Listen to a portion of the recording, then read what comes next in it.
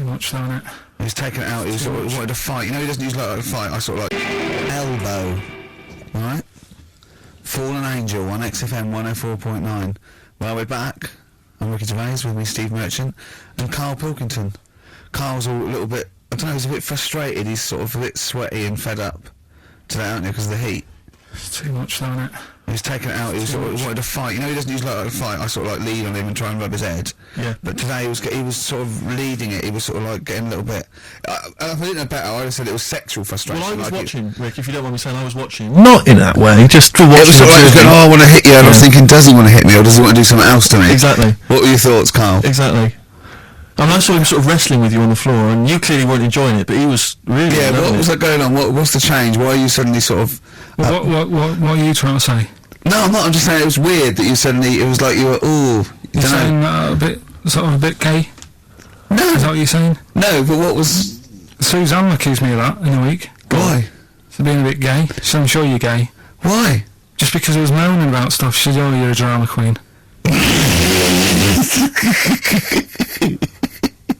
Right, well that's what were you moaning about? Not having enough gay sex? No, that she didn't have a knob. Yeah. It's going, oh, why don't you get yourself a nice little knob? Yeah. I mean, can I call you Frank, please? Could you wear this false beard? Yeah. Well, it's just, well, we'll talk about it later. It was about the Seven Wonders. I just wasn't that impressed. He said, it's not. Well, we'd say that, yeah. Well, we got a top show coming up, haven't we? But if you are a little bit, kind of, just a little bit sexually, you know, don't be afraid to let it out. I mean, if you want us to relieve you of it. I'll tell you what. Let's have a little bit of Maggie May by Rod. It's some Can't we beautiful play day. Killing a Georgie? That's your favourite song, isn't it? Oh. That's weird, isn't it? Strange, isn't it? That's weird. I'd like to hear Rod Stewart singing about a lovely lady, please, Carl. As would I. You can picture whatever you want.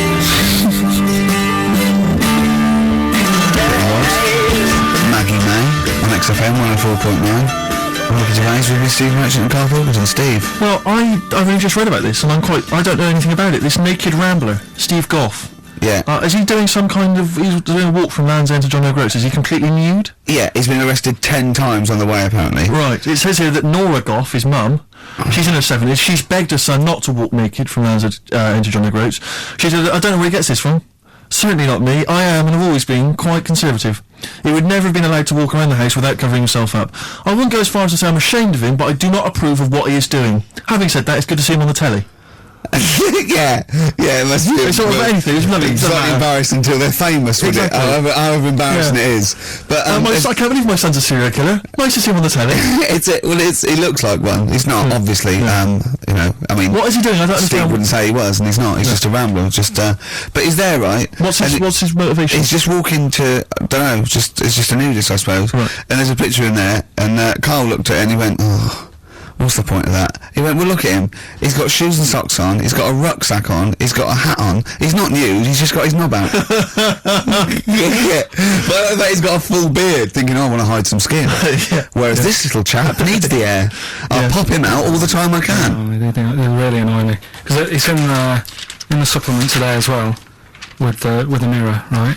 And they've done a bit about nudists and that. Yeah. Again.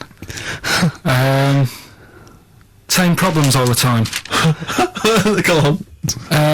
There's like an old fella sat there, just. How do you know he's old? Well. Why are you looking, Carl? Looking at his face, aren't you, presumably? Yeah, I'm just saying he's old and he's sat there smoking a pipe. Sure. With his sandals on. They're quite normal, just with his knob out. Cool. But look, they always make the same mistake. He's got a little white deck chair. Yeah.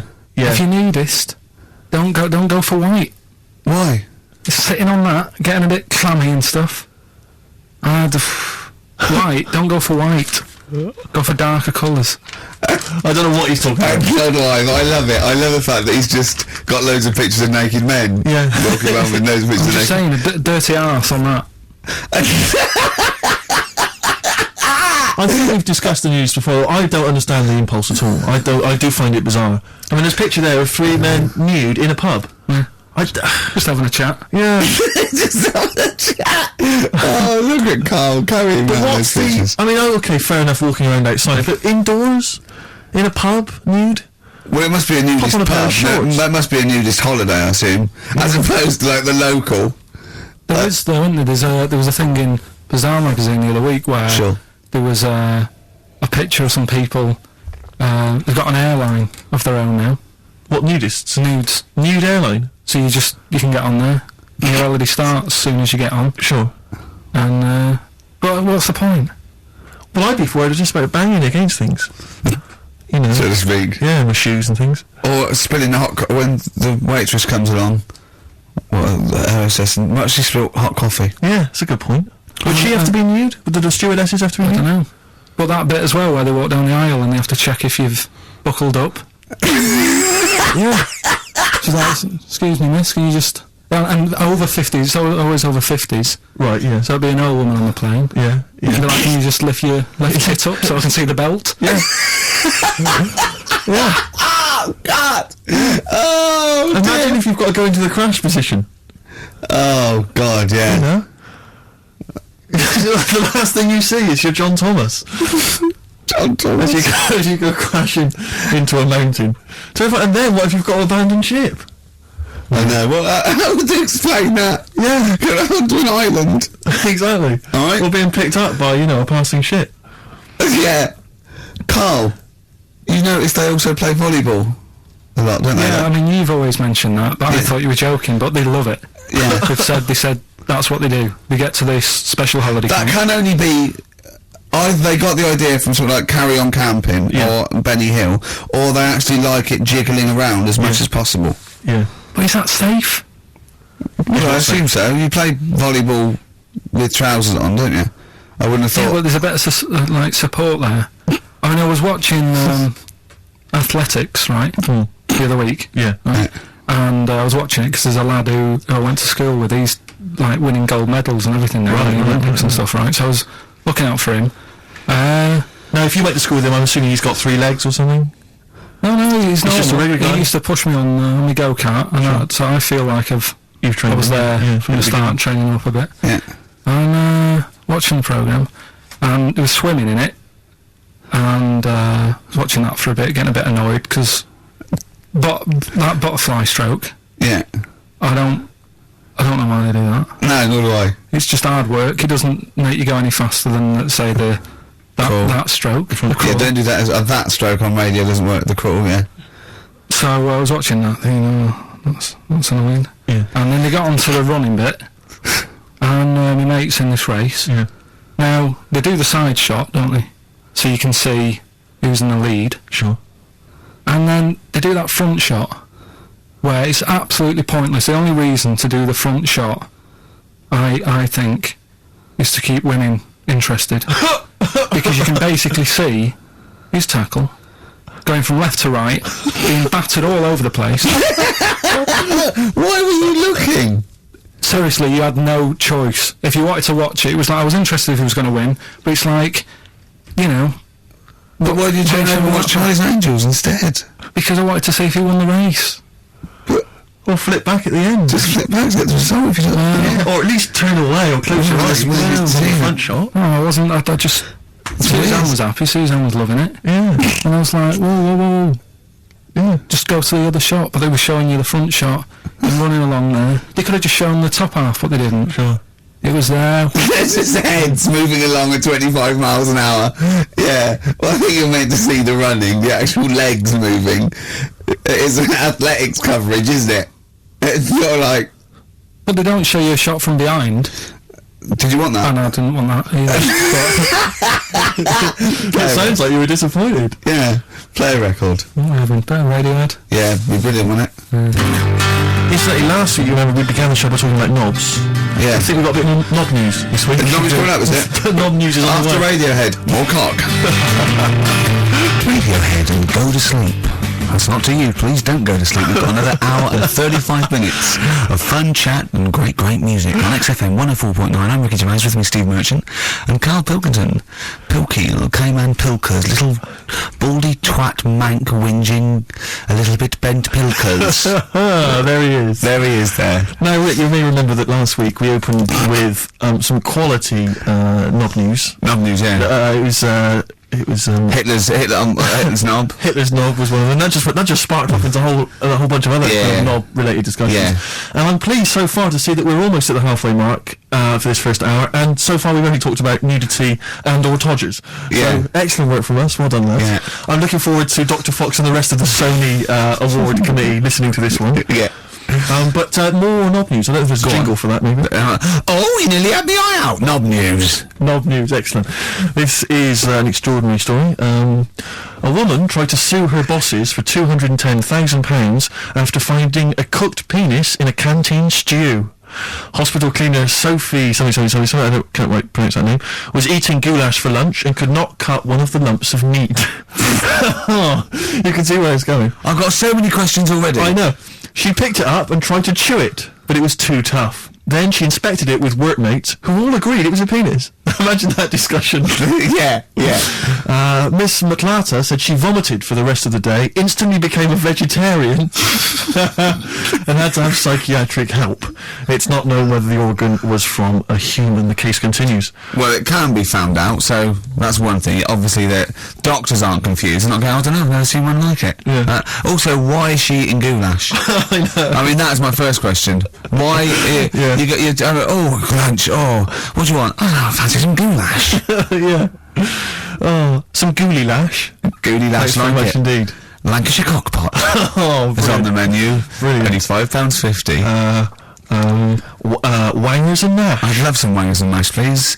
If you've got any knob-related puns, knob-food-related puns, then call XFM on 3426 14094. Ricky.gervais@xfm.co.uk. Call Chris Miles at radio1.xfm.winginmank. Yeah. Cock-co-kay. Cock a van. Cock o' van. It's already done for There's me. some there's wangers and mash, cock o' van, Lancashire cockpot. You know. That's just off the top of our brains. Yeah. So, if you've got any of your own, keep them to yourself. We're not interested. What do you make of that mob news? And it's in a hospital. I don't think so. Oh, yes, it was a hospital cleaner. You're right. Oh, cleaner. God. I know how your mind's thinking already. There's been a mix-up. That's been a mix-up. What kind of mix-up? I love that. What, some bloke's gone in, some lesbian's gone in, wanting a sex change, she's got a carrot for a cock. Bit of stewing steak. Stewing steak. Oh, that would be great. You're not a doctor, you butcher. It's not funny. There was some other news, whilst we're doing the knob news, just cram this one in. There was some story on some news website about some lad who wasn't happy with what he'd been given. Right. What do you mean? He had an op? No, he wanted to have an op. He wasn't happy with what God had given him. Yeah. Yeah. Look what the Lord had popped downstairs for it. Sure. And, Sorry, no, wait a minute. Was he a bloke who wanted it? yeah, a fella. And what he wanted, he didn't want a knob, or he wanted a bigger knob? Wanted a bigger one. Right. Okay. And, cost £5,000. Right. They made a mess of it. Well, how did they make a mess of it? Don't know, it came out smaller than they went in with. Well, no. What do you mean? I don't know all the ins and outs. Oh, God. It's just Well, like he borrowed the money off his There's mum. been a slight mix-up. He borrowed the money off his mum. I love that. How bad is What that? do you want for your birthday, son? Yeah. Interesting. Thanks, Mum, for asking. A couple of bits of news as well. Hello, Doctor. How did it go? Well, firstly, don't look under the bandages and don't have the goulash for lunch. Yeah. It was smaller than you went Mum, in we with. got £5,000. Why? Just gonna fucking up. Tell me what it's for. You can have it. You tell me what it's for. Well, look at that. Oh, you need a bigger one. Yeah, definitely. There's the money. Yeah. On you go. Nothing can go wrong. What did he say to the doctor then? That's rubbish. I didn't read all the ins and outs. I just, like I said, I saw it. Just look for the picture. Well, on that picture. But you just thought, well, thanks for it. You just thought you'd put that one in. Thanks. Yeah, that's the Knob News Extra. Play record, Carl. So if you've got any knob news, we've got one more show left. Send that to ricky.gervais@xfm.co.uk and we'll hopefully get that knob news on air next week. Yeah. All right. Some Dizzy Rascal. Oh, Dizzy Rascal, yeah, he's one of the hot new English rappers. Let's play it. Loosen Your Hold. South. That's great, and I love that one. On XFM 104.9, and Ricky Gervais with me, Steve Merchant, and Carl Pilkington. Good Carl, choice, Rick, good choice. Carl, cheers. What are you thinking, Carl? What have you been doing this week? What's been going on? Yeah. You've been miserable because of the heat, obviously. That's getting me down. Yeah. It's just the way people wander about as well with next to out on. Yeah. I'm always amazed by the men. Because there's a certain breed of man. Like sometimes it's kind of builders, mechanics, taxi drivers, van drivers, but not necessarily students, all sorts of guys. And you sort of watch them walking down the street. They're walking down the street. Girls, you know, will see in their sort of summer gear, and it's literally their eyes. Look at those legs. Oh, knockers. Oh, I can't believe my luck. Oh, you know, and they're sort of talking to their mates. They're checking it. Oh, it's an arse. I can't believe it. Oh, and it's like they sort of forget. There's like some kind of amnesia that sweeps over them during the winter Like months. it's a surprise. Yeah, and then it's like every time summer rolls around again and girls put on, he goes, I can't believe it, where have they been? They're back. Yeah. And they get so excited. Excuse me, love, have you got tits under the window? Oh, yeah. Bloody I hell. can't believe it. It's great to see them again. Yeah. And then he gets to sort of walks over and they go, where've they gone? They just don't say anything, they just like get on with it, they're reminded. They completely forget for a sort of half the year. There was a fella this morning, I just nipped out having a cup of tea, reading the paper, reading that bit about nudists and that. Sure. And little old fella, must have been 75, Okay. walks past, shoes, socks, sort of shorts, but because he's old, I don't think he's got like a normal pair of shorts. So like suit pants, but short. So really smart shorts I've never seen before. Yeah. But the thing is, with him being old and thin, Yeah. it's just, don't do that. Don't walk around like that. What, the legs? The legs and the back. He looked like a little tortoise without his shell on. And you, everybody outside the I've cafe. always wanted to see a tortoise without its shell on. Yeah. Just to see if it would run really fast and go, this is brilliant. Just scamper along.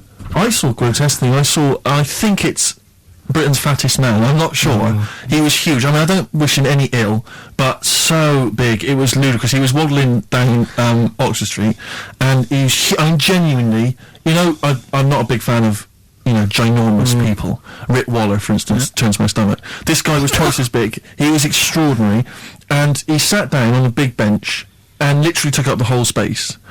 And he reached in his bag, he was having his lunch, and he was eating an apple. And I really felt like I wanted to slap him on the back and go, it's a bit late for that, mate. It's probably starting now. He's probably starting thinking that I'm going to make a change. And imagine if you just said that. Yeah. And it'd been awful, wouldn't it? Yeah. He cut it in half, put it between two slices of chocolate. I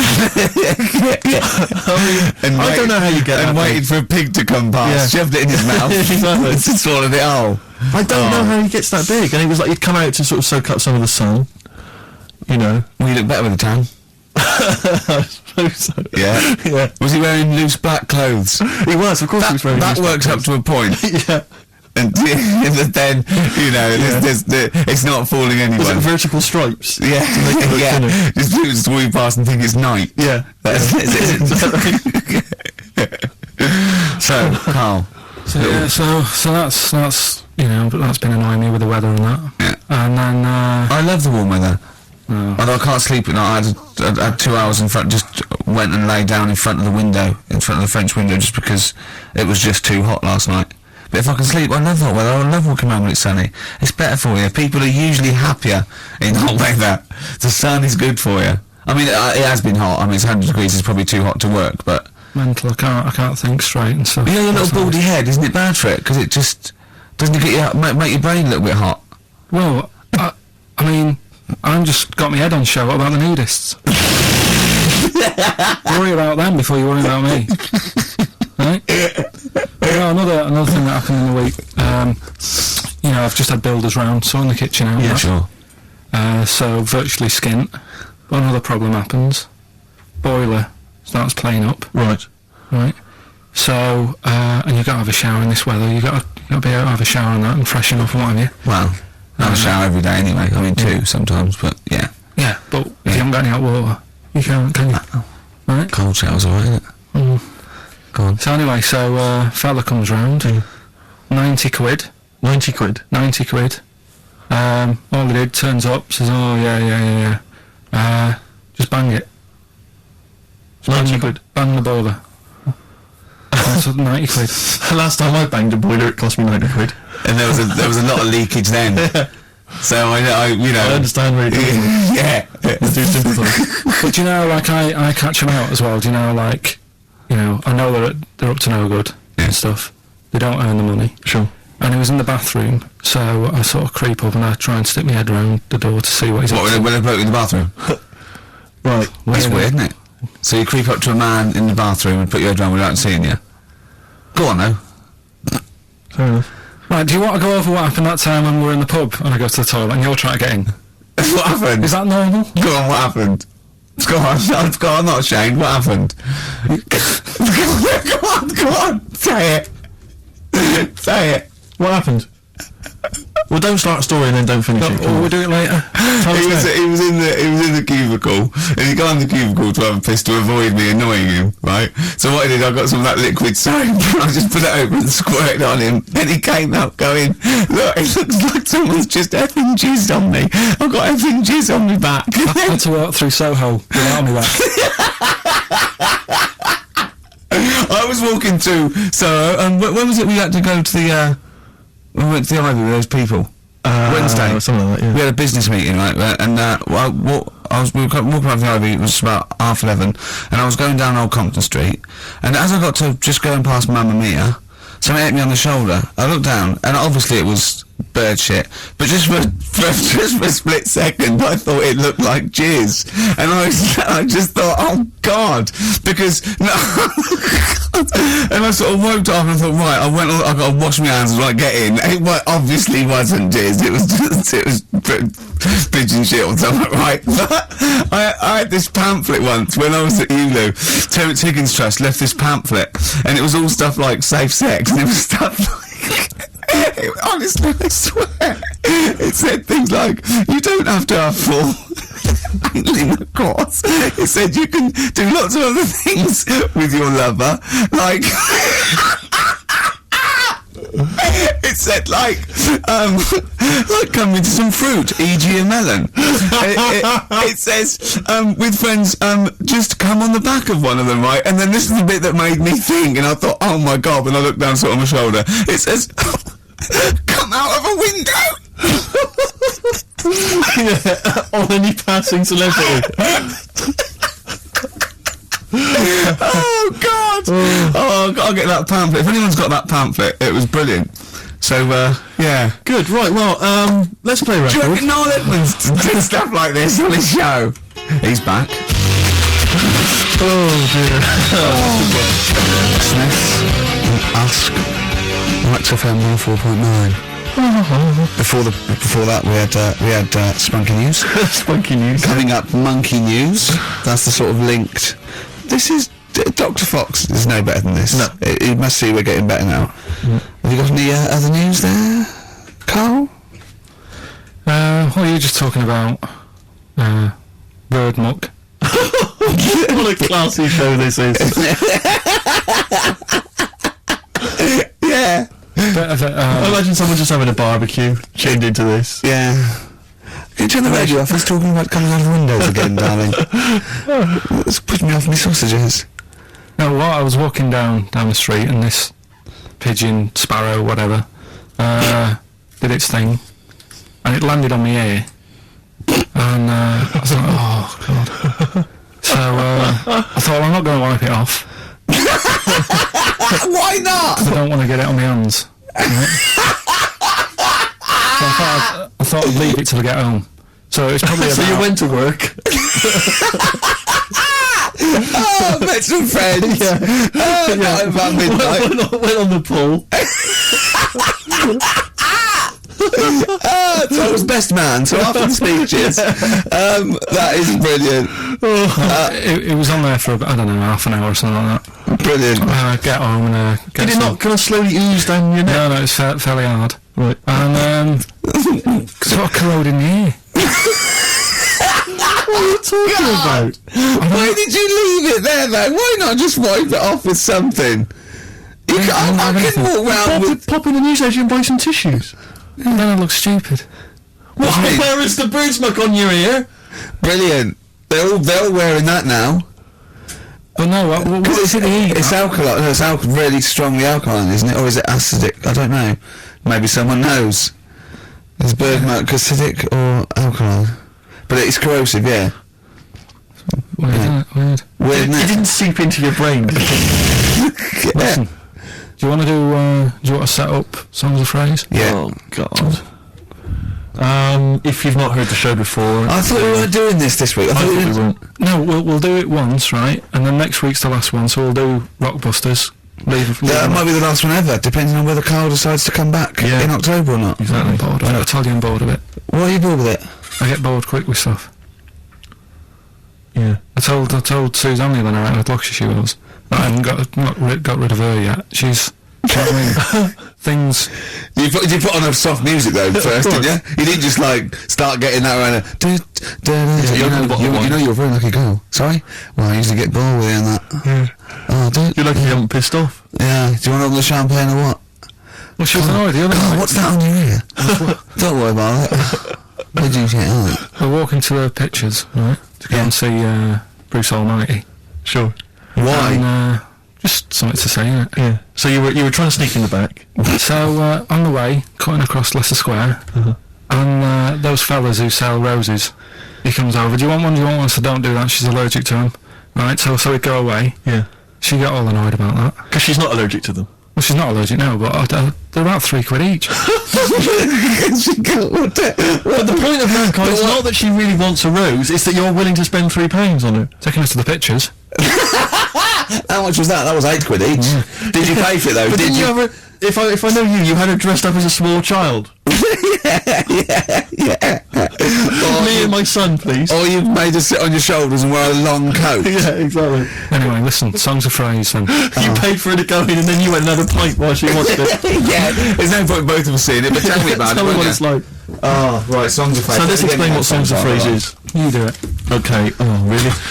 If you think that Carl is bored with life, then you will be even more bored once you've heard this particular quiz. The gist of it is that Carl has taken a well-known phrase Well, or saying no, stop me there. Not a well-known phrase. Something that he said once. on this show, Yeah, probably. and he's somehow compiled together a number of different songs which have somehow built up that particular phrase or sentence.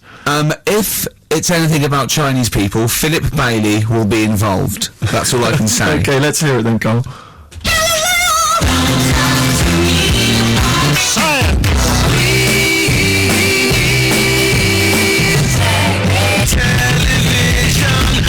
Right? Alright, I don't know what that is. I don't know what that was. This is appalling. I don't know This is what that appalling. is. Carl, I do not know what that is. What is the phrase? I just was saying last week about everyone's raving about Galileo. No, they're not. No, they're not. Raving about No, Galileo. they're not. No, That sounds they're like not. a sort of B-side from the Buggles. Everyone's raving about Beyonce and Robbie Williams. Yeah. They're not. People go, Pop what, idol. What are you into? Galileo's good. Yeah. Forget it. No. Placebo song for Carl there. Special Needs on XFM 104.9 and Ricky Gervais with me, Steve Merchant, Carl Pilkington. We were doing Songs of Phrase. Oh yeah, I forgot about that. Yeah. Oh god. So what is this phrase? What is the phrase, Carl? Last week we were talking about Galileo, Right. and I just was saying years ago, and I can't remember now, when was it? When was he doing his thing? End of the 16th century, I think. Right, and he was messing about trying to find out about speed of light or something, was it? No, he did lots of stuff, Galileo. All I was saying is, back Gravity, then, yeah. surely everyone was saying, stop messing with that, make us a telly. You know what I mean? There was other things that people would have been happier with, Sure. back then. Not the- not Yeah. even So now. the phrase exactly is what? The well-known phrase is what? Galileo. Well, it goes like this, doesn't it?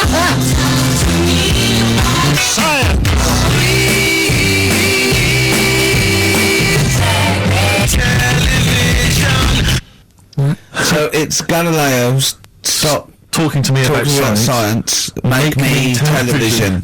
Make me television. Yeah. So you email in with the bands and that. Brilliant. Right, let's... That is rock bottom. of I mean, the well-known phrase being Galileo, stop talking to me about science, make me television. as a well-known phrase is one of the weirdest things I've forget jizz out of windows and things like that. That is the weirdest thing I've heard on radio as a competition. Can we have that one next week? Okay, well, here are the prizes. If you think the quiz has hit rock bottom, wait till I tell you these prizes. No, brilliant. I know that we're very much pushing new music on XFM, and it's an alternative music station, so you'll be pleased that we're giving away now That's What I Call Music 55, featuring the likes of Busted and Daniel Bedingfield. Brilliant. You really know how to cater to our audience, don't you? The best dance album in the world, that includes DJ Sammy, Scooter, and Liberty X. So I look forward to that. Yeah. This is not so bad. Nick Cave and the Bad Seeds, a live DVD of a performance at some pardon me again. But anyway, that basically sums up the prizes. So I won't tell you the rest, they're all monotonous. But anyway, I think those crisps, Rick, have gone down the wrong way. Although I was eating goulash earlier. Sorry. I'm fine. So anyway, yeah, that's some of the prizes. And you can win some tat. So if you can identify these artists. It's a well-known phrase, Galileo, stop talking to me about science, make me television. Science!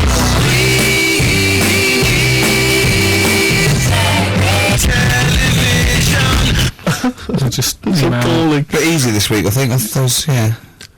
Play a record, Carl. I mean, it's ridiculous. Ricky.gervais@xfm.co.uk. The Pixies.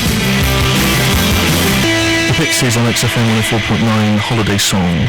You're talking about people coming round and just banging the boiler and charging 90 quid. I think it was last Christmas. We had a dripping tap, right? And it started off just dripping a little bit.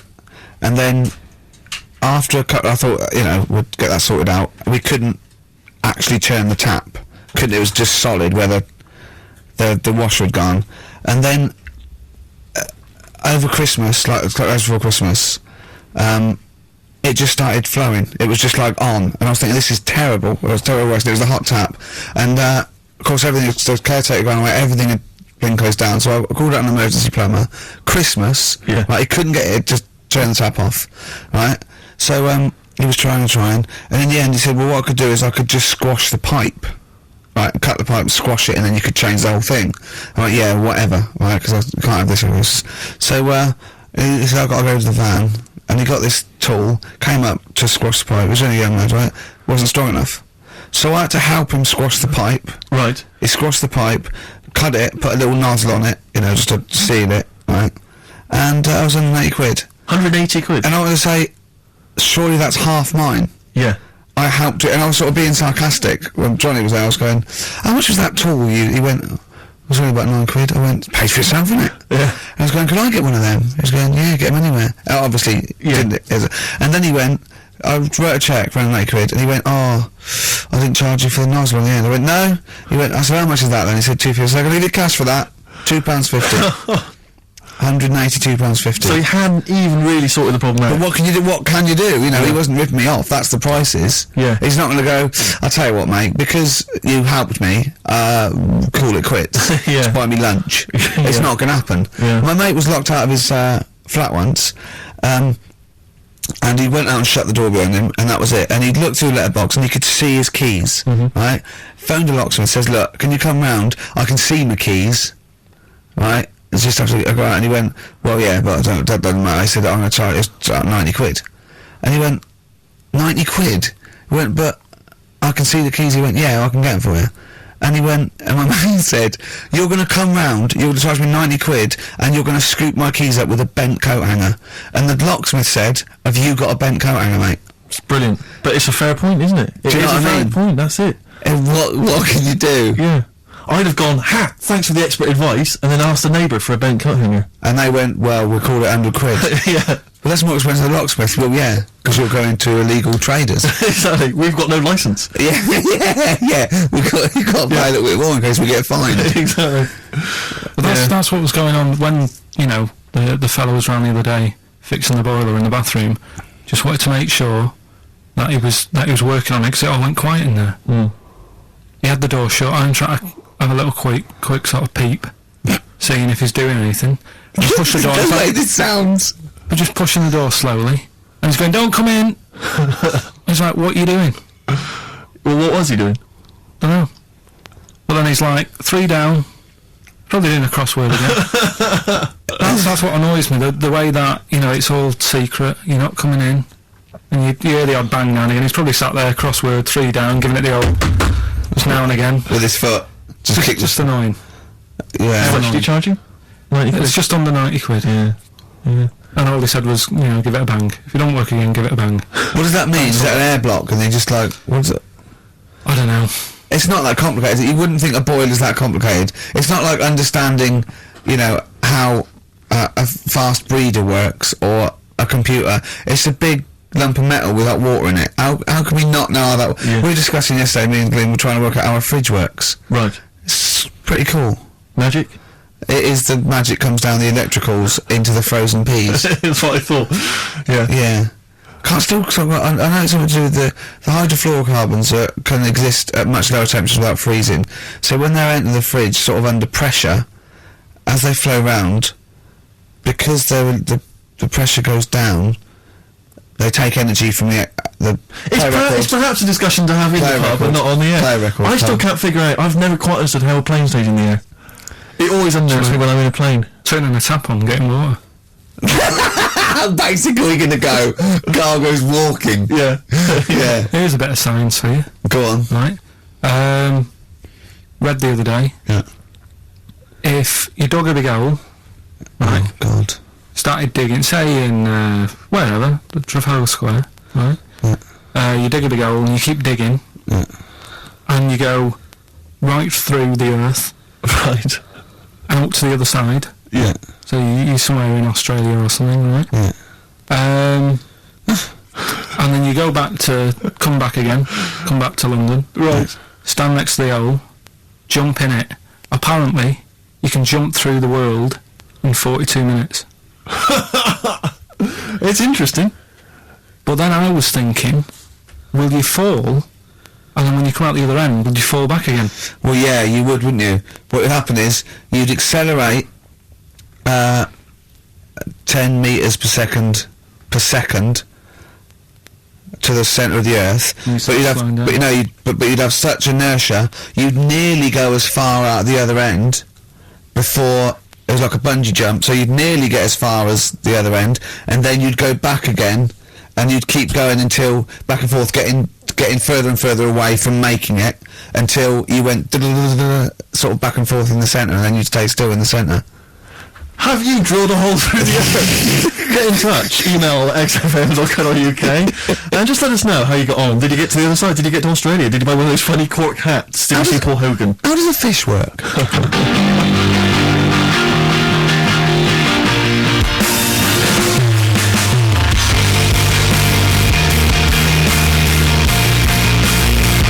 Darkness growing on me. XFM 104.9.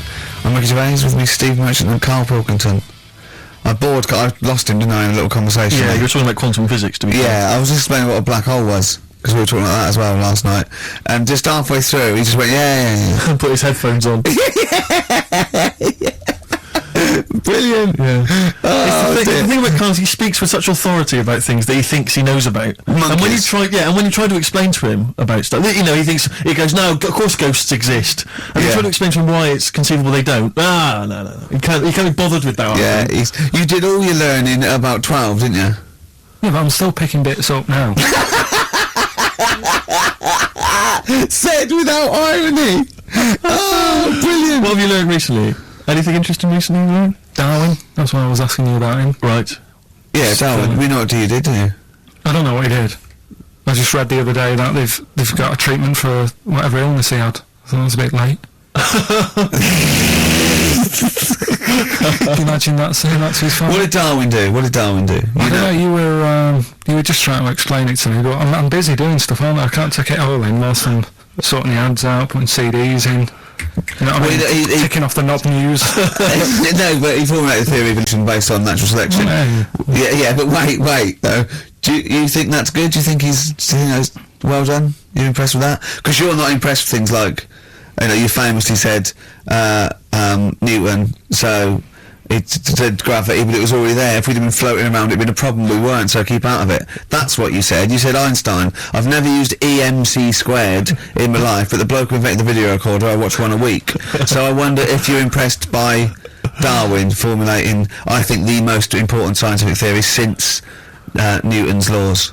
Has it made a difference? Or whatever he said, would it have happened anyway? You can't do that. You're not allowed to say that. You can't say, oh, well done, I'd have found it eventually anyway. You can't do that. You've got to give people their due, do you know what I mean? But now it's difficult to find stuff because there's less to find out now. It's not a competition. But on what scale? On what scale are you looking at? Why do you mean there's less to find out? Well, now, I mean, they're bringing stuff out that... Do you know what I mean? It's The just... iPod. Well, yeah. Sure. Didn't see the point in that, No. the iPod. Do you know, he actually listed the 3 songs he'd ever want to carry around with him. I can't remember what they were. What are the 3 What was songs it? you'd put on Killing your the iPod? Georgie. Killing Georgie, yeah. Yeah, what else? Probably have Elvis in the Ghetto. Right. Yeah. Moving. Living in the City. Stevie Do you know Wonder. what I like? Do you know why I like that? Because that's like a little film to him. Yeah. That's 3 songs where there's a little story. He knows the ending, Yeah. but it's someone singing it to him. A little... Just put them on it. How many songs can I hold? Well, 7,500. 7,000. Put that on 7,500 times. Sure. Well, you don't need to, do you? I mean, that is like that joke. The wish. Imagine putting on 7,500. You know that joke about you got 3 wishes. It says a never-ending bottle of Guinness. And you go, second wish, you gotta have 2 more of these. Yeah. You don't need to put them on 7,500 times, do you? No, you don't have to. Never mind, Carl. Never mind. Answers rushing in, we should point out, for the quiz. Most of them agreeing that it's pointless. Some people have called it... It's songs of phrase, of course. Some people are referring to it now as songs of arse. Which is more than appropriate. But you'll be pleased to know that it's ending this week, and next week we've got the return of the even more pitiful Rockbusters. For the last one. That's back for the last one. We'd perhaps also need your petitions to Carl. If you want us to stay on the air, then you need to petition Carl, giving good reasons why he should stay, why this show isn't boring, or rather why he shouldn't be bored by it. I mean, you're bound to be bored as listeners, but obviously he's running out of steam now. What are you fed up with? You're just fed up with, in general, are you? I mean, you want your Saturdays back, do you? Just want a bit of a life back, that's all. But you don't do anything with your life when you've got Why it. you do this instead of, like, your day job? Can't. It's more important than your day job, isn't it? That's what earns the company money and that. You know what I mean? Well... So... Why don't you do a regular show then? Sack someone who's, you know, quite frankly, not putting the I've weight. done that. I did that years ago. What do you mean? Done it. Told you, I've done a lot of stuff. Boxing, done. Tick. Dancing, done. No, you turned up, the place was shut. Yeah, but Dancing? When did you do dancing? That's when he went and said, I want to do dancing, and he went along to the place, and it was shut, and that was it. And he said, I didn't do it anymore. That's not doing it, is it? Boxing, he had a fight with one lad, then the lad beat him up, and he didn't go again. Oh dear, it's pathetic. Well, anyway, yeah, so this is basically our penultimate show. Next week's the final, and we're all looking forward to that enormously. Yeah. But that may be it forever then, and this, you know, all for one, all, you know, one for all for one. The Three Musketeers, gone forever. Yeah. I, for one, will be pleased. Oh, I have to get some of these taped, because I like coming in and sort of, you know... Incidentally, Rick, don't be afraid to nick as many CDs as you see fit on that last show. People have already nicked them. No, I know, but I just mean- take whatever you want. That 4 Non-Blondes are still there, isn't I it? think it's still there. Because I don't want that to be nicked. Yeah. And I've got a feeling, there's, because I don't think there's any Smiths in the library, but there's quite a lot of Gina G. Really? What? What was that sigh for? nothing. What? Play a record, Monkey News is on the way, plus the This results. is radio. You've got to keep talking or playing music. Play some music. Yeah. Heart of Gold by Neil Young on XFM 104.9. Pop Idol, of course, begins this evening. I know you're looking forward to it, Rick. Yeah, love it, It's love always it. a joy, and especially those early rounds with the Mentors, dibs. yeah. Yeah, they are always extraordinary. That's the only reason I watch. I mean, I can't be bothered with the later contest. It's just watching the freaks for the first couple of weeks. It's an absolute pleasure. Yeah, I sort of like watching the judges. They're good as well. Oh, the judges are good, yeah. I like the fact they've got their little shtick, you know, the special jokes they've obviously written, just waiting to get them in. Yeah. It's just Yeah. great. But I love when Pete Waterman cries as well. Does he cry? Sometimes, if he's moved by it. He's better than bloody Bobby Dozen. Like it, yeah. Rosie Ribbon made him cry. He just wells up and then like that. That's good. I like that. He talks a lot of old arse, doesn't he, Pete Waterman? I sort of quite like him. I don't know, I find him irritating. Well, It's like he genuinely thinks he's up there with Lennon and McCartney. That's one of the great kind of pop swingales of his time. Yeah. And you know, I don't know, you wrote songs for Sunita. Well, Don't yeah, get that let's not knock him. There's Foxes on there. True, no, Dr. Fox is a genius. And obviously he can step in if there's any medical emergencies. Rick Waller, you'll be pleased. Now, obviously, as you know, I'm a huge Rick Waller fan. Not only has he got a great singing voice, but he really is a picture, isn't he? No, I know it's a bit harsh. I've said it before, but he does make me a little sick to the stomach when I look at Rick Waller. And to be honest with you, it's his own fault. You know, he went in Celebrity Fit Club. He had a chance to sort things out, and his attitude was wrong, and he didn't trim down. And he's, for want of a better phrase, a bloater, and slightly grotesque. But you know, he's in the paper this week saying that it was all because of his image. He didn't fit the stereotype of what pop stars should look like, blah, blah, blah, blah. Well, he's disgruntled by this. He's got a great singing voice. Well, he has got a great singing voice. But the point is this, Rick, the point is this. Since the days of Elvis, since the days of Bing Crosby... He's not as bad as Elvis. But you're a star because you have to have the whole package. The voice, the sex appeal, everything. We know how it works. Kids buy it. It's pop music. That's what pop music is. You know, if you want to be a big fat bloater, you've got to at least be as good as Barry White. He isn't. Or Pavarotti. And so anyway, he set up an organisation. He's already got a band. You know, he's got so a band. you're saying, get over it.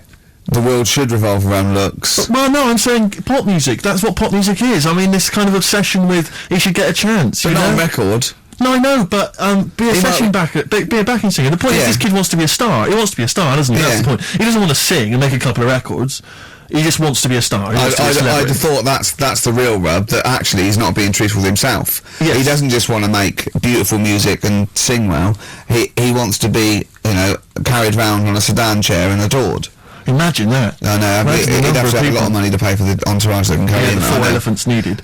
But he's got a company now. He set it up with his dad. It's a management company. It's called Star Search, and basically he's hoping to break the fickle industry, expectations. And so, if you're a bit of grotesque, if you're a freak of some kind, if you're someone that Carl, would be impressed by or, alarmed by, then you can get in touch with Rick, and he can put you in there. Women with beards, little midget fellas, whatever it does not fit the usual norms. Should we cut along? I'm thinking the three of us next week. We won't have much to do after next week. Ricky's got a bit of a singing voice on him. I'm learning to play Blowing in the Wind on the keyboard by Bob Dylan. Yeah. So I can master that. I don't know what you can do. You can dance, can't you? You know that, you've done it, you've done dancing, so... Exactly. It's like, Little Donkey. I'll have a hit at Christmas. Perfect. I'm good at that. What were you meant to be playing when you did Little Donkey in the play? Drums to We Three Kings. But you just busted live, didn't you? We're just talking about looks and stuff. Right? Always. Because, it sort of cheeky freak of the week, we did that and I stopped doing it. Sure. It was upsetting a few people. There was a thing on the website the other day about Elephant Man. Right? Just keeping up to... up on the news, what's going on there? And Drunky news. They did a thing about him and what he'd look like if his head wasn't messed up. Yeah. Yeah. And they made a little picture for him. Was he quite good looking? Not bad looking, but you can't use it. It's not like you can't put it on a passport. Sure. Yeah. Well, and the fact that he's been dead for several years. Yeah. No, but they also do that sort of thing for people who are alive. They say, this is what you look like. So you can't use it for that. Yeah. You can't use it... Isn't that that's sort of like rubbing it in though, isn't it, really? It is a bit.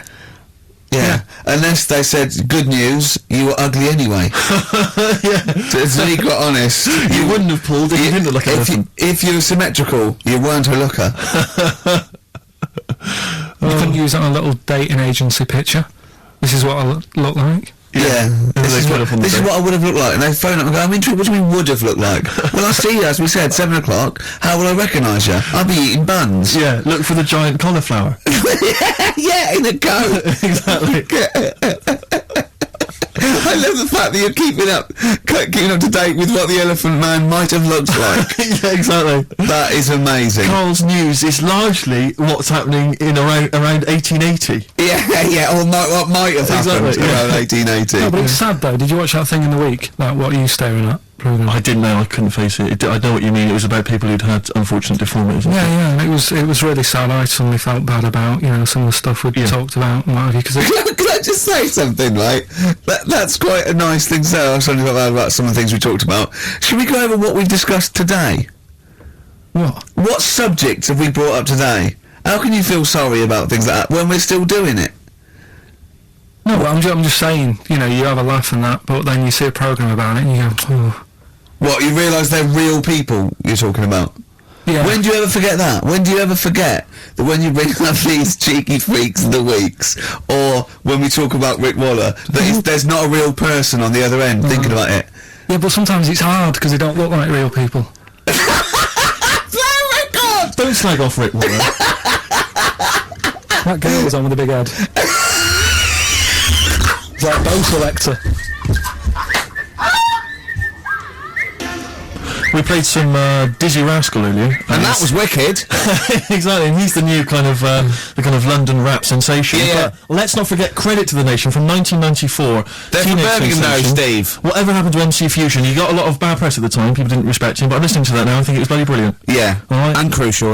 exactly. Adverts. Kings of Leon, Molly's Chambers on XFM 104.9. I'm Ricky Gervais, you're Stephen Merchant, and that little bald head of mank over there is Kyle Pilkington. Cockaliki soup. Cockaliki soup is fine. That was one from Nick. Thanks for that, Nick. Yeah. Is it I was Nick? referring to the woman who chewed on a knob in a goulash. exactly. If you've just tuned in, you've missed that hilarious story. Yeah. We still don't know why she was eating goulash. I've got a rash, look, come up my arm, look at that. Brilliant. Fascinating. Thanks for that. That's from rubbing his head, getting him an headlock. And have you got some on your hair? Because look at that, that's like a heat rash. What do you wash your hair with? Have you still got that bird shit behind your ear? What is that? That's really worrying, isn't it? It's like how like the body changes over many years of sort of certain things. Yeah. It's like your body changes to protect yourself from the sun and what have you. Yeah. My head just got used to being rubbed. It's Yeah. reacting now. Oh, that's a defence mechanism. Right, I see. Right. Look at that, that's horrible. Anyway, You've got something on your hair, you know. Monkey news. I was going to say the winner. I don't think anyone cares. Oh, come on, someone got all of them, didn't they? Okay, play it again then. This was Songs of Phrase. You did this The earlier. well-known phrase is Galileo, stop talking about science, make me television. Science.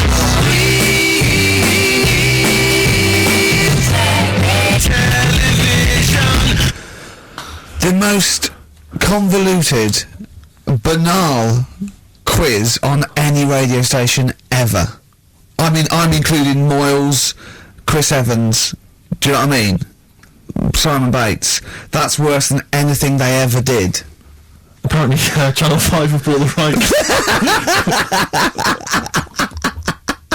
Anyway, what were the answers, Carl? We had Queen in there, Altered Images, Thomas Dolby, Yeah. Beatles, Aretha Franklin, and Red Hot Chili Well, Peppers. extraordinarily, Tracy and John Burton from Colchester and Essex got all of those right. Why they would want the prizes, I've no idea, but good luck to them. They can enjoy those at some point. God bless. Okay, Monkey News? Do you want a bit? Yes, please. Play the Jingle. jingle. This rash is weird. Oh, chimpanzee that! Monkey news. Well, they were filming a documentary, right? This telly company Yeah. doing a documentary. Who? Which one? Which one? Which one? Don't know. No, what was the documentary about? About monkeys. Yeah. Where was it? Where was it? Africa. Right, when was this?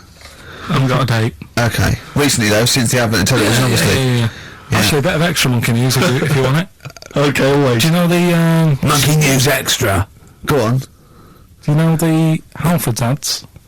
Halford's ads? I don't think so, no. What happens? Halfords, they've you know, they sell nuts and bolts and stuff. Right. They were using monkeys in the ads. Okay. Yeah. And what happened? Packet. Don't they sell bikes, Halfords? Well, maybe. Bicycles and motorbike stuff in that. Okay, so they're using monkeys in the advert. What happened? I can't handle it. What? I can't do this. Look at What? it. Look at him. I don't care what he's doing. Well, basically, right? There was a load of hassle because they were using these monkeys in this Alfred's advert. Yes. Right. And what happened? Get to the point. It turned out it wasn't a problem because they were mechanics in the first place. What, they were monkey mechanics? Yeah. What are you talking about? Mental. What are you talking about? That's not a story. Right, anyway, listen, let's get back on They were to mechanics in the first place. Right, listen. Right, so they're making this documentary. Right? And they stumble across a little gang of... little gang... Come on, just... Get on with it, please. Little gang of monkeys. That's Yes. the first time I've ever laughed. I hear that. I know. Well, brilliant. What do you want, a cake? Come on. Can we play a song? Oh, I don't understand what is wrong with you, you freak. It's making me laugh. Just tell us the story. Alright then, alright. So anyway, right, so there's this documentary being made. They found a little gang of monkeys. Right, play a song. I don't know what's going on here. I apologise. Got to hide your love away. According to the Beatles on XFM 104.9, I'm Ricky Gervais with me, Steve Merchant. Right, Carl, come on, where monkey were we? news. Where Everyone's composed. The jingle, please. Oh, chimpanzee that monkey news. Excellent. Okay. Right, where were we? We would just start again. There's some people making a documentary. For what? Okay, Making a documentary in a jungle and that. Right. Stumble across a little gang. Okay, come on. Alright. A little gang of monkeys. Yeah. Well, come on. So the camera crew are there filming it. Yes. Everything's going normal. It's all fine. Nothing odd about it. Okay. They're not running a restaurant, they've not got any barber shops, nothing. No. Just regular monkeys going about their business, yeah. So anyway, what normally happens is the monkeys stick with the partner. They don't sort of sleep around and that. Once they find, the girlfriend or the boyfriend or whatever, Yeah. they stick with them, right? Okay. But anyway, they were watching this one, right? And it's going around a bit, sleeping around, Really? and it was getting fatter. I thought this is a bit odd. Yeah. Right. So followed it round and see it having it away. Turns out, little prostitute.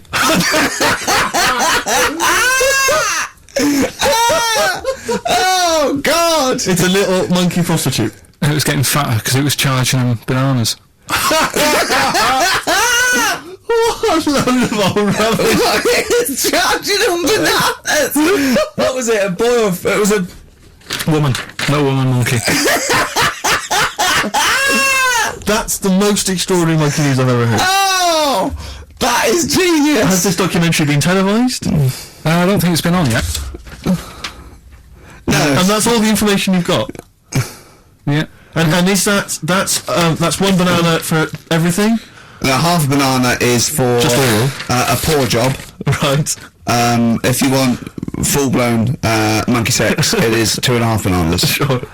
So, Let's just play a song. let's just play. Alright, well this is our penultimate show, so we'll be back next week. We're going to make it a barnstorm, I'm sure, lads. I want 100% behind it, 110% next week. Alright, none of this giggling, none of this infantile giggling, like Okay. two schoolboys. Right. Alright, we're going to come back, we're going to have some quality monkey news next week. We're going to have all kinds of treats, I would have thought. Okay. Some great prizes. Alright, okay? Yeah, We'll best have a show. hammer. Let's make next week the best show ever. Good luck. If you miss it, then you miss out. We're ending with a track from a couple of years back, I think it was 92, 93, Dinosaur Jr., Start Chopping. Play that. Start playing. Forget start chopping, start playing. Right. Alright? See you next week. Yeah. Beautiful day. You too. To kick off the show, Steve. Absolutely. The Ricky Gervais Show with Steve Merchant. Hello there. And Claire Sturgis. Oh, hello, Indeed. boys. Carl's ill. Well, he's not here. I mean, I never believe people when they're ill. I think they're always malingering. I never take any days off work. I just think you can drag yourself in unless it's life-threatening or... To be fair, Rick, can I just stop you there? It's not so much that you take days off as you'll just suddenly decide around lunchtime that you've overeaten and Yeah. you need to go and lie down But I'm my own with boss. a cold compress. Yeah, and but a I'm my Swedish own... masseuse. I'm my own boss. Yeah. So it's In not a so much you dark take days room. off. It's not so much you take days off as you never actually do a full day's work. Yeah, You actually exactly. prevent that I straight never, away. I never take that hour and a half off a day. Exactly. XFM 104.9. So what's the story, Claire? Do you know anything about Carl? Do you know what his illness is? I think he's got this this sort of cold virus that's going around. He phoned me yesterday. He did sound poorly in his defence. A little Poorly. bit croaky. Well, I'll tell you what. He I'm coughed a bit. I'm not being funny. he better be in hospital. To miss this show. To miss this show.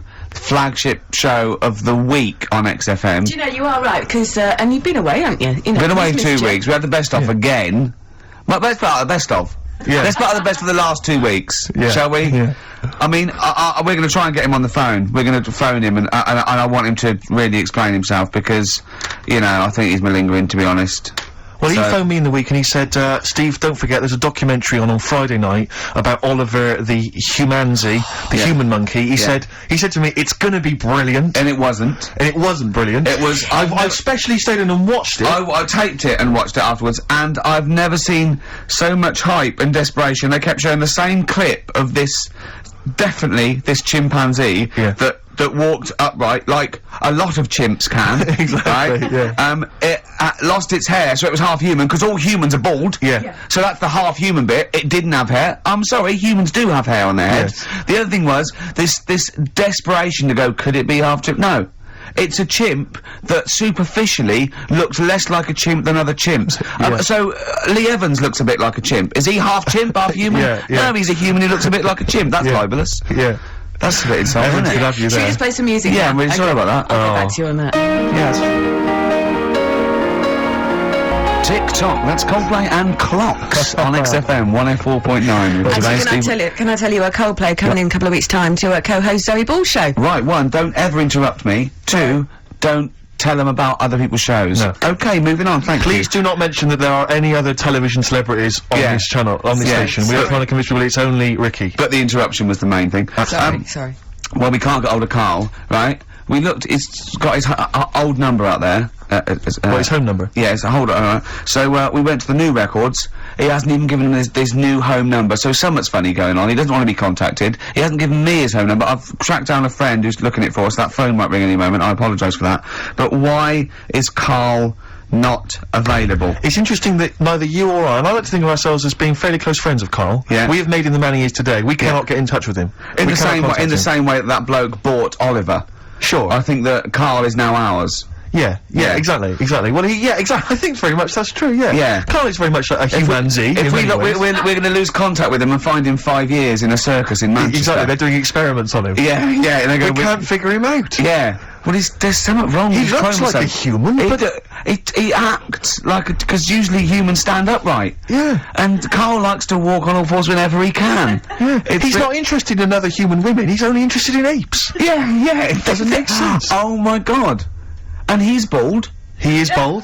Oh look, there's as much evidence And- for Carl being a humanzi as Oliver. I Yeah. think there's more.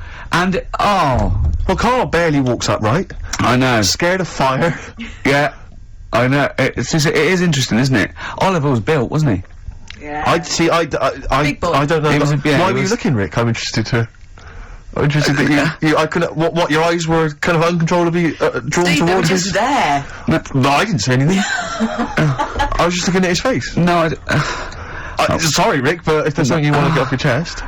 yeah, and that was the human part of it then, was it? Being built like that? Because Yeah. that's humans, but... Yeah. Although Carl's is very tiny and hidden behind. And he's got... I've noticed something else as well. He's got a big red arse, That's true. hasn't he? Yeah. Yeah, it's all beginning to slot into place. And I've seen him climb up a cabinet and eat a banana as well. Just to... Yeah. Over lunchtime. And peel it with his toes. It's all coming together. Yeah. Right, we're going to track him down because he's malingering. He's definitely. Yeah. I'll tell you what. He's at home now in the garden swinging on his tyre. He's not ill. I think more truthfully, someone said to me, that I said Carl might be ill, they said, right, are you not going to do the radio show then? Well, that's what annoys me. I mean, that's the biggest problem, is that, Yeah. let's be honest, we haven't got anything without All Carl. we've got is the hook. People are staying listening because eventually they think we might get through to him at home. Yeah. And there'd be fun on this show to be had. If we don't get in touch with Carl, I think we may as well just shoot off and leave Claire to do the show I've on got her some own. great music. Is that not? Well, is that- it's a small. Well, you could small, leave the music with conversation. me. I could just play There's not it. many That is true, reasons isn't it? to be here. Okay, well, play some great music Yeah, now, play a Steve. great tune. Okay, wedding present, Steve. Yeah, I'll explain what it is afterwards. Just play it. It's a joy. There's a monkey theme. There is a monkey There is a monkey connection. Call in if you know the answer. Wedding Present doing their cover version of Pleasant Valley Sunday. That's from Sure. this new compilation of those. Remember they brought out a load of 7 inches. Course I do. 1992? Course I do. Course I do. One a month. It was my favourite day. Yeah, absolutely. Oh, And, Oh, and on the B, do you remember on the B side of each one there was a cover of a different song? Steve, I even played the B-side of each one and listened to the song. The connection there that we're talking about was, of course, it was by the Monkeys. Indeed. Yeah. Indeed. Brilliant. They turned up in yesterday's episode, didn't they? A lot of people, I'm sure, won't have seen this documentary. It was on Channel 5 after all. Oh, So I yeah. always feel like we should remind people that what we're actually talking about. If we just happen to mention Oliver, a lot of people don't know what that means. Yeah. If we explain that it is the primate version of Carl. Yeah, That's exactly. the sort of shorthand, isn't it? Yeah, yeah. Yeah. But they were on a the Humanzee. The Humanzee. He was on a Japanese TV show. They were doing experiments on him to find out if he was half human, and the Monkeys happened to be there. Yeah. Nicky Dolenz saying, you know, I'm quite interested to find out because, you know, I'm a monkey. One of the Brilliant. monkeys. It was Excellent. extraordinary. It was absolutely bizarre. Of course, we've been off jetting around the world, Claire. I don't know. I don't want to boast. I'm sure you don't want to boast either. Carl but, told me you'd been off, off to the States. yeah, that was the reason we weren't here the last couple of weeks, that we went to Los Business or Angeles. pleasure? It was a little bit of business, a little bit of pleasure. You know, I like to combine the two. Nice, It was, we were, meeting, a company about doing The Office for America. Actually redoing it. Yeah, not redoing with it with Ricky or any of the cast, but No. with American actors. American actors doing it, yeah. But the thing was, they were flying us over, and it was like the whole business class trip, you know, spending a little bit of money, and, Virgin Upper Class, actually. Virgin Upper Class. I'd like to Excellent. I'd recommend Nice. that. Excellent. Excellent It's service. brilliant. Very good service. Definitely Easy. get free flights now. Easy. Definitely. Easy. Brilliant, yeah. Richard Branson, lovely bloke, and I love It's Tubular brilliant. Bells. I So don't well done on that. think he owns it anymore. Does he not? But he's still a Still a lovely great bloke. guy. He's still a good. What does he own? He must own something we can get. Oh, does he involve with Virgin Records anymore? Wouldn't have thought so. I don't No, know. no, V2. Well, What does he do? V2. And Virgin V. What's that? Right. Virgin V's some Is that sort of phones? beauty products or Brilliant. something. What Awesome, about- whatever. Virgin underwear. Brilliant, whatever. Yeah, give us some of that. Give us some of that, Branson. Give us some of that. But I was going to New York before going on to Los Angeles, where all the meetings were, just for a little, just meet some friends over in New York.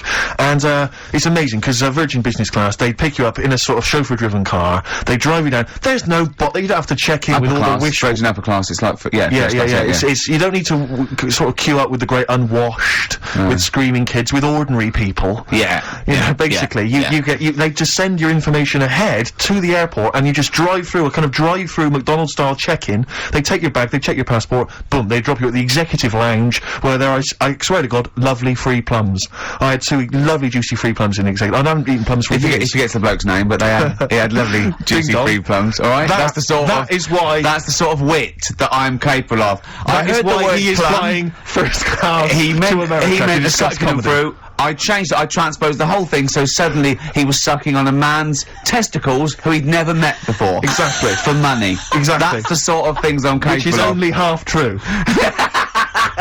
So he's used his There comedy was mind. no money involved. That is why he was being jetted off to America to Yeah. talk comedy. That is the kind of quality. But you get. it was great. It was a really lovely flight. It was a lovely car, luxury car, and the flight. It was like the advert. They've got those beds that sort of just the totally seats recline. kind of recline, so it's almost And you can you see got horizontal. anything you want as much. And I sort of like I was falling asleep, and I sort of woke up, and one of the heiresses was like covering me with a blanket. It was like the advert. Yeah, it was just crazy. brilliant. All the lights came down. A and woman everything. comes around and says, "Do you want a massage during the flight?"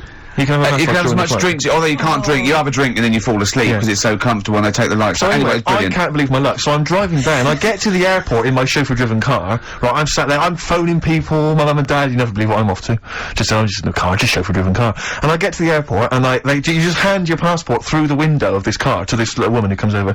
And I'm just there. I'm just sort of buzzing the window down, handing it to her, buzzing it back up. Like I don't want to talk. Check the passport. Take my luggage. I don't want to discuss things. You know who I am. And she hands the passport back through the window. She says, "It's expired." I went, what do you mean? She went, "It's expired." I said, "It's business class, what can you do? Can you do anything?" And she went, "No, we can send you to America, but 8 hours later you'll have to just turn around and come back. They won't let you through immigration." I was like, "What can I do? I've got to go to Los Angeles and talk about, like, the office and that." And she said, "Well, it's up to you." So, the chauffeur-driven car drove me straight to the passport office down in sort of Victoria, which I have to say. Back into town. So I had to come back into town. I didn't get on a plane.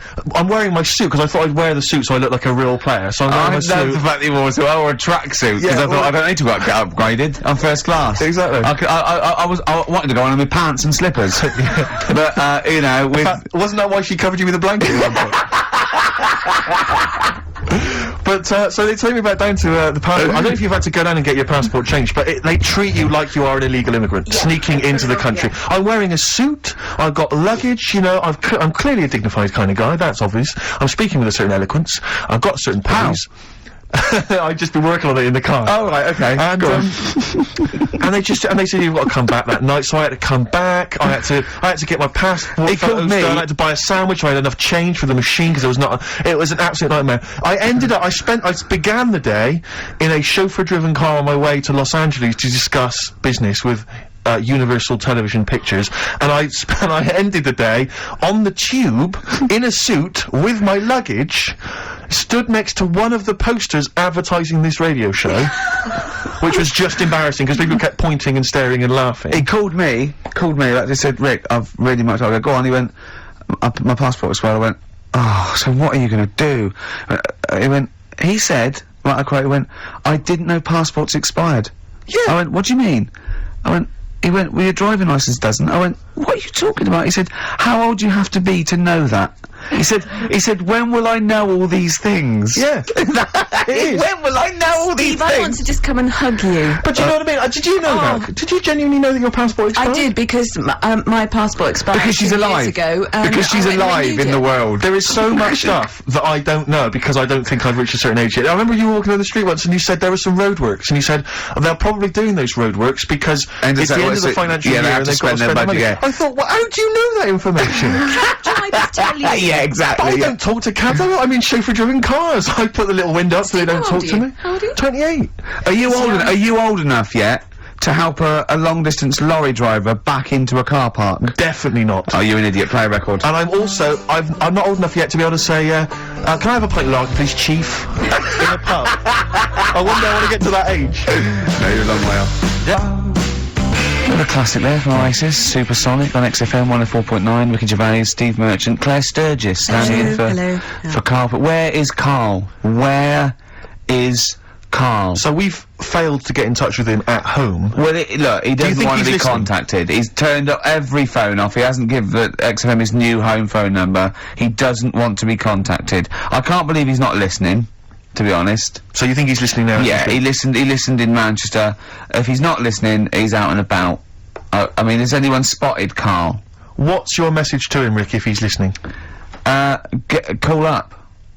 Anything else more sort of... Call up or you're fired. Okay. Any bad language you want to use? Obviously you can't really swear. I can't on the radio. really say it. What sort of words? I mean, the F word, would you say? I'd say the F word. I'd call him a twat. Would you use the P word? I'm thinking of prick. Prick, yeah. Definitely use that. Not on air, but Sure. I'd call him a What about stupid tits? little What prick. would you just say your tits? Yeah. Yeah. Okay. Little, Alright. little, you stupid little bag of tits, I'd Yeah, say to yeah, him. yeah, Not, yeah. I mean, privately. What about the MF word? Because that's pretty intense. That's pretty hardcore. never- do you think that this is not appropriate now? Do you think that would be too extreme? I'm worried if I use that, There's no going back. and he was genuinely ill, Sure. I'd feel You feel bad if he later died. a bit of a C word. yeah, cop, sure, yeah, cop. yeah. Because I wasn't thinking about C word. I mean a male bird. Sure, because we've got in trouble with that before. Meaning penis, and we don't mean that. Yeah, we don't mean penis. But if anyone out there, sorry about that. It was a discussion about bad language. We weren't actually using it. But if any of you out there do see the little twat, get him to call XFM immediately. Yeah, and likewise, if you're listening, Carl, you cheeky MF, well, you sexy MF, as Prince once said. Yeah. Give us a ring, because we'd love to talk to you. We just want to find out Just how you call are. in. We know you're listening. Little Amy Man, Red Vines, Brilliant. lovely track. On XFM 104.9, Ricky Gervais, Steve Merchant, Claire Sturgis, in for Carl Pilkington. Little. He hasn't called. He may be really ill. I'm feeling a bit guilty. How ill is he, though? I mean, do you know what I mean? How ill have you got to be to not be able to make a phone call?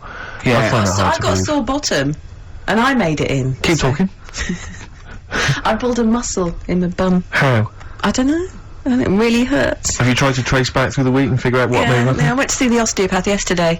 He put an elbow in it for half an hour. I cried. His own? Yeah. Is it? Oh, they got detachable elbows for that. Prosthetic elbows. The elbows. Just hold this elbow in there for 2 hours and, Yeah. Can I take that away? You can take that away, though. I won't be needing that elbow for quite a while. We had an email about Oliver the humanzee. For those that didn't watch it, there was a documentary last night about a chimp that was supposedly a human or was half human Carl's or might favourite seem like... programme ever. Yeah. For a week, Carl has been saying it's gonna be brilliant. I wish he was here And to he's not here to discuss discuss it, sadly, but Lee Cranston has emailed in and says, I thought the best part of the Oliver programme was the guy Vincent Pace, Oh, the camp yeah. fella at the piano, telling how he first met Oliver. Quote, he grabbed his female owner, turned her around and bent her over and went to mount her. I made her an offer to buy him the next day. Vincent was then shown in a very nostalgic mood playing melancholic music. He obviously wanted some monkey action. He really, that's, I mean, it is potentially liable. That's libelous. It's a joke there, but I don't take any responsibility for what Lee Cranston says, or indeed the fact that he puts at the end, did he want to turn Oliver into a gay pansy?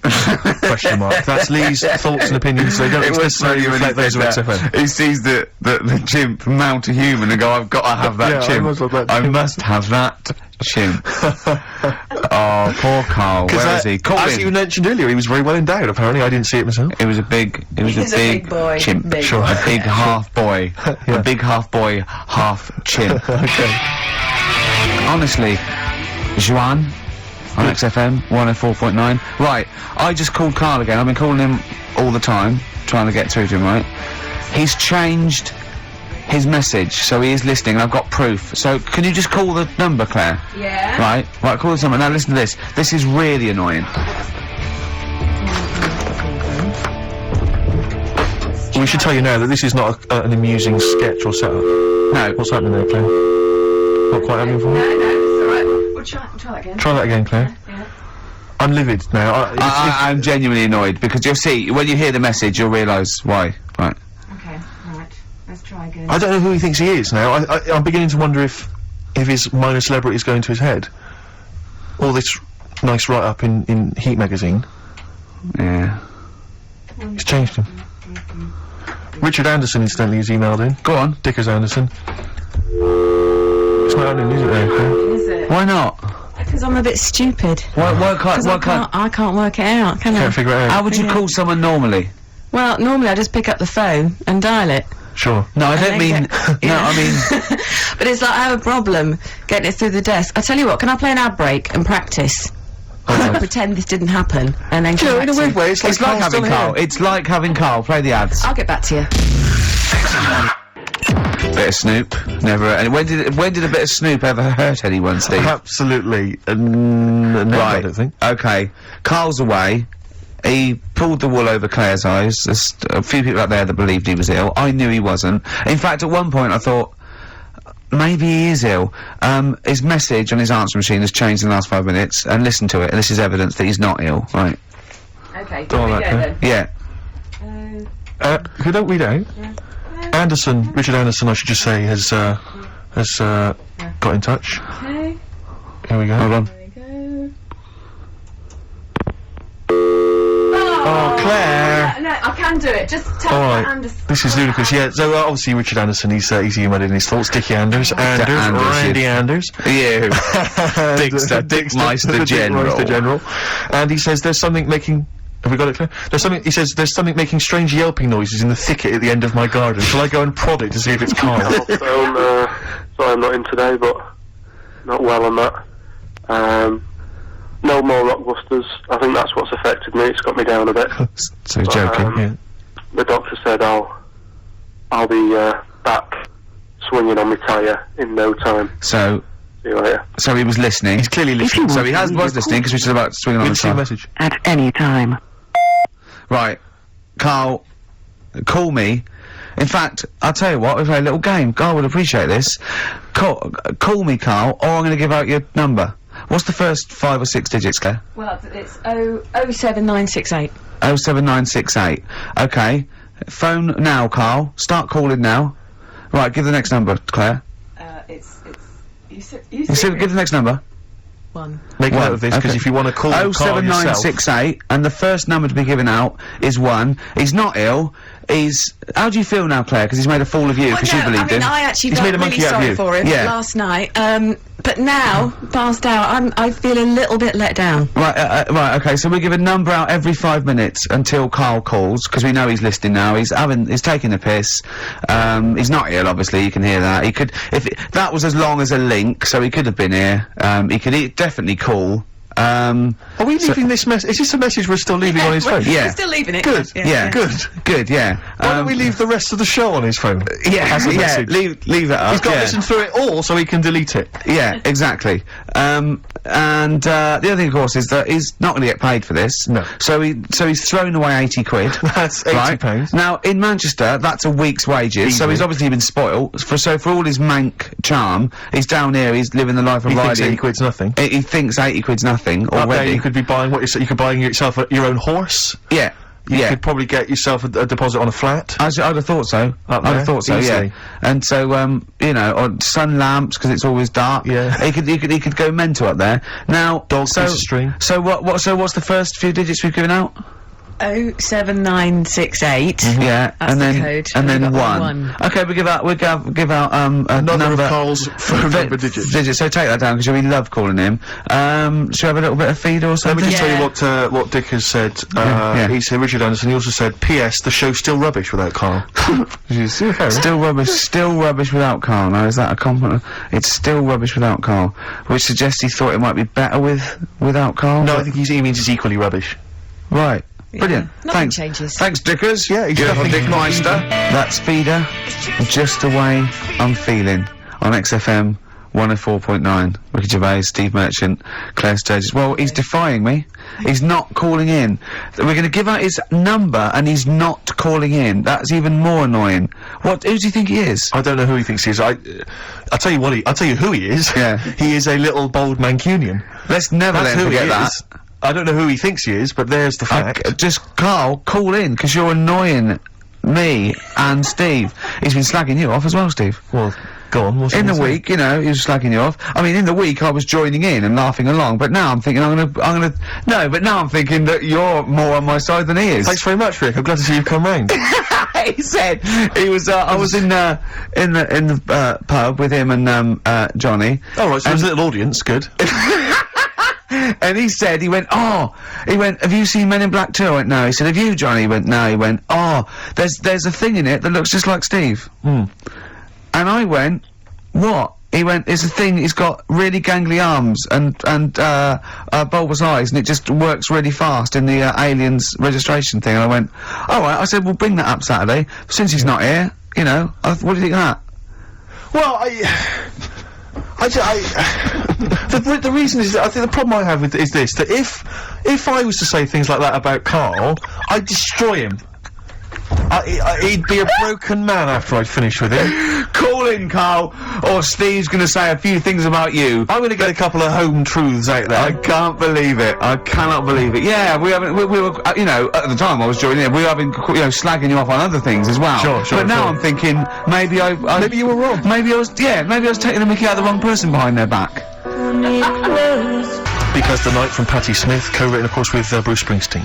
Oh, it was a co-write, was it? Yes, I thought he indeed, wrote yeah. it. Oh, Yeah. well, there you go. You're learning something. Learning something on XFM 104.9. Ricky Gervais, Steve Merchant, Claire Sturgis. No, Carl. Well, Carl's annoyed me. He's not playing. He's not ill. Another digit from the number? Yeah, just do one more digit, Claire. You serious? Then? Yeah. Yeah. Five. 5. Good. 5, so 1 5. Okay, great. We'll keep doing that. But I'll tell you what. The best revenge is living well. Indeed. Why don't we just do a brilliant remaining 50 minutes of show, Okay. and show the people that we don't need Carl. High five. Let's do it. Okay, you don't need Carl. Right, let's go. Starting now. from there. Some brilliant stuff. Oh. I was You're gonna say something? Yeah, no, I remember when I was growing up in Manchester. No, you can't. I'll tell you what's funny to me. I'll tell you. XFM 2.9. I said no. Go on, I saw a weird thing. I saw you know we're in Leicester Square. I was coming through China. I saw a hairy Chinese kid. No, I don't. That's It was weird because they're not usually hairy, are they? Did I tell you about me Auntie Flora? Is that supposed to be Manchester? Did I by Eck as like? Did I tell thee about me Auntie Flora who shot herself for 3 hours once? Did I tell you? Oh, I don't.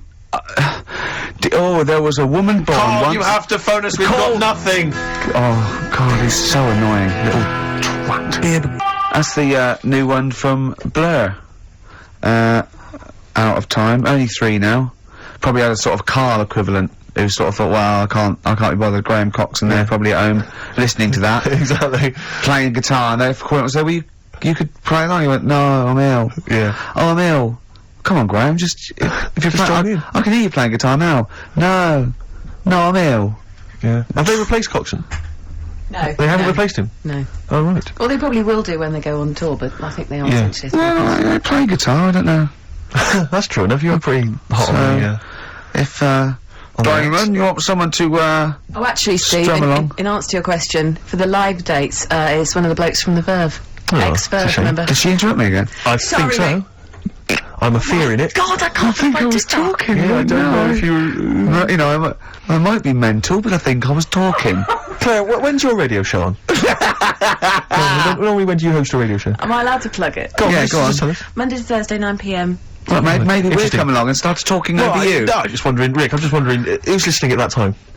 My I mean, mum, we've my got mum a is listening. prime time which everyone is sat at home listening on a Saturday afternoon, Claire. Yeah. It's one of the best radio Yeah, no slots one's in the going business. to football matches or shopping or anything like that. No. I want a piece of the action. I need it. Yes. I need Well, you've got it. And they're playing a few dates here and there. Old Blur, Yeah. Blur. Good. We look And that's forward off to it. their new album, probably, with all the other songs and that. Rick, I was watching TV last night. I just, I think it might have been during the Monkey Show, actually, I'm not sure, but there was an advert, and it reminded me of a little crush that I just felt I should express, because I wonder if, you know, I've often used the platform in the past to just express my feelings for people. Yeah. And I realised now, for many, many years, I've had a big crush on the Scottish Widow, from the Scottish Widow adverts. She's, I just want to say to her, you know... Is it because she's sort of mysterious and hooded? Partly that, it's also because I guarantee she's available.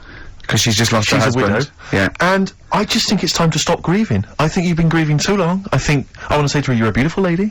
That's And she's probably got a big lump sum. I'm thinking she's probably got a sizable amount of cash. Yeah. She's obviously got a lot of spare time on her hands, not working or raising kids because she's wandering across the moorlands most Yeah, of the time. her kids in are a probably hooded shawl. grown up.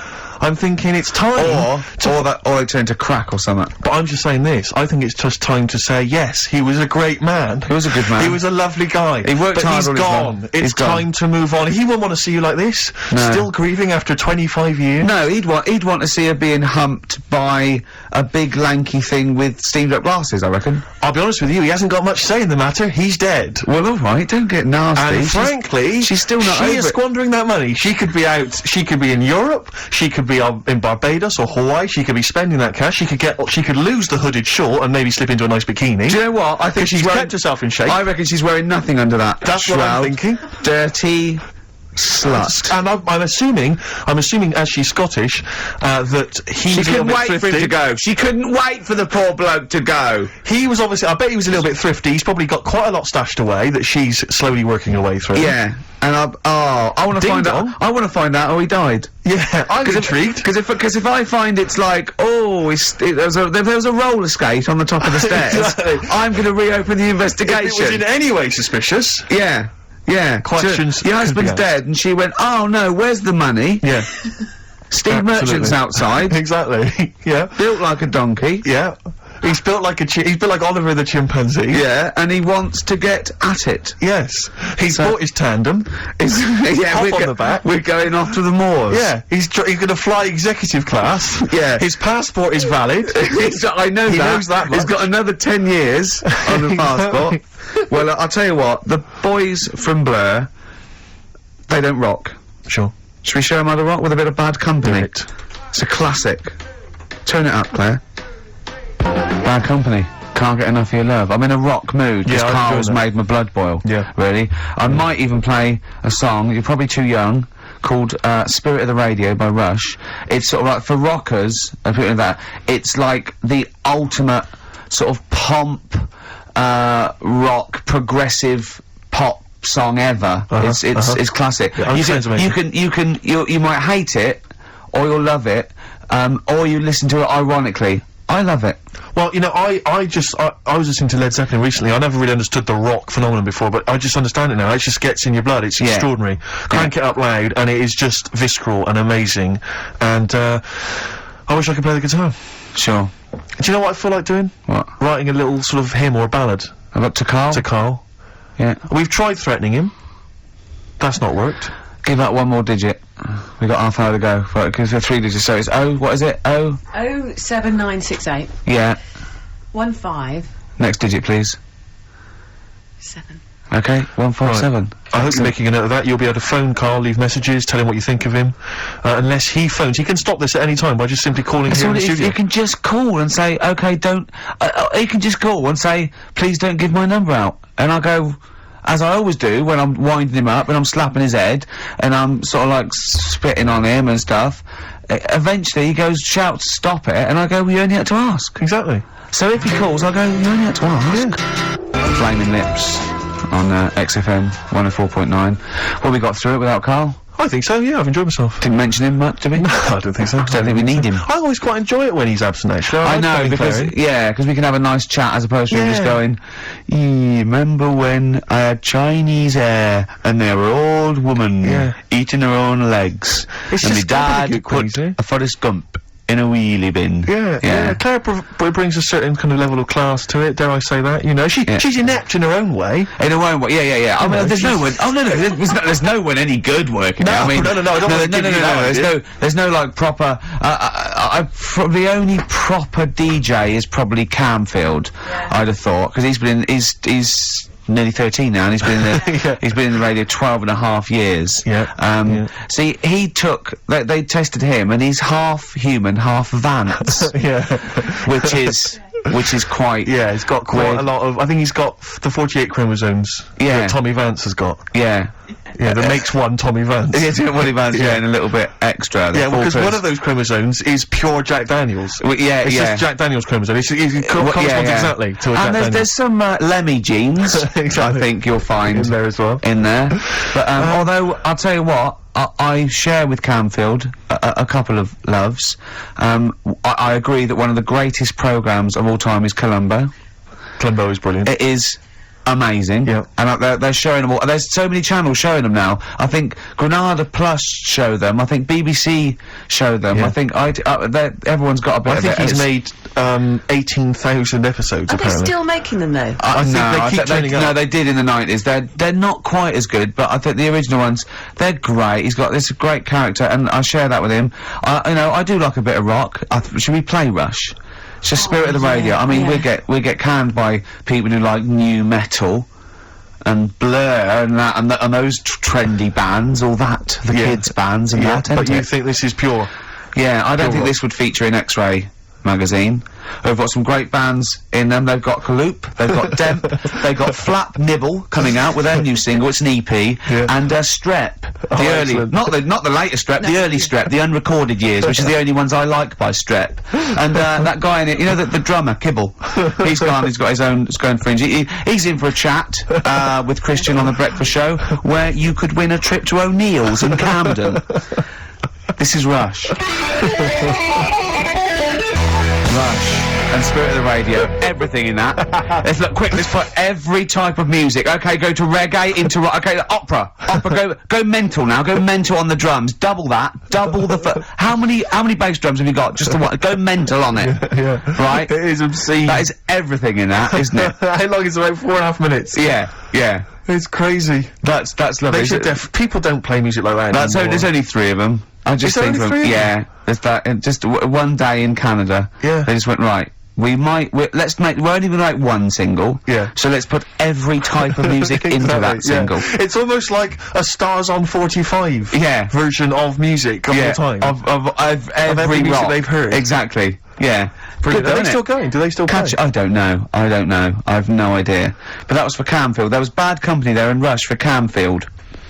Columbo. That was for Camfield as well. The A-Team. Do you remember once when we were talking about the A-Team, and I was slagging it off on your show in the old XFM. Yeah, yeah. And I was going, I mean, I quite like the A-Team, but sometimes it's too far-fetched to enjoy without it being ironic or it being for kids. And, I could hear fuming from outside. I could feel him going, he didn't know who to call. He wanted to call Vance or someone or Lemmy. He didn't know, right? And then I said, and if you can't find find the A-Team, they outwit the might of the FBI every single week. But an old woman who's having trouble with her landlord can find them. Yeah. And the door burst open, and Campy went, "That is because Hannibal sometimes disguises himself as an elderly Chinaman." Yeah. And that was his explanation for the whole series. Yeah. Oh, that was for Camfield. That's lovely. That's for his 12th birthday, which is coming up very 13. soon. Oh, he's 13, yeah. Teenager, yeah. Oh, he's gonna rock, Steve. Indeed.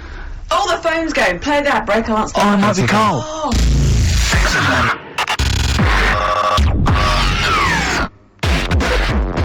104.9 in London. XFM. Wow, here's a bit of a turn up for the books. Carl Pilkington on the line. Right. Yeah, where you been? I'm off there, aren't I? Right. Okay, what's the matter with you? Just, a bit bunged up and that, and got the shakes, got that sort of, that shaky thing to get. Yeah, that's because you didn't eat last time when Suzanne was at work. Yeah, well, I think that's what brought it on. Plus, she was away in the week, and I put some wet jeans on. And I think that's what's caused the problems. When did you put them on your head? No, they were just on the maiden, and the legs felt dry, but they Just on the what? On the what? Have you got the maiden? What was she doing there? What do you mean? On the maiden that you put clothes on. What? Your clothes horse. Maiden. Your clothes horse. Well, yeah. Right, okay, so you put wet jeans on, yeah? So that's why I'm ill and that. I'm Right. not having a good time. I've been watching the football. So you're just sitting at home watching telly where you could have been sitting here? Well, I would have been better off there, because I've got a chair there. I've got no chair at home at the moment, because Why? I sold it last week. Why did you sell a chair? What, you only had I one was chair? telling you. What? Well, can't we just, I just was calling up to let you know I was alright and that. We're not interested in that, we want to know about the chair. I sold it. I had a little two-seater, and I sold it because I'm getting a new one, but I've got to wait another month. So you've got to sit on the floor for So a you month. sold a chair before you had another one? Well, she might not have wanted to buy it in a month or something. So I got rid of it whilst I could. She was alright, buddy. We'll talk about that next week. Oh, you're going to be in next week? I look forward to that then. That's a dynamite piece of radio to tune in for. The Yeah. day Carl sold a chair. Brilliant. Alright. So you alright then? It's going alright? But why did you take this long to call? We asked you to call since the very Because I was beginning. We've been watching phoning you. Why is your phone Yeah, switched off? I heard the beginning. I heard the beginning of the show. I thought, yeah, it's going alright, the air and stuff. Turned it off.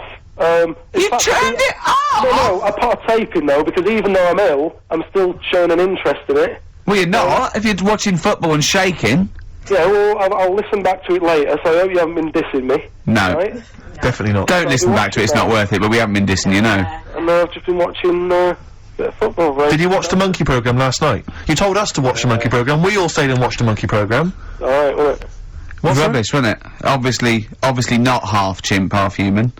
I mean, they missed out a lot of the interesting bits. They didn't have any interesting bits. Those are bits that you made up to make it more interesting. The bits that I told you about 3 months ago before they decided to make the programme. Yeah. What were the bits that you came up with? Well, they missed out the bits about, the zookeeper. Right, there wasn't a zookeeper, yeah, go on. Well, it was, but they left that bit out. Well, okay, They fine. left out- And they left out the bit where it ran from there in I'll be honest, 1975. In terms Did of those that did research, they actually went and filmed it, you read it on the internet. Yeah. Yeah. Chances are you're the one with the facts wrong. Yeah, I think they also left out the bit when it jumped over 3 double-decker buses on a Yeah. motorbike. On Evil Knievel's motorbike. Yeah. So, Alright. I can't believe it. I cannot believe it. Not only do you not bother turning up, but you turn off the radio and start watching football. Yeah, I turned it off, but I've recorded it. I'll listen back later and sort of... Well, what good is that? Sort of, I like to keep it in shape and that. I'll have a word next week. Alright. If you receive any phone calls from people you don't know, we don't know anything about that. Instantly, we don't know why that is happening. That is just going to be a weird, spooky thing, so... And don't bother telling the story about Men in Black 2 either, because I don't think people will be interested. Actually, on the subject of Men in Black 2... What? Have you seen that, Steve? No, I haven't, Carl. Tell me about You it. should see it. Go on. Why? Because there's this thing in it. Go on. Uh, What, a stupid, bald Mancunian tosser? no, weirder than that. There isn't anything weirder than that. Big eyes, it was gangly. Keep talking. And, you've got to see it, because you wouldn't believe how the likeness and that. You've got to get the film out tonight. Right. It's not as weird, it had a normal voice, right? He's done you and he's not even here! I'll tell you what, mate, it ain't worth coming in next week. Oh, stay on the line, Carl. Play a record, Claire. Kings of Leon, Molly's Chambers. What do you think of that, Carl? Alright. There's a surprise. Oh, Another I tell you what, insightful remark. Steve is not a fan now. Not only does he know you've been slagging him off behind his back. No, I wasn't slagging Steve. If you get it out on DVD tonight, you'll know I'm not slagging you off. It could be your brother. I love the fact that it makes it worse, but he's thinking you're going to go, oh, he wasn't slagging me off. It does look like me. I do think I'm an alien.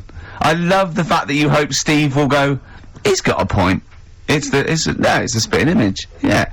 I am, seriously, Carl, I'm really angry. I'm so angry with you at the moment. You haven't seen it yet? No, I know, because I know what it's going to be, and I'm just... Why? I'm fuming. I'll tell you why I'm angry, because he doesn't do it in jest. He No, doesn't but what it do you in think jest. it's going to look like? What do you think this thing's going to look like? Gonna look ludicrous. It's not gonna look anything like me, but No, he's honestly, gonna, it like, does. pretend it does. Does. Go on, what? Go on. No, it does look like you. Yeah, of course it does. And you looked like the, Human Z. Well, I mean, to be honest, you did a bit, Carl. You walk like him, you're bold like him, you got a sort of gormless face like him. Any more? I don't smoke. That does. I'm not arguing with you, I'm not well on that. Oh, you're not well. What exactly is wrong with you? You whinger. Well, it's just, do you know, like I always tell you about the restless leg syndrome I've got? It's like Yeah. that, but all over. So you're just shaking around the house? I'm just, yeah. What do you look like? Elvis? What are you doing? You're shaking around the I'll house. tell you, with your bald hair, you probably look like an enormous vibrator. Oh, God. That's what you probably look like if you strip naked. Oh, you'll have the Scottish widow coming round. Oh, dear. That's, what's her name, by the way? I heard you talking about that. That's, Amanda Lamb. Amanda Lamb, who's in the Place in the Sun programme. Is she actually a widow? Is she a Scottish widow?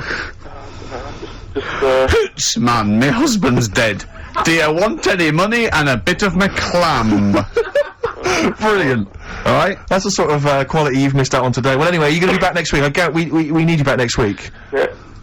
Well, how do you know? Also, how did you know you were going to be ill today? Because you phoned and arranged this yesterday. Convenient. And I spoke to you yesterday and you didn't sound very ill. I felt ropey yesterday You've got a afternoon. bit of a bunged up nose. Even though I have a bit of a bunged was ill, I still sorted it out. Yeah? I'm a little bit Even though I was Paul, ill, sorting it out does not mean you phone up Sturgis and send her down. That's not sorting it out, that's making things worse. Have you learnt nothing? Thanks, Claire. If you're not part of the solution, you're part of the All right, problem. mate. Yeah. Oh, my leg's a little bit achy. Oh, Wearing wet jeans. I put wet jeans on again. My lasagna it was frozen. Can you hear the venom and hatred in our voices today? We genuinely are upset and angry with you. Yeah. Can't believe it. I cannot believe that I mean, oh. Right, well, the thing is, we'll be back to normal next week, right? We've got Billy Elliot doing the film next week. Right. Any prizes? Got some good stuff. Have you got any films with Burt Reynolds in to give away on VHS? And I'll see you then. Great, we're looking forward to it already. I'll see you later. See you later.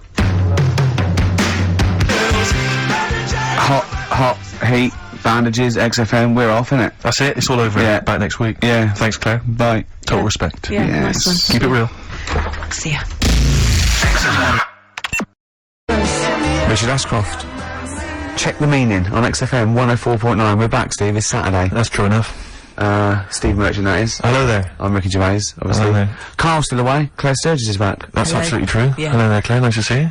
So, I think a lot of people were hoping that Carl will be back this week, but we're pleased to have you. No, they were actually. I did get some emails during the week. saying what? Just Just saying, it's really nice to, you know, hear you again on Saturday afternoon. It's nice, and but you're not really very funny. And when's Carl coming back? So it's sort of being Sure, nice it wasn't to us. No, it was definitely Because they think that as well. directed But no one can compete with Carl.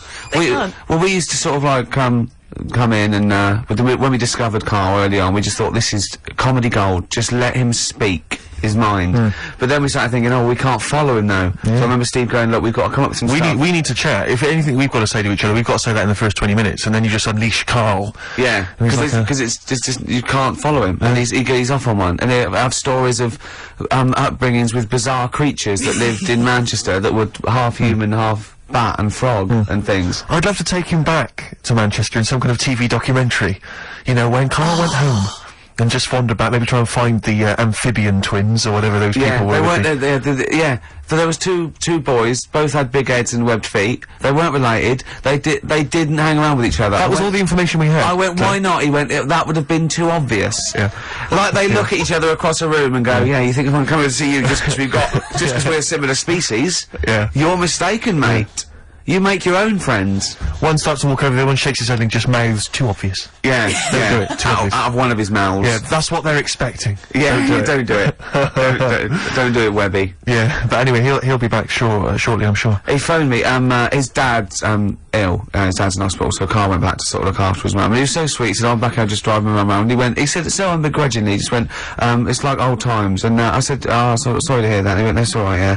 I think he's going to be fine. And I said, "How was your holiday?" He went, "Yeah, it was good. Except it were a nudist beach, didn't tell me." I went, Of course it was. "Oh, what do you mean?" He went, "Well, sitting on the... I don't know why they have to do it. I don't know why they have to do it. Why do they have to do it?" He went, "Suzanne said they think there's nothing wrong with it, like being a transvestite." Right? I went, "I love the fact that your girlfriend has to tell you what's wrong and right in the world." And he went, "Well, we're walking along the beach, fella coming towards us with knob out." I went, "Oh, what's going on here?" Right? And he said, and because it wasn't all nude, he's walking round, he's stark naked, and he wants the freedom of that, but he's got a big rucksack on his back with his clothes on, just to get changed. He went, "So what's the point in that?" Right? And I went, "He should just carry the book." He went, "What, and covered it up?" When he went, "Oh yeah, good idea." See? He went, "But I wasn't happy." He says, and that was the first day, so we didn't go there again. I just imagine his little face. Yeah, just going, "Alright, Gobsmacked. that's out, Yeah. that's out, what's that doing out? Why has he got his out?" I imagine Carl sort of dressed in a suit. In a sort of safari suit, done right up with a cravat. I'm not undressing, I don't want people seeing the flesh. That's for you, love, and no one else. But I love the fact that as this student's going and goes, "Carl, they don't think there's anything wrong with it, they're just happy that way." and he in his own mind just goes, "Fuck being a transvestite." He knows there's nothing wrong with that. I'm always a little bit suspect about people who like walking around nude. I all think the you meant time. transvestite. No, nudists. What? Hold on. Can you Well, if you wanna get me be a started on naked transvestite? What are you then? Yeah, I suppose you're a...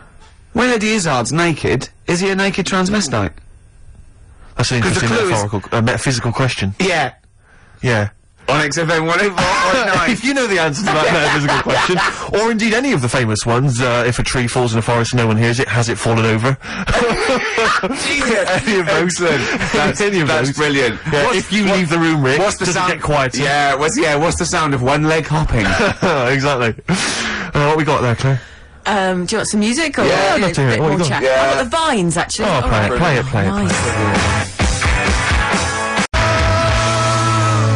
Hey Claire, out of the way. No, I'm not talking to you. It's the name of the song by the Vines. Excellent. Yeah.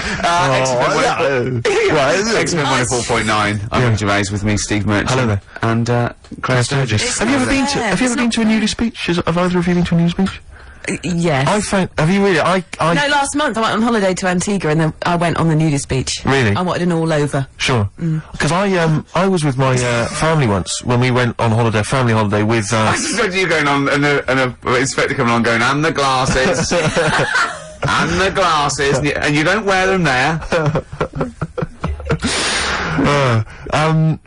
No, I went there with it was some friends of my friends, like family friends, you know, like kids. So it was kids my age and my sister's age who and parents were all friends, you know. Go on holiday to this, end up on this nudist beach, not a nudist beach, but where people sunbathe topless or whatever. Or maybe yeah, maybe it was just because it was France. Where I think a lot of that goes on, generally. all beaches in, yeah. Sending No, but that's different. The news beaches are sort of, they're cordoned off. Sure, with the cocks and everything. We can't say that. You can't say cocks. Or did you mean the chicken? Do you mean the chicken? chickens. There's a lot of them naked got people farms, a lot of carry French male farms. birds around with There is a them. lot of poultry. And by male bird, I don't mean transsexual. You don't mean, no, I don't want to, because that's also offensive. That is also offensive. So be careful whenever. Please be careful. Claire, be careful what you're going to say on I there, just want to because you've got say to to be the radio authority or anyone listening, when we say cock, we are referring to a male bird, and there is no discussion there. There's nothing. there's no other issue. There's no other ambiguity. Okay, go on. What are you talking? So, there's people walking around with their birds and often they got their knobs out as well. So it was just a topless. It was just a topless beach. So we're all on. So there were tits there as well. There were some tits. We've got a family of tits that come and eat the nuts. That chew on my nuts. Go on. We're confusing. No, we have. Jane's got a little bag of nuts. That she makes me hang out of the window. Right. So you'll often be hanging your nuts out the window. And the tits, so the tits can. Sure. God, I don't know what. Please. Go on with this story. Sorry. So what I'm saying is. God. What I'm saying is. Yeah. We went on holiday as a family there. Yeah. There was some tits. There were some cocks. And I found it all a little bit, because I was about 14 or something, I found it all a little bit disturbing, because I hadn't been introduced to this sort of thing before. Yeah. And obviously my dad was having none of it, like a bit like Carl, and obviously my mum wasn't up for that as well. But the person we went, the mother of the person we went with, she took her top off, and I didn't know where to look, because I didn't want to make an issue of it, I didn't want to make, I didn't want to, but it was like, because I was with my mate, I was going, well, I wanted to say, well, there's your mum with her knockers out, really. I mean, that's your mum over there. Hello, Dave. There's your mum's knockers. There you go. Yeah. There's your dad. Popped out. Yeah. Popped out. His little man. His little fella out there. Your dad's fella's there. He's wandering about. And he's having a. And your mum's got he's getting a tan on his little fella. Out. So it was all it was a little bit disturbing, and I've never quite got that image out of my head really, because it was all. But I didn't know where to look. I didn't know what to do. A friend of mine. I won't say what his name is. Right. He's about 25 now. When he was, I think, 14 and 15, I mean, the worst age, he went to a nudist holiday with his parents and his sister and some of her sister's friends, and he absolutely hated it. Yeah. He absolutely. Well, that's it makes me sort of queasy to think about it, especially if you're with your family and friends. Yeah. Because I don't mind looking at nudie ladies that I don't know, really, but I don't want to look at relatives, or people I've grown up with, or indeed the likes of you. I don't want to have to see that kind of flesh tone. I don't want to know what's going on underneath those clothes. You've keeping them hidden from me. Well, you haven't. You've shown me much of it in the time I've known you. So sometimes there's not a bit of your body I haven't seen at some point. You'll have got your trousers down. Look at the arse. That was, thinking that was hilarious, or the old, the Johnson feeding the birds on the windowsill. It is strange because there isn't anyone with it. Let's face it, there isn't anyone with it. But I know what you mean. I think it's because we spend so much of the time covering it up. It's like in the summer months when girls start wearing kind of short sleeve t-shirts or short skirts. You'll have blokes just going mental. Just And I think it's because women spend most of the year because it's so cold here covered up that men forget what's under there. And then when summer comes around, they can't believe it. Actually just hang out of a car window or hang over scaffolding and say get your tits out. I want to go. Has that ever worked? Has it ever worked? And what's your success rate with that? Well, I was off to my big job in the city. But I got 20 minutes. Why not? Shall I come up there, or are you going to come down? Oh, dear. Extraordinary. Oh. Right, what we got coming up? Quick, keep them hooked. Well, Rick, we've got some songs and some more chat. There'll be some chitter-chatter, and there'll be some songs. We had an email last week from a fella calling himself Paul. I don't know if that's his real name. He said that sometimes... I'm suspicious. I'm already suspicious. He said that some time ago we played a cracking Johnny Cash cover version of U2's One. Remember that? I think maybe the last time you were here, Claire, maybe. Class. And he says he's been trying to track down that album. He says, unfortunately, like an idiot, I didn't listen to it, and I didn't catch the name of the album. Could you, by any chance, send me the album? He's having a laugh. He's having a laugh. What, for free? Yeah, so that's not going to happen. Actually, email him back. Say, Paul. Shall I do it now? Give us £8 for no reason. I've also called him some quite offensive names. Good thought, I'll put from Gervais. Oh dear. He's not gonna like that. That's pretty grim. Nor's his mother. No. You shouldn't have brought her into it. Indeed. Johnny Cash. Oh, I heard that. Johnny Cash. Change from a Durex machine. You get Oh, that's classic. Johnny Cash and his cover of U2's One, magnificent tune. That's from the album American 3, Solitary Man, that was released in 2000.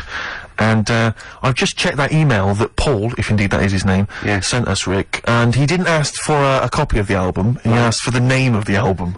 right. So, I feel a little bit bad that I sent that email back insulting him and his mother. Yeah. And also, of course, I CC'd it to his mum as well, and many of her friends. So, Send another one. I feel. I think we can get around this. I'll tell you what Paul would like if that is his real Indeed, name. his name, yeah.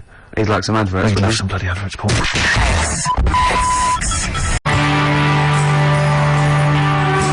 Oasis, Little by Little, on XFM 104.9. I'm just moving the mic there. Hold on, I'm getting comfortable. There you go. Right, set up. I was A loud. lot of people do that. A lot of people do that during the song. A lot of the old pros. No, a lot of the old No, I pros like like that song. Foxy That's and great, Tarrant and the like. They were on Top of Pops yesterday, but they did My Generation. Any good? Yeah, very good. I mean, you know. Was it close to the original, or did they make it their own? No, both. It was pretty close. They did, you know, musically it was close, but you know, they had a certain. Was it Noel singing or Liam? Liam, very, very cool, very cool. Good No, he's swagger, an amazing- attitude back. yeah. I think back on form. Well, for people tell me Oasis. though that if you go to any of these big stadium gigs they do now, it's an absolute nightmare because a lot of the fans are really grim. I mean, I've spoken to two people independently who've both been at gigs where there have been fans weeing on other fans' shoes. That's not what I want from a gig. That's not nice. No, They that's own not them good. then. Well, yes, apparently. That's theirs then. Oh, Yeah. what, if you wee on something? Yeah, that's you own yours. it. It's cat Yeah, law. because cat law. Yeah, cat Yeah. law is if you wee on Yeah. something then you own it. Yeah. Yeah. I know you live by cat law. I do, You do because I've my wallet. I think you own, yeah. and Several telephone boxes. much of my hair. What were we talking about? We were talking about nudie beaches. Yeah. Because I still can't get around. I don't know why they only play volleyball. No, that's all they do. Then. Surely there's other games you could play. I think French cricket would be slightly more. All the pictures I've ever seen of nudist colonies always seem to be quite attractive women and some fairly grizzled sort of 45-year-old men. I don't know if that's generally the clientele, that, you know, it just happens to work that way. But I'm quite looking forward to getting to around the 45 mark. I'm just cruising down. Happy birthday! Right, I'm off. Where are Exactly. you going without your clothes? Yeah. Yeah. And at what point, I mean, you can't go into a nudist colony, can you, without taking your clothes off?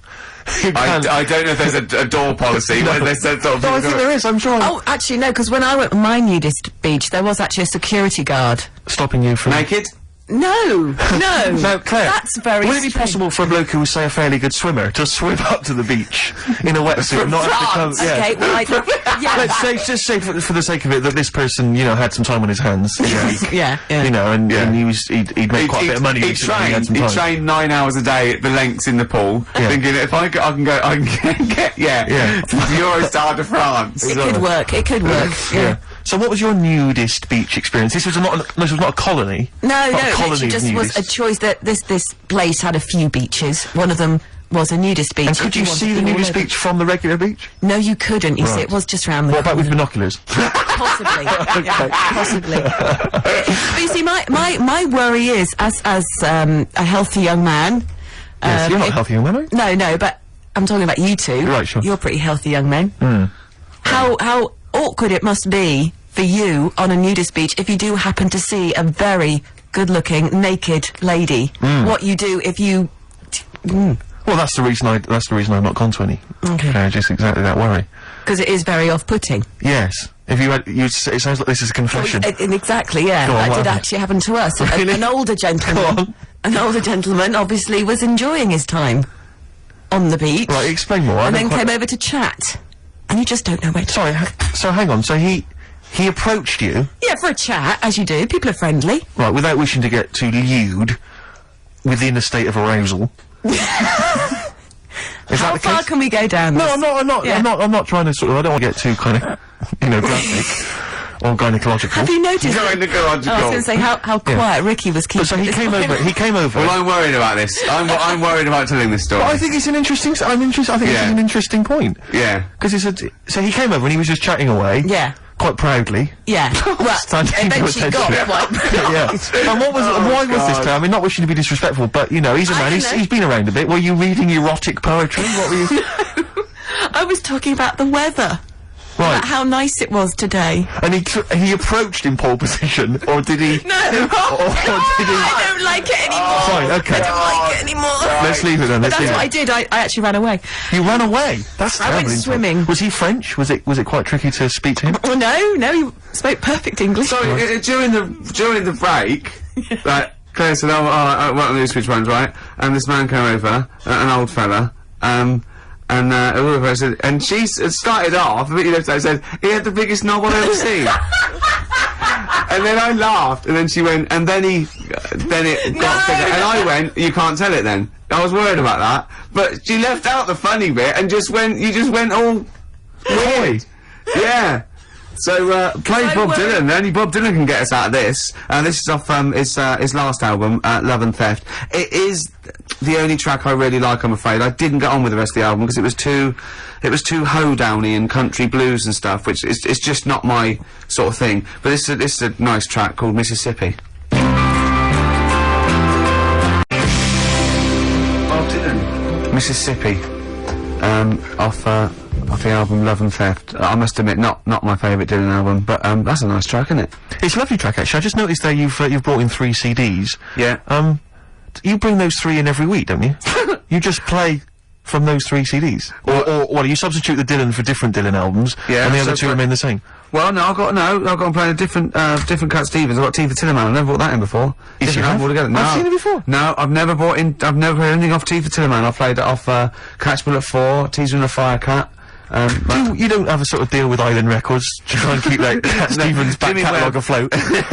No one's really shifting it. I think it might just be CDs that are in the bottom of my bag. This is why I'm so thinking. lazy Yeah, it's just you've that got I one put in carrier bag that you bring back. And Exactly. Sure. Yeah. Yeah. Well, we'll look forward to those later. Yeah. Go on. No. I was just really wondering, Rick, and I don't want to put you on the spot, but could I have some adverts? Yeah.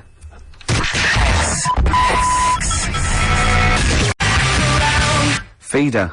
Come back around on XFM 104.9. I'm Ricky Gervais. Hello there, Steve Merchant here. Of course you are. And so's Claire Sturgis in a way. That's true enough. So That's true enough. yeah. Rick, I partied till I partied last night, Rick, like it was 1999. Really? All over sort of again. old-fashioned sort of way, some old records. Yes, Okay. yes, on my own. In my flat, crying. Just like 1999. Yeah, just like 1999. Now, went to see Prince at the, at the Hammersmith Apollo, and I tell you this, I mean, if that's a man whose career is going down the pan, then I'm sorry. Then I hope ours does. Then I hope ours does as excitingly as that Does. because he Did. was stunning. I Yeah. mean, he is. A lot of people I know have seen him in the 80s or whatever, and when he used to descend from a ceiling in a little I red know. Corvette and stuff. But he is breathtaking. He's I always he's thought he like was- what it must have been to see Elvis Presley. Well, I yeah, really, no, I've no, not seen anyone who's electrifying on stage. I mean, I think, like most people, had a bit too much for him, and that wasn't because it was going downhill. It's because he churned out double albums like most people churn out singles, and you don't know what you should. can't take like. it all in. There was just too much. Yeah. I didn't like the sort of the end of the 80s phase either too much. But that whole period when he was fighting with Warner Brothers and he started wearing masks. Slave and and- I think everyone just thought, I'm not interested. Yeah. You know, you're potty. But he's going to come out the other side of that. Great And, tracks, though, great pop tunes, and he's written. So, I think it's brilliant. I don't bandy this word around, Rick, as you know. Go on. But I'd like to use the word genius. I thought you were going to say I'll pay for that. No. Genius. Oh wow. Genius. Because I would They're say. strong words, Steve. They're It is a strong strong word, words. Rick, it is a Can strong you word. back it up? Have you got any example of his work that we could play now on XFM to show that he is a genius? I will in just one second. Thanks for asking. But can I try and justify that? Can I just because it is a controversial phrase Yeah. to use? Prince is a genius, and let Yeah. me tell you why. On his first album, or maybe on a couple of his first albums, he played all the instruments. Brilliant. Like Squiddly Diddly. Exactly. In one episode of that I saw. He was playing the piano. Diddley was playing the piano with his 2 tentacles. But that's- Then he was like playing drums with 2 tentacles at the back. He was standing on 2 tentacles, which was the other one free for trumpet. That sounds like genius to me. Yeah. Oh, That's what Mr. Prince. So, The only thing I would say about the concert last night, 3 hours. He played for 3 hours Yeah. non-stop. Well, Yeah. almost 3 hours non-stop. Didn't take a break. A cracking band, only 5 I'm people. actually taking a break, just reading the paper, having a coffee. Going, what are you looking at? And also very I've got witty. 20 minutes, by Very- law. Very witty as well, because a lot of people imagine him being quite dry but quite sober. It was very funny. But, sadly, Prince now... Well, I don't mean to be offensive, couldn't see him but 'cause he was as so far as I'm small. concerned, What? he's now a Jehovah's Witness. He's he? now a Jehovah's Witness. So he's And- going to come round tonight? Well, no, but at the end, he did sort of spout on about, you know, his beliefs. Yeah. And I felt a bit like I'd sort of, do you know what I mean? Like I'd sort of paid 40 quid and I'd queued up and I'd sat for 3 You hours paid 40 quid? to then be preached at a little bit. So that was the only thing that put Well, a I'll damper tell you on for what, me. good job for him. He was good value, because he'd have got an earful from you if he did. Imagine if he'd not played the singles or only did Exactly. like 20 minutes. Yeah, well, I'd have been livid. I'd have just stormed out. I'm out of here. But I did, because I don't know when Prince, so you've had, interesting, Steve Merchant says Prince is a genius. This is XFM 104.9, coming up to 2 o'clock. Prince is a genius. Can we open the phone lines, please? What's the phone number there, Claire? 08700 800 123. Me and my mate were talking about when people say genius, and they do bandy it around willy-nilly, and it's sort of like a comedian or something. They go, he's a genius, and we think that there's people in cancer research sort of laboratories and AIDS, and they're going, we lost another one to ITV. Why didn't he go into science? He could have been the new Newton, but no, he's getting the ratings up for 5. Exactly. So, but Prince is a genius, is he? Ricky.gervais@xfm.co.uk if you'd like to email. Prince, genius or little fella? It's up to you. But when you are a Jehovah's Witness, I don't know much about the faith. But are you obliged when you sign up to sort of do your time going door to door? Because it would be amazing. Imagine Prince turning up at your door and just, hi, can I come in? Well, I don't know. And it, you know, and just coming in and I'll sing you some of the hits, but I'd like you to buy a copy of this afterwards. I'm not really interested. Which ones are you going to play? Which ones are you going to play? 'Cause I'm not a big fan of. I don't like If I Was Your Girlfriend. And anything from Diamonds and Pearls, I'm not interested in. So shoot off. Yeah, I quite Because I thought they were going to start selling the Watchtower at the end. The most beautiful. I like that one. Yeah. Well, there's those fat people in it. Does it make him a genius? Oh, call up 10235 96429. Prince, genius or bloke with hair? Well, this has got to be proof of his genius. He played it last night, and it's just dynamite. There it is, Strawberry Scar.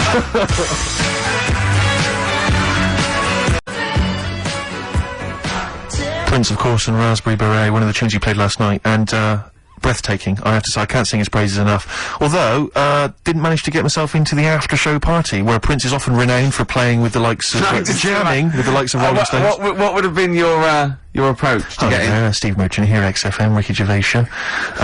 Any chance I could come in To your party? to your party, please? I'll be honest. Can I call you Lanky? Well, if it'll help me get in, yeah. It won't, but thank you anyway. I'll be honest, Lanky, your chances are slim to none. 4 eyes. Okay. Alright. I enjoyed the concert, if that is any... Okay, I can talk about it on the radio. I can talk about it on the radio I'm going to tomorrow. take away that slim. Okay. It's none now, freak. Okay. Okay? Alright. So go away, yeah? Cheers. Okay. Was it something like that? It was not dissimilar, there was a lot more profanity last night. And punches were thrown. Was it last night? Yeah. Oh, right. Yeah, it was breathtaking. How's it working out for you, Rick? How's it working out for you being a celeb? How is that working out? How's that panning out for you? Is that alright? Is that working alright, Rick? Is it? Hey, all the fame and everything? How was David Bowie on Tuesday? I read about that. Why did I have to read about your presence at the David Bowie gig in the Evening Standard? Why did you keep that from me? Why did you keep that from me? Right, okay. Right, I know what you're thinking. I got an invite, it was freebies and I didn't Because I invite discussed you. this in the past. I said, if you get invited to David Bowie or any of the big name concerts, I got to go as well. That's the rule. The rule is that we make the TV show, you're in the show, you become famous, fine, but I need to be able to also get the benefits of that. Well, I didn't go. Did you read this in the Standard? Yes, I did. Yeah, no. It said... Well, it was in the paper, Rick. It was in the paper. It said present at the concert. It's absolutely true. I'm not bullshitting you. Absolutely true. In the concert were Ricky Gervais and Jonathan Ross. Now, we were invited, but we couldn't go. Neither of us could go. So I just think they must have seen a copy of the guest list or someone said they were coming, or they just guessed. But I didn't go. I couldn't go. So there you go. It was Wednesday, and I couldn't go. If I'd have gone, you'd have been there, mate. Rubbish. Because what worries me is that you were invited or you requested tickets and then you didn't go. No. What happened was that the Bowie's people just said, "Are you coming to the concert tonight?" And I said I couldn't. But Let me tell you something. Wait a minute. To get you off this track, right? The next night, we did go to dinner with Bowie at someone's house. But look, wait, listen. It was a small affair. It was me and Jane, Jonathan, and Jane. It was, David, First names. yeah, no, and, I think it was just, old friends of the family. It was a beautiful house. And, it was just us lot, and, Richard E. Grant and, Pete Townsend and Charles Saatchi and that. And it was just, you know, I think it's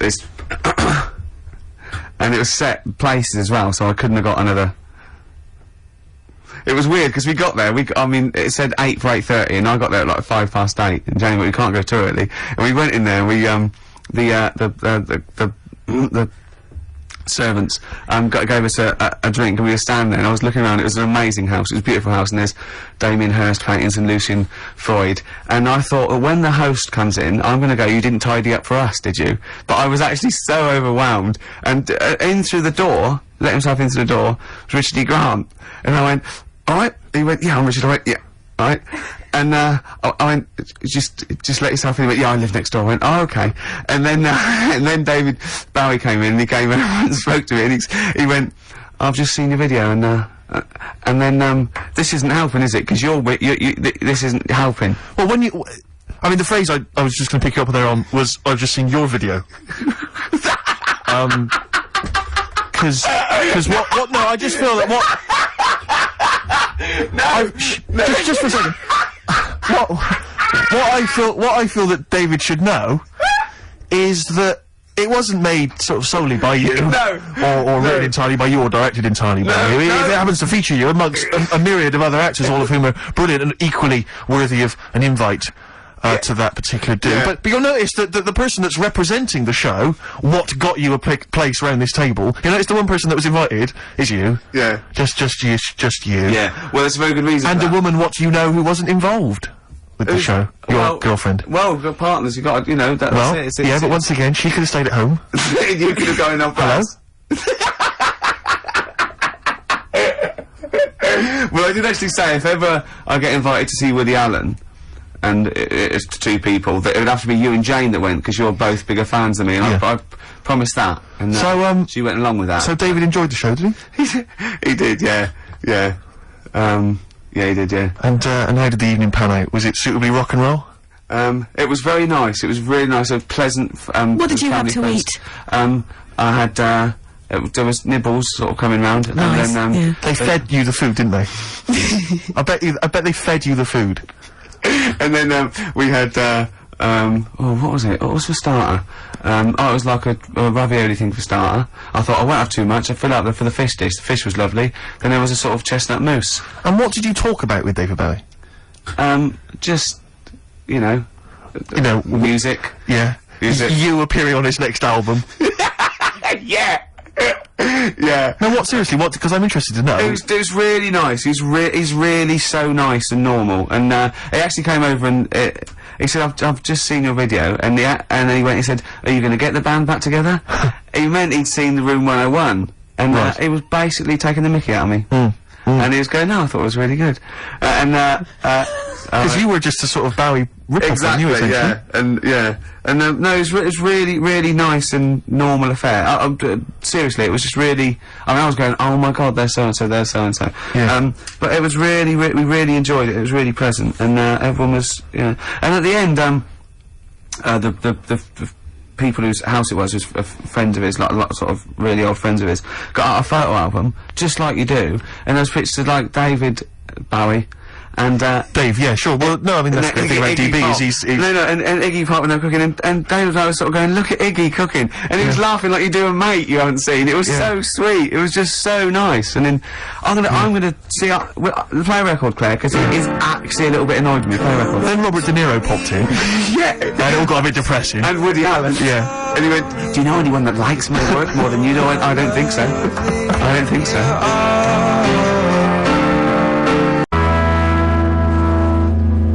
Coral, dreaming of you. You on XFM 104.9. I'm one of the only tunes on the album I think worth listening to. I haven't heard it. Oh, it's rubbish. Is it really? Everyone's singing its praises like they're the saviours of British rock, but it just sounds like the Inspiral Carpets, and I don't mean that as a good thing. We were Skeleton Key as well. Steve That's not too Sticks. bad, but the rest is... alright. I think it's not. I think it's more sort of like 1978, 79, sort of those.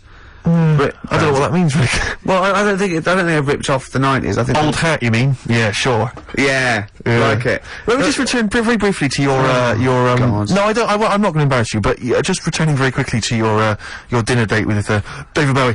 What intrigued me, as you said, is that when you No, it wasn't because of The Office. It was through I think because I met him with Jonathan Ross. Sure, no, but what I thought was interesting is people he'd met over this time. Because I think he was going back to of America. course, but I like the fact you say that he came over to you and said, I saw your tape last night. You know, I just like the idea that people are sort of saying, you'll be having lunch tomorrow with Ricky Gervais. I don't know who that is. Well, there's a tape, watch that, and you'll be able to engage in some conversation. He's a minor celebrity here in Britain. He's had a relatively successful TV show, but we think he's a bit of a one-trick pony. Probably won't be able to repeat that success, so probably won't need to be eating with him in the next 5 years, but be polite tomorrow. He was a big fan of yours. He used to embarrass himself in the 80s doing a sort of vague pastiche of you, and other than that, there's not much else to say, really. Just be polite to him and then move on. Okay, who else has got... You know, it's just sort of... It's very odd that he was given a tape. It's like someone... you know, if you were doing a chat show, you imagine Michael Parkinson would be given a tape. I know, yeah. Just watch this, David. Oh, actually, I think he's been a fan for a long time. Oh, what? I think he's followed my career from the 80s. Sure. No, when you put it like that, it's not as flattering, is it? It's free. But he was very nice and very polite, and we got on like a house on fire. Sure. No, he's great. Did you do your impression of him? No, of course I Did didn't. you not? Did you feel like the urge to snap into it just occasionally? And I didn't, I was just going, that's David Bowie, that. Yeah. That's still David Bowie. That's David Bowie talking to me now. Yeah. Oh, that's David Bowie talking to me now, Yeah, that looks like David Bowie. Yeah, that was what was going through my head. Yes. And we're talking about his songs, and like, that was bizarre. It was quite surreal, and, you know, and I do know a lot about his stuff, because I mean, he's quite a musical hero of mine. Yeah. And that, so it was... You didn't mention Tin Machine. I didn't mention Tim Machine. Because I'd just be there just thinking, don't mention Tin Machine, don't mention Tin Machine. Yeah. Don't even bring it up, don't even say you like it, because you don't know what he feels about it. You see, I think if people listen to this show, they go, don't invite Steve Merchant because he's insulting. He insults people, he sends emails to people when he reads them wrongly. Yeah. He'll bring up a period of your life you don't want to talk about. Yes. Get the little short fat one. He's a lot more polite. Sure. Leave out the lanky one. Yeah. Yeah. Well, they probably wouldn't say lanky, Rick. They don't know what I look like because they listen to me on the radio. I think they're insulted. They might say, oh, you know, West Country, oik or something. Yeah. But who was it I was listening to? Someone yesterday. There was someone had a Bristol accent. fascinating. No, I think, oh yeah, it was, one of those, the Fame Academy. Disappointed, but I think you'll have to get into it. Bit of a shambles at the moment, but I mean, no, there's no investment, I didn't know them. And one of them had a Bristol accent, and I just thought, it really is a stupid accent. What have we got lined up, Claire? What have we got? Well, a bit of John Spencer blues. Oh, I love this, Yeah. This is an old classic I brought in today, and I think you'll enjoy it. Hello, I don't think you can start on that, Rick. There's so much I could attack you about. I mean, look at you, you're laughable.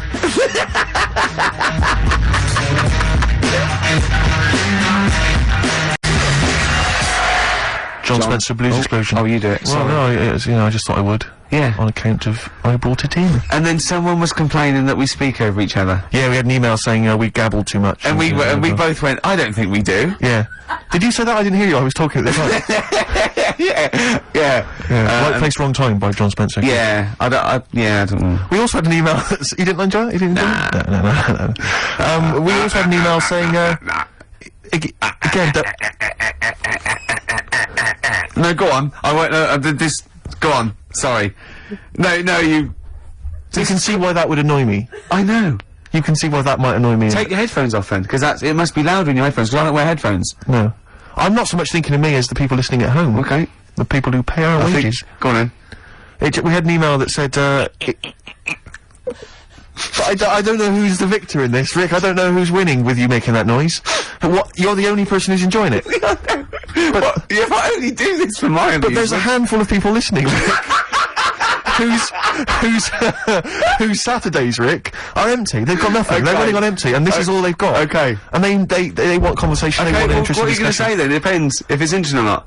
Well, let me say it before you make the judgment. Okay. So, alright, what about this? If you don't like it, if it's not interesting, then you make the noise. Okay, alright. Okay. So this is just, we had an email. Right. It said, is Claire Sturgis drunk when she does the show? I swear to God, that was a real email. I've lost it now. But, Really? so does that warrant the noise, or? No, that's alright, that's quite interesting, that's- quite interesting. No, she's email. not, no, she's not drunk, is she? Bit cooked up. That's not true. Yeah, just a it's bit- not true. The old Charlie. No, not true at all. No, you don't do drugs, do you? Claire, you're not into drugs, are you? No. Yeah, you're clean now. I am now, yeah. How did that go for you, the detox? It was It's great. good. Mainly thanks to you two. Yeah. The support At least on you it. don't, at least you don't have to steal so much now to, Exactly. to feed Yeah. the habit. Yeah. Anyway. Are there any drug addicts on this station? No, not anymore. No. Because I bet there are. I mean, you don't have to name names, but what about initials? are there any skag eggs? Any smackheads at all? Seriously. Because I'm Not intrigued. anymore, no. Can you tell me off air who's a drug Off addict? air, I'll be happy to tell you. Yeah, But there not are some, anymore. though. Yeah, That's there terrible. were. Not anymore. What do you mean? They got No, rid of they them? weren't. Stop this. Are there any people who No. they think that they've got it under control, but they haven't really? It is. Yeah. There are some, aren't They there? go in, they think that no one will notice, but they've got no pupils. Yeah. And they just stare at you for ages and go, what? At the end of each sentence. Exactly. Yeah. Yeah. Because there's a couple of drunkards, I know, but there's no... It's boring now? Okay, play a record, it's boring. Ricky Gervais is telling us it's boring.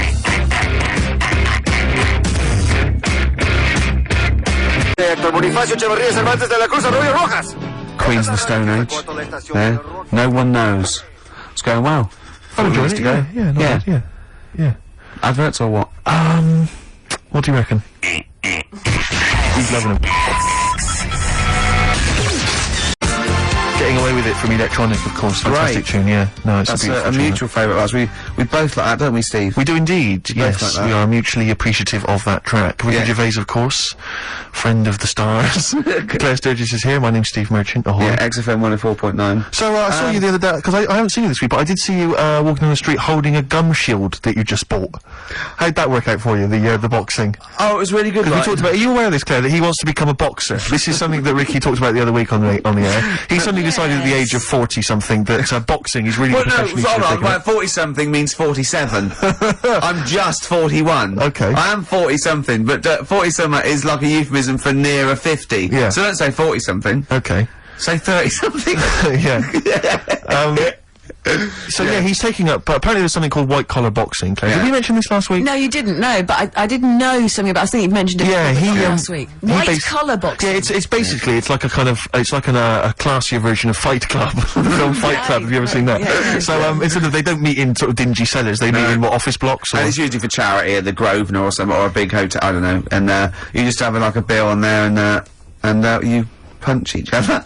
For You charity. serious? Yeah. But anyway, I've been training boxing for a while now, just like, you know, the pads and everything. And last week we started on sparring, and it is a different level. Honestly, I can work out now for an hour on the pads, and I did about 1.5 rounds, and it was like I was asthmatic. Because you're also, the trainer, who is a you know, a bit of a boxer himself, put the gum shield and he goes, okay, I'm not gonna, and I was giggling with fear. And he said, you've got to get a gum shield just in case. And that's where he saw me. I'd gone to the Lonsdale shop, and I got a gum shield. I said this before, Claire, is that I just don't think it's a good idea. I mean, you know Ricky, you've known him for a while Yeah. now. He's not mentally tough. Which is a Yeah. problem, I think. He's not sort of psychologically, he's quite weak. Like, he's scared of a lot of things, you know, cars. Spiders. I mean, I've seen him, like, edgy, like, if a car blows its horn and he's in the house. Do you know what I mean? And you hear it outside. You know, what's that? Is it coming through the door? Is it? No, it's alright, Rick. We're on the 8th floor, and it's across town. It's fine, don't worry. I don't like crossing roads. No, he can't. I mean, I've never seen a man so and terrified. on the motorway, if someone's going on the motorway, I'm looking at the speedo, and if it's like 86, 76, I'm going, well, let's go in the slow lane. And I'm looking, my eyes like saucers, just taking in all the information. Yeah. Yeah. Because he can't drive That's as a well. rational fear, though, isn't it? Roads But I are think it's scary. because you can't drive. Yeah, So, possibly, for instance, the fact that you know, I've seen, I mean, Actually, because I can't drive and I do exactly the same thing on motorways. so that's alright, yeah. But do you do this, Claire, which is when you're in the back of a cab and you feel the cab's going too fast, despite the fact that you're, say, driving up Shaftesbury Avenue in rush hour. Yeah. So you're never going to pick up a great deal of speed. Yeah. But Ricky he won't mention it to the driver, I feel you're going a bit too fast, he'll whisper it to me. No, He's she always basically did. suggesting to me that I should say something. Because I'm Ricky Gervais off the telly, I don't want to cause a fuss. You better do it, Steve, because you're nobody. That's basically what he's No, but insinuating. roads So are I've always got to scary. sort of make the complaint, or I've Yeah. got, you know. And, But you're terrified of, you're terrified of that. You're terrified of spiders, as we know. Yeah. Cobwebs. You're terrified of rational, pictures of 'cause spiders. there's no smoke without fire. Yeah. I know who made those webs, Steve, and they live there. Yeah, it was you that got the certificate, wasn't it, raised on the Spider-Man film?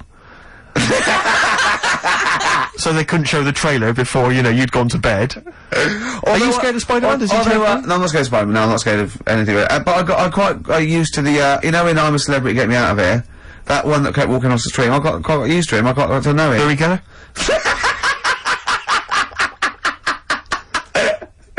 Yeah, he was alright. Yeah. He was alright. So you're scared of that. Tarantulas and, aren't as scary as the bath ones. Tarantulas are sort of like more furry. But what about these? Because you know these programs where they'll have people on, and they'll sort of, like I saw a show once where it was about phobias, and a woman was terrified of dogs, and a psychologist kind of got her to spend some time with the dog, and Yeah. slowly, you've got no urge to sort of try and have that therapy done, and so you can maybe deal with your, which is basically, let's be honest, a woman's concern. it's a woman's fear, isn't it? Essentially. That I stand on a chair. Exactly. Yeah. No, but I saw one, what's that one, he's really nice. He's not Jerry Springer, he's really nice, and he has, you know, weird people on it. Is it? Montel Williams? No. Montel Jordan? No. About 50. Maury. Yeah, Maury Povich. Maury Yeah. Povich. Yeah. He's the one without glasses, isn't he? Yeah. Who cares? You saw Maury But Povich. yeah, and there was like these women on there, right? And the, you know, sort of, you know, trailer trash. And they were going, "You're scared of snakes, aren't you?" And then a woman would go, "Oh, snake," and she'd be screaming, knocking things over. And I go, "Well, that's not doing anyone any good." Really? Yeah. That's just for the audience to prove her point that she's terrified. Yeah, exactly. And it was like tinfoil, and someone brought on millions of bags of tinfoil, and she was screaming, What, she hugging was him. scared of tinfoil? Yeah, that's worse, isn't it? Scared of tinfoil is pretty mad. Yeah, well, it's irrational. You I can't know somebody link it back. who's afraid of buttons. Yeah, anything. Afraid of buttons? Yeah, 'cause there's Afraid something of buttons. weird going on in your head, isn't it? It's some sort of weird symbolism. But I understand the snake one or the spider one, because I understand, you know, there are poisonous spiders and snakes. well, but it also could tinfoil? be sort of like Buttons? chemical memory. Yeah, that could be, you know, but it's usually some, you know. But how do you? Because I don't know. Because I don't have any irrational fears, Yeah. particularly. Well, don't confuse. Except when you're flatulent. That I'm terrified of, because you never know when he's going to spring. Because he's not got any of the social graces, Ricky. He'll just think it's funny to just pass wind. You know, dinner. I don't imagine he did it during dinner with Bowie, but if I'm having lunch with him, it's because he'll just start grinning, and you know it's on the way, Claire. You know there's something in the post when Ricky starts when a little kind of, when his lips curl up, you're having lunch maybe, here it comes. And it is, I'll tell you, it is eye-watering stuff. I mean, it's intense. Oh, tell that story when you're on the train. There is only one smell that is worse than Ricky Gervais' flatulence. I was on a train once, and, a guy was on there with his dog, and the dog passed wind, right? I don't know what he'd been feeding it, like sheep or something. You know, cattle. He must have been feeding it you know what I mean? Like intestines or something. It was intense. This smell pervades the carriage. You know, because they're all like they're all kind of air conditioned, or they're tight, so there's nowhere for the smell to escape. So it's just kind of spreading, like in this kind of invisible sort of stench that fills up the carriage. I'd say that people's eyes were bleeding. Do you know what I mean? It was like, that's how it was just. It was unbelievable. I felt like my face was melting, like that bit at the end of Raiders of the Lost Ark. That was how it felt, right? And the bloke, who was obviously a bit embarrassed, said, I don't know sometimes. I don't know who's worse, you know, with their flatulence, you know, people or dogs. And I wanted to go, I've got an idea! How about dogs? What about your dog? It was unbelievable, but it's that, let's try and make a joke of it. No, get off the train at the next stop. It was just, I mean, I don't like people with dogs anyway, just generally. You know, you'll see people no, Rick, when you see people walking down the road with dogs, and they just let a dog, you know, do its ones or its twos on the side of the road, and then they just walk on. I just don't know what that is. No, it's you're like, not meant to, it's that's 'cause wrong, it's, yeah, No, but it is right, and it really winds me up, because you'll see people, it'll be like old ladies, or kind of toffs, or something like that, and they were the sort of people that will complain about, you know, bad language on TV, or youths, you know, or ne'er-do-wells hanging out by bus shelters, but they're happy for their dogs to, you know, go crapping on the sidewalk. It really, they anger me, people with dogs who just are irresponsible like that. Do you know what I mean? agree. Well, that's nothing to do with liking dogs, is it? That again, that's arrogance of people who think it's... But there are a lot of people, as I say, who are kind of, you know what I mean, who think they're better than, they don't have to worry, they don't have to bend down and scoop it up. I know. Which is what they should do. Yeah. Anyway, Well, that's... I got that off my chest. Yeah. Play a record.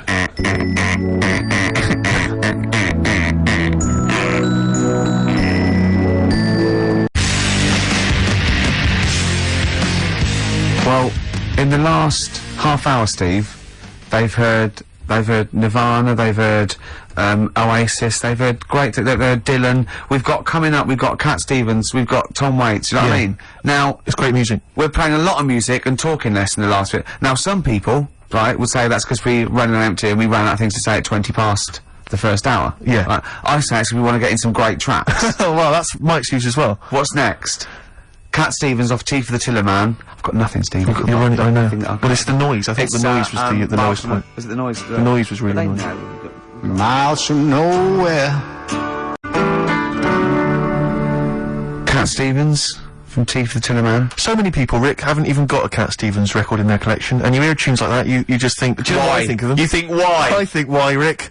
We just had someone phone up saying they want a bit of psychedelic furs, and Clay said, "Oh, what's your favourite track?" And we both went, "It'd be Pretty in Pink," and it was. Yeah. But you know, you meant to say like on Heart or Magic. You're told to say coming up a classic by so and so, and people stay. Watch it in case it's their favourite, and if it's not, you don't give that away. But it doesn't work when it's things like, I hear things all the time like, after this, a classic from Men at Work. That'd be down under then. Yeah. Coming up next, a beautiful tune by Danny Wilson. Mary's Prayer. It's Mary's Prayer. It can only be Mary's Prayer. Yeah. So it doesn't work with those that they've had one hit. Yeah. Or a tune from, Hearsay. Oh, I hate 'em all. Nice. You know, because like, we're up Oh, and come rolling on, that, we hate Steve. 'em all. Don't kick them when they're down. Yeah, it's true enough. God, what other pop do we hate? You know that thing, No, we yeah. all hate pop music, don't we? That's why Yeah. we're an alternative station. Agadoo's rubbish. Oh, I hate it. Russ Abbott, Atmosphere. There's no atmosphere in here with that playing. Oh. Last night's thing started, the Fame Academy, and I'm quite a sad telly watcher, and I've been looking forward to that for about 2 weeks. I fell for the hype, I can't believe it. I love Pop Idol, I love Pop, Stars The Rival, I love Celebrity Fit Club, I love all those things, right? Just disappointing, because they'd already picked them. I think it's investment, and, I'll be honest, I think the standard was poor. The standard was poor. I think so. And are these people with different abilities, or is it all singing? It's just all singing. It's rather like they've got us down to the last 12 of Pop Idol, say. It's like that. You come in at that level. But to be fair to the programme, I think it's all about what happens next, because now they get voted out like Big Brother. Right. And so do they write their own material and stuff, or they'll it's be just taught to do that. They've got the whole team together and everything, so then they're filmed, you know, like with 24 hours a day and everything. And so I think you've got to get into it and get to know these people. There's always a few. There's already a few. I go, right, she's annoying. Yeah. Right, vote her out. And then after, there's 3 that the teachers say each week, okay, you're up on probation, and then you vote them out, and it gets it down to 1 person. But the interesting thing is, it's not just they get a record and they release a single. They live the life for a year. Right. So they get this beautiful sort of pad in Notting Hill Gate. They get a sports car. Right, and it says they get to go to parties. They're already set up to go to the FA Cup final, the Brits and all those things. Dinner parties with David Bowie. Yeah, meet all these people, and then after a year, it's taken away from them. Wow. They just take everything back. And you don't like this because you feel it cheapens, like, your celebrity lifestyle, which you've worked for. No, but the other thing is, of course, they could be big stars by then, and they just have to get their own car. But how do that? What? That psychologically is going to be grim. But are we going to follow it up for that year? Are we going to? Is it like? Well, that's when it becomes interesting. I mean, now camera crews following Hearsay. Now that's interesting. Yeah, I know, and like Now what I'd like Jay to see did what happened. next, Yeah, or how exactly. when they actually, yeah, that. Yeah. But I don't know how they're going to do it. How long, Jane? Jane, why do I call you Jane? There's so many. The name Jane's been mentioned so many times. You can call me whatever you like, Steve. Love. Well, how long do you reckon Ricky would last in the Big Brother house? If he was in Celebrity Big Brother, how long would Ricky stay in there? Well, you see, as a... Well, it depends, you see. Go on, that's you a tough answer. one. No, because as someone who would be watching Big Brother if Ricky was in there, I would make sure that he stayed in right till the end, just for Of comedy course. value. Well, of course, because you know he's irritating. He's a sort of... So I'm Chris But if Eubank, You're the then, Chris aren't I? Eubank of the house, but Right. obviously a lot of people tend to vote out the most irritating, annoying, most loathsome person. Well, they straight want to away. get rid of me, but the public presumably Yeah, the might public want me would in there love- would love as a sort of You know what? irritant. I think the public would turn against you as well. I know you, Rick. Right, well, it that's would like expose you for the charlatan you are. We haven't played a song for the ladies for some on. weeks, because Oh, I yeah. just keep forgetting to bring I one need in. one. I need one. Thank you, Jane. I thought, you know, I haven't played Tom Waits for a while, and this is, you know, one of his classics, and it's just beautiful, beautiful tune, and however many times you've heard it, it's still brilliant. Downtown Trainwreck. Oh, I can't believe it. We're back next week, and Carl hopefully is back with us. Carl, I think will be, yeah. Well, we don't know, but Let's hope everything's okay, I'm, then. I'm sure it is, and we'll see him next week. Thanks, Jane. Bye, everybody.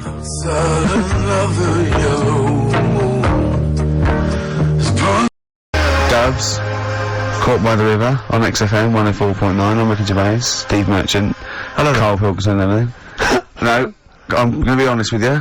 Go on. A little bit hungover, Yeah. don't feel very well. Yeah. I don't know if I'm hungover or still a bit drunk, but I don't feel... You sound like you're still a bit drunk. Yeah, so what But I'm then worried you do about... every week, so... But what I'm worried about is that the standard will slip. Yeah, Sure. if I'm not right on the ball. And the other thing is, I haven't had a lot of time to prepare the show today, so I don't, I don't really, I don't feel, you know, 100%. yeah, I haven't done the Carl. Right. Look, Have you finished that sentence? I don't make me laugh because it hurts as well. And the other, there's another side effect to me being a little bit hungover and or drunk or whatever, right, is that I can be annoying. Right, yes, yes. Because just to amuse myself, I sort of like turn my body off a little bit and just poke and like that and annoy people and that. I want to sort of like. Well, you do climb- the physical equivalent of freewheeling. yeah, don't yeah. you? You just let- I sort of want to climb on Carl and go to sleep on him. Yes. Do you know what I mean? Yes. They both annoy him and it'd be comfortable. Yes. Yeah. Which is, you know, can be annoying. Just a little thing just to make this show a bit easier. If you put your hand up when you want one of us to speak, because it's not quite, I'm not quite sure when the sentences are finished. The hands are up. Okay, good. So, The hands are up. okay. Okay. Good, alright. Okay. Are you gonna just keep them up for the rest of the show, or? No, like, Carl, do what you... Huh? Good, alright. Do you want to, I mean, is there an excuse as to why you're a bit hungover? Too much wine. Okay. Last night, yeah. Yeah, good, good. Thanks Okay. for that. Because this is the only, I mean, this is the only work you've got to do all week, isn't it? Like, unless I'm very much mistaken, you don't have to do anything. You just sit at home eating cheese. Yeah. And then occasionally you do a bit of sort of shadow boxing, and that's exercise. And then you sit and watch TV. Yeah. Is that roughly what you did this week? Yeah. So this is the only 2 hours you had to do anything for all week. This is, you had to prepare for Yeah, this. but who can plan a hangover? Right. You know, you'd think, Carl, you said you had some stuff. Yeah. What have you got? Yeah, I love the fact that, whereas I was a little bit slow, Carl there leapt into action to keep this show afloat, keep the pace up. Go on. Right, well, Carl, are you hungover as well, or? I'm just a bit annoyed because I'm with you. Do you know what I mean? He Yeah. hasn't got much to do all week. You're having a laugh. What? What angers me is I kind of hope that maybe I could have quite a long career in radio, and I sort of feel like I don't know, the word sinking ship. Yeah. Those words spring to mind. But- because it feels like, I mean, Carl, you're just a chancer anyway. You weren't even supposed to be on air, and we've made you into something of a household name, and that's cool. And Ricky's already a celebrity. He's got it stitched up. He's got corporates. He's got, Yeah. you know, voiceover work. But I've got nothing. I'm running on empty. I'm Yeah. not nothing. I've got nothing. I'm sort of dependent a bit on this. Yeah. Financially. And Go on then. What are you two saying? are sort of bringing it down, really. Right, Do you reckon I Carl. can get my own show, Carl? Carl, tell them like what I did Captain out there Gold with or the bin. No, Carl, tell them how funny I was out there with the bin a minute ago. so anyway, come Carl, on, I'm right? bored of this. I tell you what, will we tease them with what we've got coming up next? Yeah, Carl, tease us after the next Because I think we've already got them for 2 hours. Yeah, we've hooked them, Carl. Don't worry, this is textbook radio. What's this? Badly Drawn Boy. Yeah. Badly Drawn Boy, you were right. XFM 104.9, Ricky Gervais, Steve Merchant, Carl Pilkington. Carl, you were saying what's coming up? Right, over the next 2 hours then, last week was a bit of a mess, Don't be silly. so I've sorted it out. we'll be doing the same features. Right. We've got. I think that was the reason it was a mess, if I'm honest. Well. You've tightened it, you tightened the ship. Tightened it up, and also keeping people for longer. Okay. Right, So- tell me your plans. What What's have you come up with Tell then? me your ethos behind this then. Right. Always show your workings, Carl. Always show your workings, Carl. Alright then, so last week we started good sort of play on words that we had going. Go on. The well-known film Educating Rita. Yeah. That's become, thanks to Carl Pilkington's brain, it's become... I've tweaked it a bit and now it's Educating Ricky. Brilliant. Right? And that was a new feature we started last week if you weren't listening, where I teach Ricky stuff. What did you teach me? Taught you about that little Chinese hairy kid. Yeah, you didn't teach me anything. You said there was a kid that was born that was slightly hairy, and other Taught Chinese you people. where the saying chewing the fat came from. I enjoyed That was good, that was interesting. And And a man who had a beard, because And he a was man- being abducted for 3 days. Again, that was rubbish.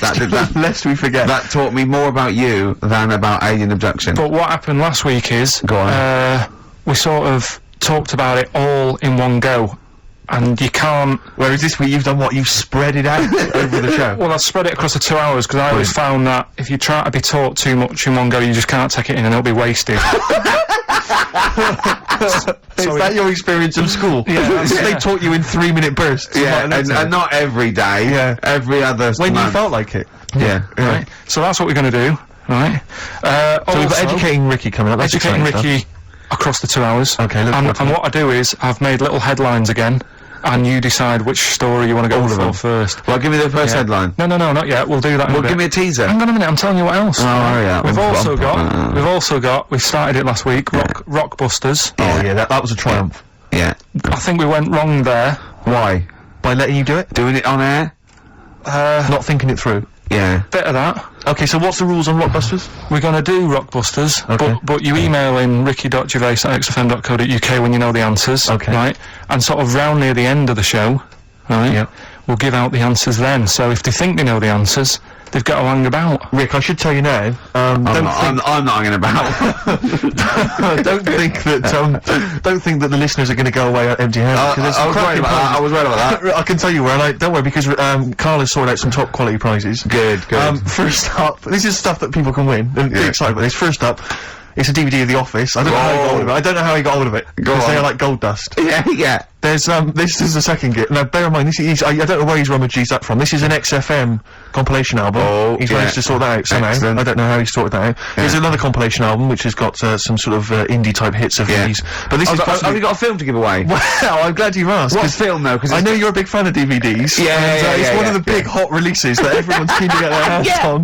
Not arbitrary, is it? It's not the only one.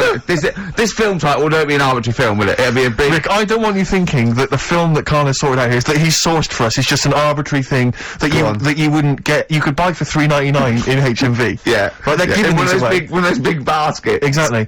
I don't know who is phoning up to try and win this, Okay. but you can be lucky If this is winner. your favourite film, it's yours. Exactly. Okay. But this is the big star prize. This is is the one it? you're all playing for.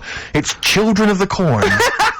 Stephen King's Children of the Corn. It's a widescreen presentation on DVD. Imagine getting that and going, excellent. We can watch this now. But Rick, I mean, let me just run through some of the cast. Peter Horton. Pete Horton's in it. And that's about I'll tell you what, I don't want to give it away if Hort is in it. Exactly. I'd love to see his With performance Waters is in again. it. Also Linda Hamilton. I know you're all Linda all big fans Hamilton, of she plays a piece of corn. exactly. And I don't know what I've not seen Children of the Corn. I could be wrong, but But it that's says great. it Carl, says when amazing. you rooting around the office, why don't you start throwing like a mouse mat and a pair of scissors and a pencil? Because that is just arbitrary. That's an arbitrary selection. That's next week's stuff. But also, I should say, we also have some, this is a little bit more exciting, we've also got some tickets for DJ Shadow, who's performing at the Brixton Academy this He's good, evening. and he's good at 9 DJing. o'clock. So he's very good at DJing and scratching and the like. plays all the records that you want.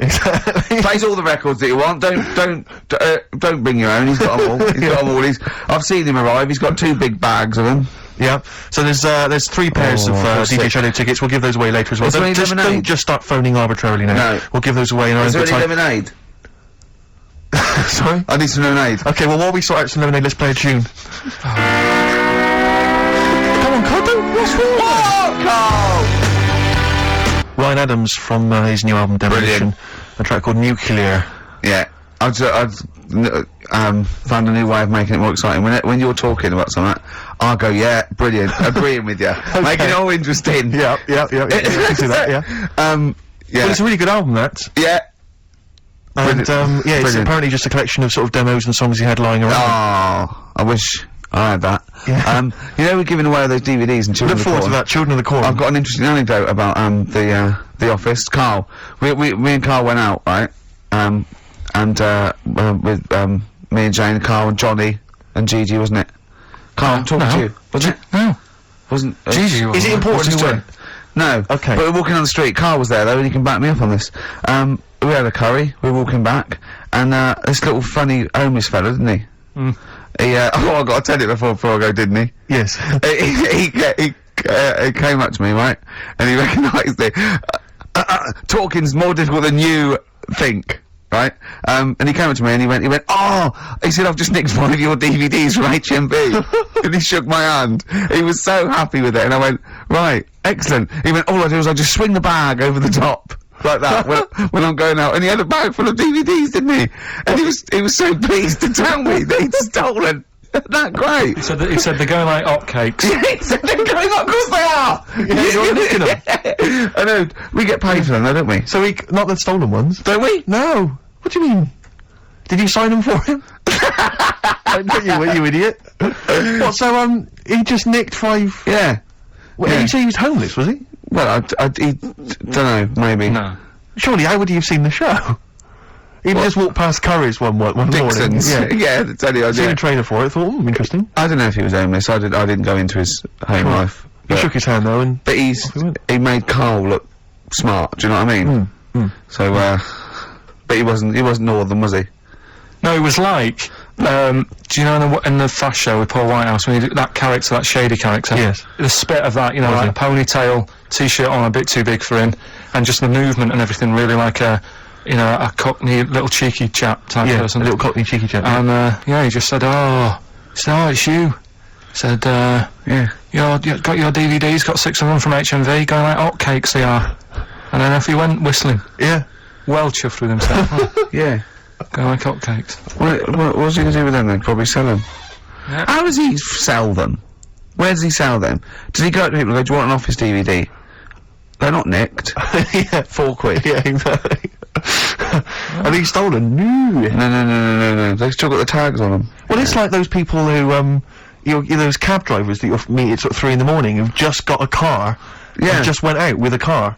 Yeah. And just, I'll pick people up and charge them. Yeah. I got in one once, I said to him, the guy just pulled up, I said, he said, I was in like, East London, I'm going back to, North London. I said, yeah, going to, Swiss Cottage. He went, sure, hop in. We set off, he went, do you know the way? I said, well, not really, no, I thought you'd know the way, you're in a cab. And he went, no, don't really know the way there. I said, have you got an A to Z? He went, no. I thought, well, if you're gonna go out just on the, you know, just winging it as a cab driver, Yeah. 2 things, take a map and a torch. He didn't have Yeah. either. He said, well, I'll probably get to Camden. I said, well, I'll direct you from there. Drove on for about 5 minutes, making conversation. About 5 minutes later, he went, do you know the way to Camden? I thought you knew the way to Camden. I don't really know the way. I thought you did. Oh. It was I mean, Let me out. You know, 4 quid. Exactly. And that's, I don't know who's got that sort of time on their hands, that they just think, it's 3 in the morning, I'm at a loose end. I think I'll go out doing a bit of cabbing. Wow. Yeah. Because your dad was a cabbie, wasn't he? Yeah, he was, yeah. Couldn't stand it, but it's good money. He was he wasn't like a chancer, though. What was he doing when he put that little Forrest Gump in a weedy bin? That was part of the cab company thing. They had to do like a charity event once a year, and he did it one year. Never asked him again. Tell us the story again. No, I'd rather not, because we got a few sort of complaints about it. Why? Why do you get complaints about it? Because he put a kid in a bin, and it's not the thing to do. So. But we could use it as a sort of sobering lesson for people. Yeah, tell it like a, you know, you shouldn't do it. No, yeah, but that's how I did it last time, but people still didn't like it. All the stuff I tell you, we don't take the mickey out of people on purpose. No. It's real life, innit? And that goes on in life. Yeah. My dad was saying that in hospital, though. Do you know I was in hospital? Yeah. You know, he did some jokes about old people and that, and he said at the end of the day, if something makes you laugh, it's funny. And if it makes you laugh, you can't help laughing, can you? Do you know what I mean? So, what you meant to do? And laughing's good for you. Yeah. So, But being laughed at isn't as good for you, is it? No, but there's probably more people laughing at one person, so if you balance it out, there's only one person who's upset and there's a bunch of people laughing. So, it's Genius! Give me an example of that, give me an example. Well, for instance, Carl Pilkington as he talks and the people listening. yeah, no, give me an example of, like, so, you know. I can't, because again, that's what I'm saying, I can't tell you the story, because there might be someone out there who, this person might even be listening and think, I forgot about that and you brought it all back to me then. So I prefer to leave it, but I think people know. Why did he put him in the bin in the first place? Because he was getting out of hand. What was he doing though? You see, I can't explain. You can, don't be silly. I prefer to leave it, honestly. What was he doing? Was he annoying him? He was annoying my dad and the other people in the cab. Right. And he thought, how can I deal with this before it gets too out of hand? Yeah. He pulled over and put the lad in a wheelie bin. I'm gonna burst. So we'll leave that. Yeah. Yeah. Right. How old was the kid? I'm not sure, but I mean, it was a trip to sort of Blackpool, so I'm guessing. Do you think it was one of the rides? 17. This is rubbish. 17? Yeah. Oh, he's quite an old lad then. So a big lad. Yeah. But let's. Did he pick him up? He picked him up and put him in a wheelie bin. Every time he says it, I like it. And then on the way back, he got him back again. He said, right, you won't do that again. On the way back? Yeah, he left him there for a bit. He left him there, what, they went to Blackpool and he left the kid in the wheelie bin? Yeah. Did he? Yeah. What, was the kid in the wheelie bin when he drove back? Yeah. Did he not get out? No, because how do you get out? It's tricky, innit? And he wasn't a normal kid, was he? Let's leave it. He wasn't a normal kid. Right then. So, Is your father in prison? I think he should be. Can we put a song on? Yeah, go on then. Feeder, come back around. XFM, 104.9. Ricky Gervais, Steve Merchant, Carl Pilkington. I asked Carl in a week, right, what animal would he never trust? Even if he got to know it and it was a pet and everything, what animal would he never trust? What was it? Was this, a wasp? Yeah. Why wouldn't you trust a wasp, Carl? I just think that, They're shifty? all other animals, if you get them at an early age, you can sort of make them like you. You can train them, yeah. A wasp. Never. Is there anything do you think there's anything you could do that would kind of, win the favour and win the trust of a wasp? What would you have to do you think? Well, if you had it from a little grub, Yeah. and you fed it, you had its favourite marmalade. It doesn't affect it though, does it? A bee dies, doesn't it, if it does it, so it's not gonna, like, use it willy-nilly. That's easy for you to say. But a wasp. Do you think they sting arbitrarily? They just sting for the fun of it? They're like sort of like delinquent insects? I think so, because last night, right, I mean, this is part of educating Ricky in a way, but something I learned last night was that tarantulas only bite you if you annoy it. Right. They don't, do you know how people say, oh, if you're in a sleeping bag living in a jungle, a spider will get in there and it'll bite you? Apparently not, you've got to really annoy it. The thing that it really hates is having its leg sort of twisted. It hates having his leg twisted. Right. Yeah, but that's more for... Is that what they said in the documentary?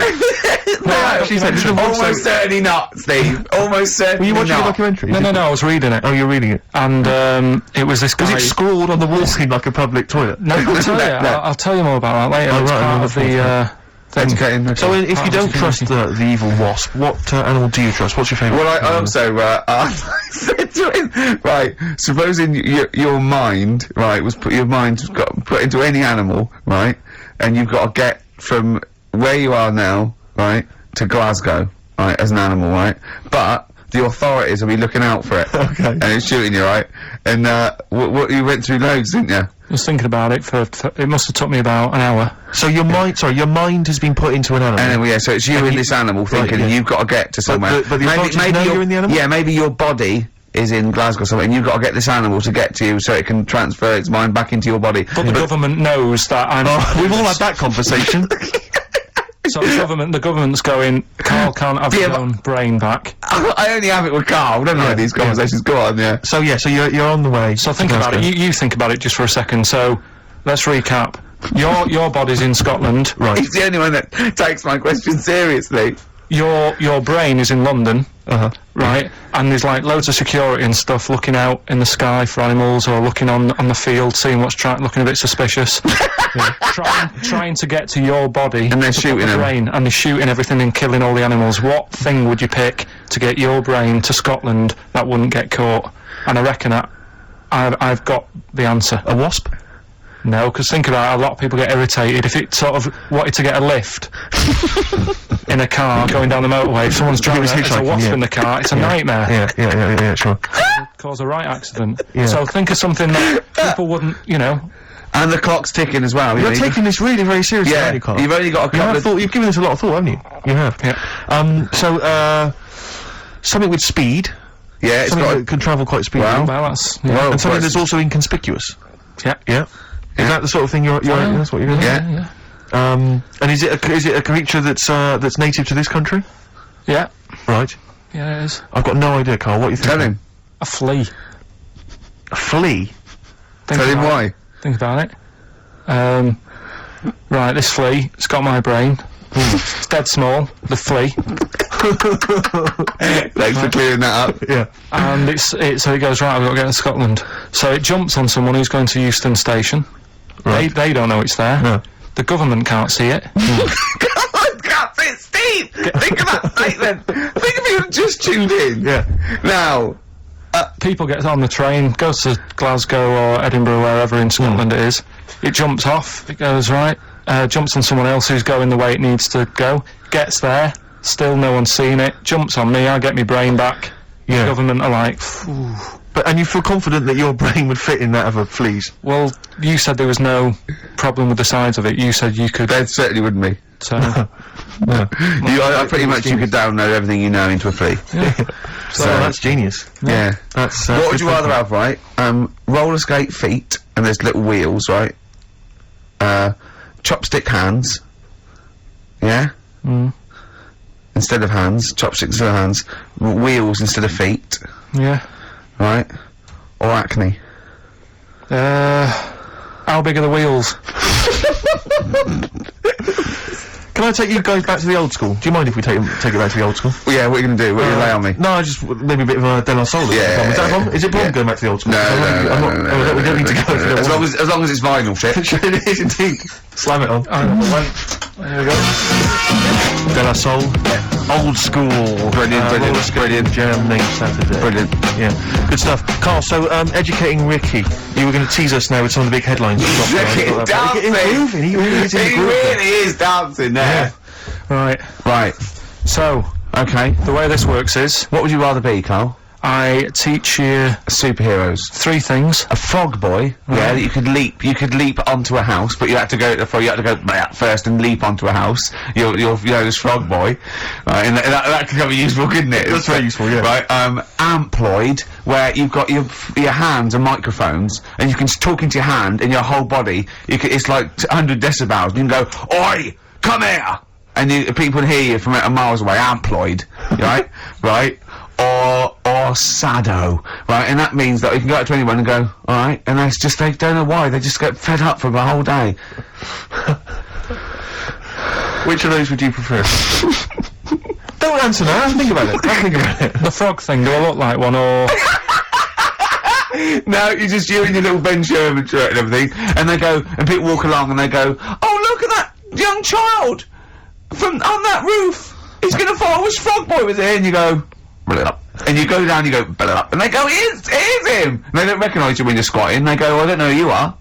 And you leap up there and say, and you come back and they go, where's Frog Boy? And you're standing up and you go, don't know, he went that way.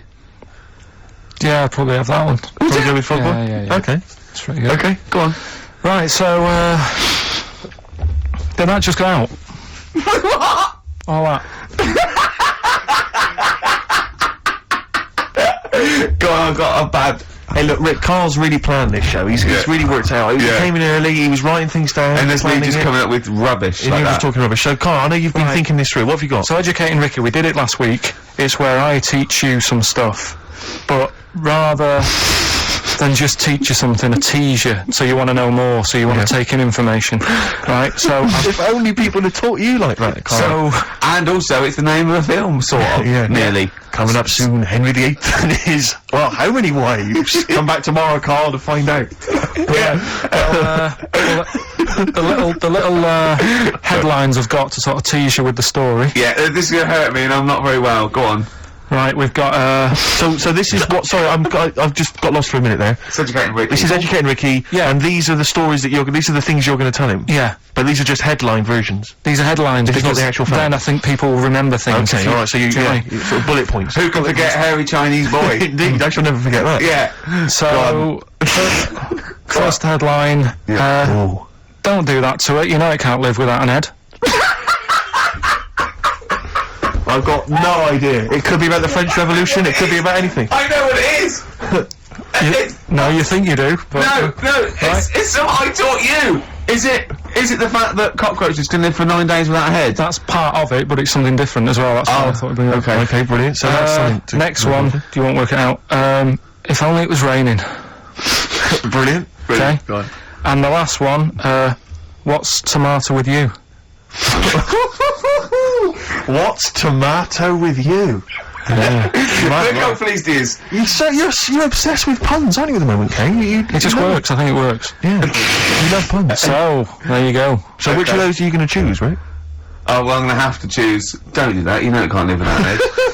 Can we play a tune and we'll come back with that? Find out what that is. Yeah. Wow, what a history lesson that's going to be. Dandy Warhols and Bohemian Like You on XFM 104.9. I'm Ricky Gervais, with me Steve Merchant and Carl Pilkington. Carl, what's the story then? Right. So what did you say you're going for? You've got your 3 titles, your 3 teasers. Well, I think I'm gonna go for Don't Do That to It. You know it can't live without an head. I'm looking forward to this. Right. Right. So this is Educating Ricky, for those who have just tuned in. Now, something that Ricky told me about when he was educating me was that a cockroach, if you cut its head off, it lives for a week, Yeah. right? And the only reason it dies is because it can't take on water. Sure. It doesn't have a great time in that week, though, does it? No. I mean, it doesn't get much done, I don't imagine. It just needs water, and because it can't find any by its eyes, it eventually dies, right? No. So what? No, it's not. It's not. It's Anyway. you can't drink. Anyway. So have you heard that one about worms? Okay. Alright, I've gone. If you cut a worm in half, Yeah. a lot of people have said in the past that it'll turn into 2 worms. Right. But that isn't actually true. Okay. Who said that? No, it used to be like, you know, Kids at school they said said that. it on, kids at school and stuff. Yeah. So that, you know, a lot of people think that. Don't pick him up on stuff, Steve. It's bad enough. Sure. So, but what they can do, if you get a worm, right, and you find out which end its head's at, Right. if you you've got its head there on the left-hand side, right, and if you sort of cut it in half, Right. but not in half, so there's more of its neck than the tail, if you know what I mean. Yeah. Yeah. The bit that you've cut off will sort of die, and the rest of the worm will get better. So in a way, you can cut it in half, and it'll survive, but only one half will survive. Okay. Yeah? What have you learned I there? wish you hadn't chosen that one. I know, because it's not. There's nothing, is it? Yeah, you know no that one joke, joke, how would you tell a worm's head from its you put it in a bowl of flour and wait till it farts. Yes. Right? I told my mate that, right, and he went, what if it coughs? Yeah? Yeah? Yeah? So, there is a bit of truth in that myth of cutting one in half. Where did you get this information? I don't understand where you get this That information was from the Fortean Times. It was like the myth about worms. That was the big article that week. Did it take you as long to read that article as it took you to tell us just then? I like the fact that it starts off debunking a myth Yeah. that we hadn't heard of anyway. You know the big thing about cutting a worm in half and making 2 worms? No. Yeah. What's the other one? What's I the mean, it's other not the thing to do either, by the way. Don't go doing it. No. It's not very nice. But, it's cruel. but it can get by and if it's you pointless. do. Yeah. There's no scientific worth Yeah. in that. Well, there you go. Okay then. So the others now, you see the what I others? do. No, I What's the tell you others? the other titles. You're not having them yet. That's the whole idea of this. People will be driving or about to go out doing the shopping. They'll think about that now. What was the other two? Well, the other two. They won't were- think about that. They've forgotten No, that. they will. They will. No, they've forgotten that already. If only it was raining. And what's tomato with you? Right, you've I'm got looking tell- forward to that one. No, you've got to tell them No, tomorrow no, with no. you. Look what's happening. You see, you already want more education, and this is what listeners will be doing. I tell you, I wish you were a teacher. I so wish you were a teacher. Do you know what I mean? Kids would be saying, I know it's 3:30, but I don't want to go home, I want more. Yeah. And that's what I'm doing with you. I'm teaching you. Why are taking you in teaching information. me things about not to cut worms in half and what's tomato with you? Please tell me what's tomato with you, Carl. In a bit, No. in a bit. Rick, What? I tell you, he's thought the show through. He's Yeah. teasing the audience. You're excited. They're listening. Yeah, maybe. Yeah. So listen, I think we should all, because we got your competition to squeeze in. We got all these great goodies. Let's not This is forget. amazing. Hello, children of the corn. I do feel slightly that guilty away that, before that now this is Carl Pilkington show. I don't think we should have our names involved. It's not fair, is it? And I think we should give Carl the money. I don't want my name to this. It's a Ricky Gervais show. Yeah? Right, the quiz. Yeah. Will we get that out of the way, because we've only got an hour to start. Don't you worry about that, Carl. I've already got this one. I'm thinking on your terms now. Let's play a tune. We'll come back What with we the play? big competition information. All right. Money Mark. We got a classic from Money Mark from his album Push the Button. Play that, Carl. And afterwards, are you excited? You got the competition. Look at his face. He's so excited now. He's thought this through. He's loving it. Rockbusters. Yeah. Agreed. Yeah. Yeah. Yeah. Should we do that? Yeah. Brilliant. Go on. You're rejuvenated, are you? Yeah, let's He's gonna go go for it now. Let's- second hour. Yeah. Yeah. Yeah. Hangover finished with? Yeah. It's yeah. all done? Done. Good. Done. Had some water. Excellent. That'll often sort it out. Yeah. Well done. Flea is the best way. He's just had an argument with a punter. Someone called up and said, I don't think a flea's very good. How would the flea know? Tell him what he said. He said, how would the flea know what train to get on? He went, he gets to Houston and look at the timetable. Yeah. Yeah, and he went, we're not going to agree on this. He got annoyed at him, because the bloke said he'd better to be a wasp. Yeah. A wasp would not survive, would it, on, a Virgin train or something? So... Why wouldn't it? It just wouldn't, because people really don't like wasps, so somebody would end up clouting it and killing it, and that brain would never get to his body. So... Right, yeah, it is quiz time. Hey! This is the moment we've all been looking forward to. Go on. Do you want to tease them with the prizes? No. Not really, because they might not bother phoning in. Well, it's not a phone, or is it? It's email. Alright. Okay, well, a quick reminder, then we got to the office. I don't want people to think that we'll just keep plugging the office DVD. We've got nothing else to give away. No one gives anything away. No, Those that's were just why. hanging around in Carl's little room. Did you get a guy from HMV just to nick? Did you get a guy to just nick these from HMV? and carry The them back? beard and the ponytail. Was that the Yeah. story? So we got the Office DVD, obviously. We got the remix, XFM's remix album, Volume 2. That's sort of remixes of various tunes. Quite a good little compilation album here. One of those kind of the best Coldplay, Travis, Oasis, blah blah blah blah, blah albums in the world Excellent. ever. And Let's take some of them, 'cause there's nothing in the library. exactly. Have a look on there. See what 4 you fancy. Alanis Morissette, 9 Catatonia. I just counted, isn't that? But the big one, the big star prize that you're all playing for is, of course, the DVD widescreen version of Children of the Corn, Stephen King's horror film. Lest we forget, it's got Peter Horton as the star. so look forward to that. We're going to give Shadow away separately, are we? We're going to do that separately. We'll give away the DJ Shadow tickets at a separate. Right, so we're playing for those DVDs and CDs, and what And it's an email competition. Don't bother phoning in. email, yeah, the phone lines are lighting up a bit, so put the phone down, get the computer started up, Yeah. and it's ricky.gervais@xfn.co.uk, if you know the answers to these, right? And the way it works, we did it last week, but if you didn't hear it, I'll give you some initials, and like a bit of a cryptic clue. So, and you work out who the band is or the artist. Right? It's always a band or an artist. It's not any TV programs and that. So say like last week we had S, didn't we? And it was better than the average homeless person, and that was Supertramp. Right. So it's not always XFM music. It can be anything. And there's 3 of them. They've got to get all 3 of them. You've got to get all 3 and email in. How long this intro so far has taken. Yeah, but here we go then. Right. First initials, LR. LR. LR. Okay. Right. Yeah. And the cryptic clue is, You should have thought it through. You should have thought it out before you came in. Yeah, cryptic clue. You got it. Yeah. I'll take that book to the toilet with me. I'll take that book to the toilet with me. Yeah. Yeah. LR. LR. I'll take that book to the toilet with me. And don't shout out if you know the answer, 'cause... No. No idea, Carl. No idea. Right, okay, so there's one. Right, the second one, FL. FL. This one's actually been emailed in as a suggestion. Okay. That person who's done that, don't email in, because you're disqualified from the comp. So I'd love him to be a teacher. So- it'd be great, wouldn't it? Just to see him one day.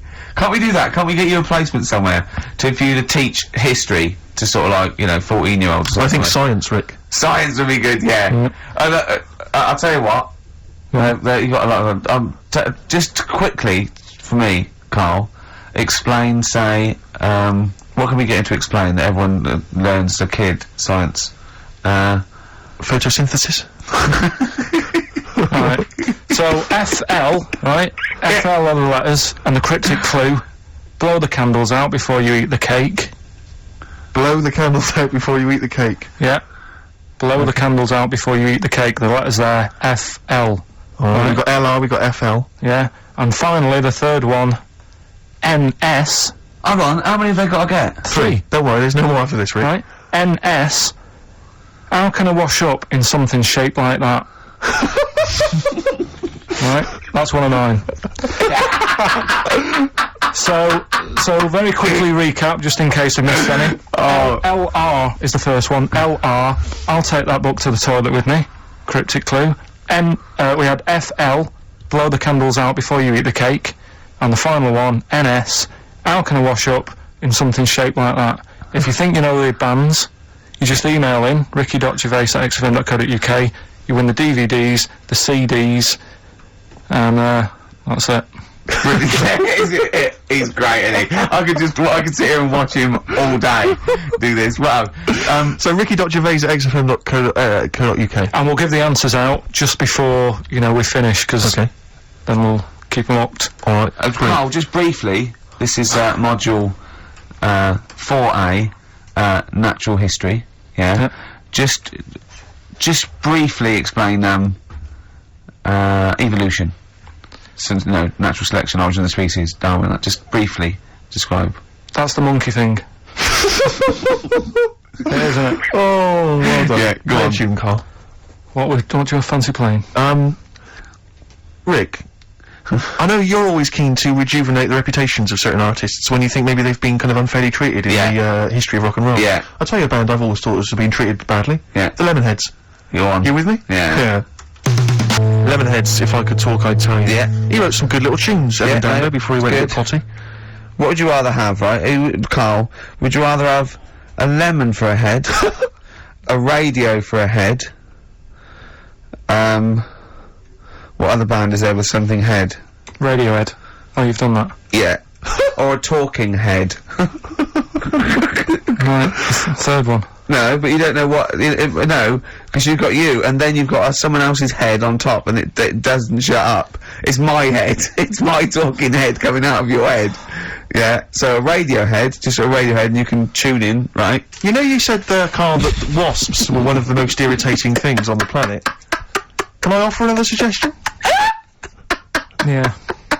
You with me on that? I am. No, today. go on then. Okay. Educating Ricky, we got 2 left, haven't we? I'm looking We've forward still to got this. 2 more. We've still got If Only It Was Raining, and What's Tomato With You?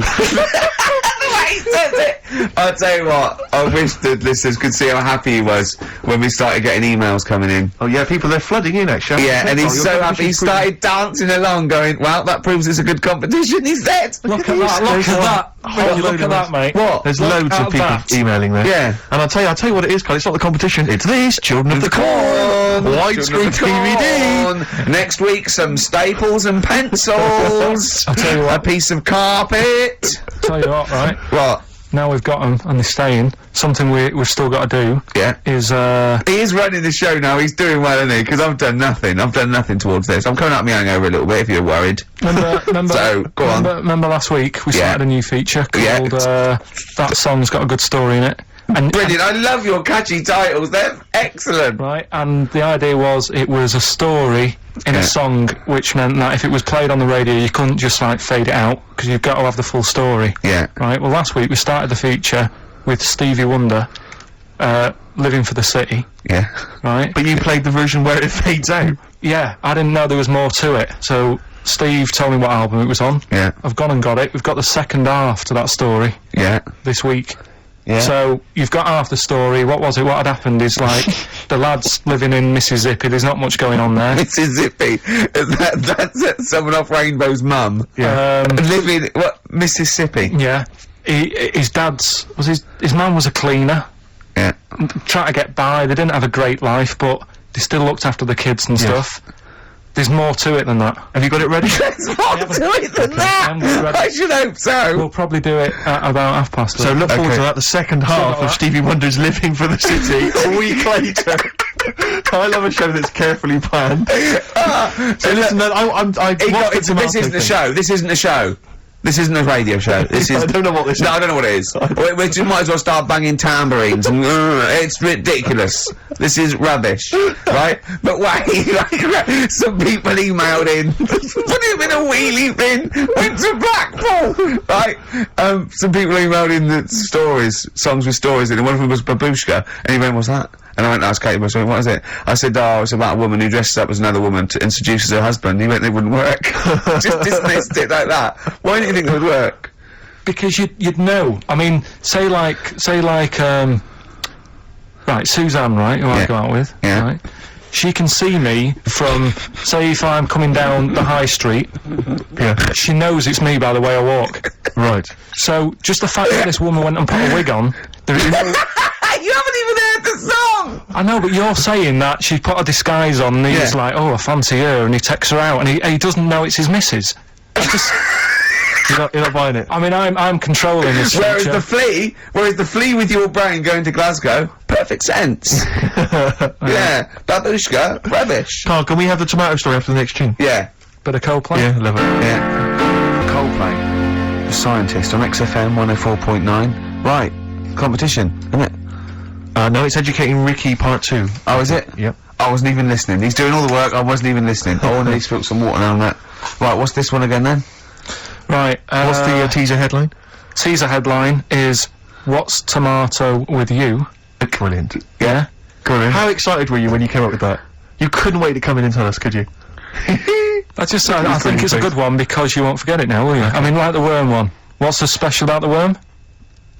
You know, a lot of people think that if you cut a worm in half, two worms will grow, but no. What happens is if you cut the head end slightly nearer the tail than the head, the tail will die, but the worm with the head will be okay. So, it's exploded a myth. Taught me something. Right, so, the second one, part 2 of Educating Ricky. What's Tomato with You? Yeah. What this one's about is, ages ago... It's scientific. There's never a date. There's never a country, location. Okay, settle down, children. This is A-level history. Right. Once upon a time. Yeah. When a mental place with swords was a king. Forget his name, but he was a loony. So, and it was we're literally ages ago. Yeah. So, good luck in the exam. Yeah. Right. So, like, you know, alright, many years ago. Oh, yeah, cleared that up. Go on. They thought tomatoes were poisonous. Right? Okay. Because what Hold on, are they going to be proved wrong at the end of this story? Well, because I don't want to give away the ending, but is it something to do with the...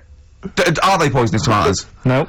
Oh, you're having a laugh. I don't believe it. But I could have been eating tomatoes all this time. Oh, Steve, what's tomato with you anyway? Okay, so wait a minute. What's Let's just tomato with recap quickly. Many years ago, Yeah. when people thought tomatoes were poisonous. Yeah. Go on, yeah.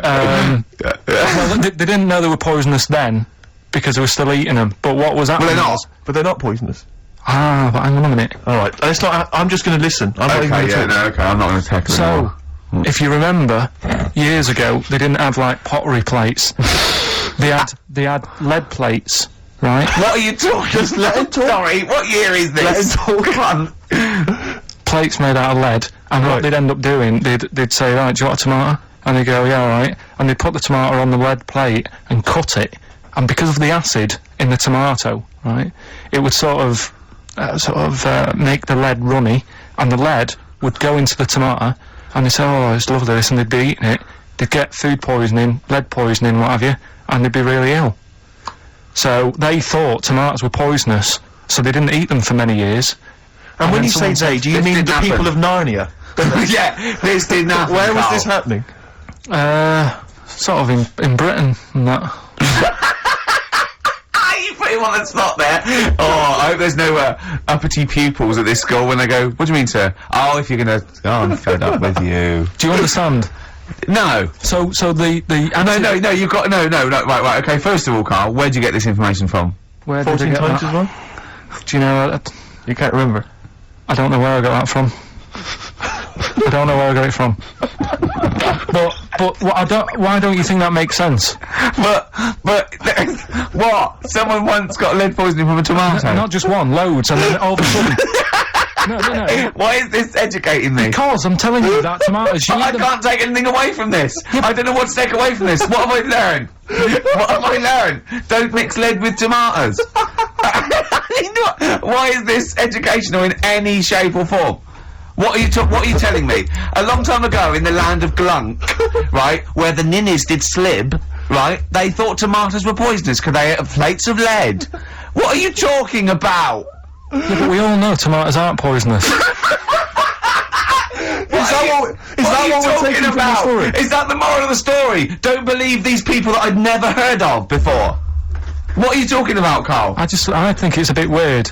It's a bit weird, yeah. These the same people that were spreading those malicious worm rumours. My hangover's coming back. I've got to get some water. Play a record that was rubbish. I'm eating. Eh? I'm eating. So am I. Carl, you have to carry on.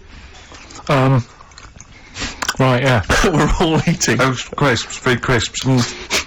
So last week, yeah, you were playing your feature, that song I shouldn't switch off because I'm enjoying the story. Yeah.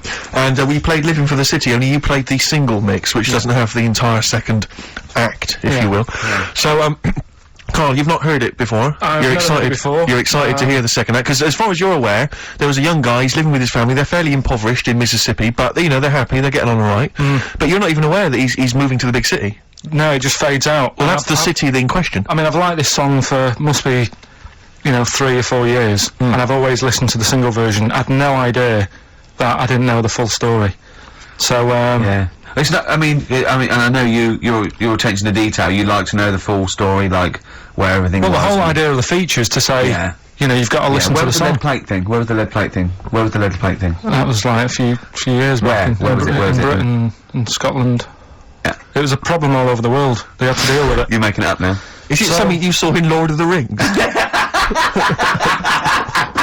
Yeah. Right. So anyway. Yeah. So the Lion and the Witch, go on. Go on. So far then, what did we learn in this story from We learned Stevie so Wonder? far from Stevie that there's a young lad, he's, as I say, he's got a family, he's fairly happy, except they're very poor, and they struggle to get by, but they're happy and they're doing it anyway. He's moving to the big city. Carl, this is the bit you didn't realise. Just play the track. Okay, here we go. So this is halfway through. This is now, halfway through the tune now. This is, you've not heard this before, have you? Let's go.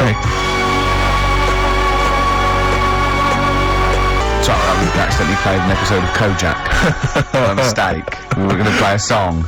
Carl, what did you make of that then? Yeah, what's happening there then? Eh? He was living with his family, he was fairly impoverished. He went He's on a moved bus, to that the bus he was on, was it? Right, so what's your take on it, Carl? After hearing that, what I've worked out by it, the first part that we heard last week, everything's alright, but it's not that great living in Mississippi, right? So he goes, I'm gonna go to New York. There's plenty of work there. Yeah. They'll sort of accept me as, and everything. So he goes there, and the weird thing is, he's hardly, been in New York for a second. He gets on a bus, all of a sudden some cop is arresting him. He's like, what's going on? And then he's got 10 years. I mean, what you can't hear, because the levels are quite bad. I mean, I work with sound. I can't really hear what's going on. You're criticising Stevie I'm Wonder, sort of guessing that he didn't pay his bus fare or something. And 10 years. He got 10 years for that. I really don't know what was going on. Right. But you're not happy because obviously it's quite Do you think Stevie Wonder left out some vital ingredients in the story in your education? Like where it was, or at least he got where it was. You can tell what year it is. It's right in the mid-70s there. That funky New York 70s sound. Right. Yeah. You're pretty disappointed, aren't you? You're pretty worried. Cause So what went on? yeah. What happened? You're aware, Carl, because that shows quite a bad image of New York. It's quite an intolerant city, by all accounts. They arrested a guy. But it is quite seemingly bad, for 'cause being black. That's one song where you should know in New York. Killing a Georgie Rod Stewart. That lad, he was doing alright in Scotland and said, I'm going to go to the big city. He got done in. Yeah. Seems to me it's that you don't go there if you've got like problems. Don't think New York's the answer. Right. Oh, hold on, yeah. So what you're saying, that if you're a bit fed up with your life, but you live with your mum and she's like really nice and you got friends and life's not that bad, don't go and be murdered, or what? What are you saying? Don't go and be murdered. Well, Don't go and leave home. what? Go on. Leave home, but don't go to New York. Right. There's other places. Where would you go? Sheffield? Well, don't know, but Yeah. But you're a little mank lad, weren't you? You're in your garden. We had your train set. Your brother blew up. There was a horse next door, and you thought, oh, I want to go to London. So, do you know what I mean? You're like that. yeah, but You're in many ways like the fella in that song, and like Georgie. no, because In many ways, you are a bit like Georgie, aren't you? I had a car, so No, are you a little bit like Georgie in many no, ways? I didn't get on a bus. I had a car, so I wasn't gonna have the problem he had for a start. Right. But I mean, I suppose there's loads of things you can look at that story and take out of it. That's what I like about the feature, right? What? So That's what you like about the feature? the feature that we're doing. Oh, right. That song's got a good story. If you had in a it. time machine, where would you go? What year would you go? Would you Probably the 60s. go? Okay, would you go forward at all? What's your favourite year in the future? No, I don't know. If someone could tell your future to you, if wouldn't someone do could, it, wouldn't do it. you wouldn't want to know. You wouldn't, straight away, you knew it. Straight away, there was no hesitation. Yeah. You've thought about this, haven't you? No. You've thought Okay. to yourself, if someone could reveal my future, Carl, you're not gonna know. you've got to do one of these things, right? You know, it's not, like Quantum Leap, like a fella in Quantum Leap. What's his name? I forget his name, but yeah. Yeah, and you've got a little fella with Hal, and he's telling you that, right? Would you rather go back, and you go into someone's body, would you rather go back, you could go back to be, a donkey that's carrying Mary to Bethlehem. You could, be a Saigon prostitute in 1975. All those GIs queuing up. Think about it. Or you could be Moby Dick. Which of those would you be, Carl? Think about it. Probably Moby Dick's the best option, isn't it? Okay.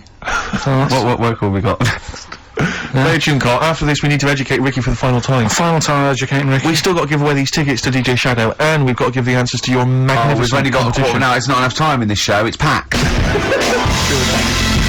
Race for the prize from the Flaming Lips. Competition answer time, is it, Carl?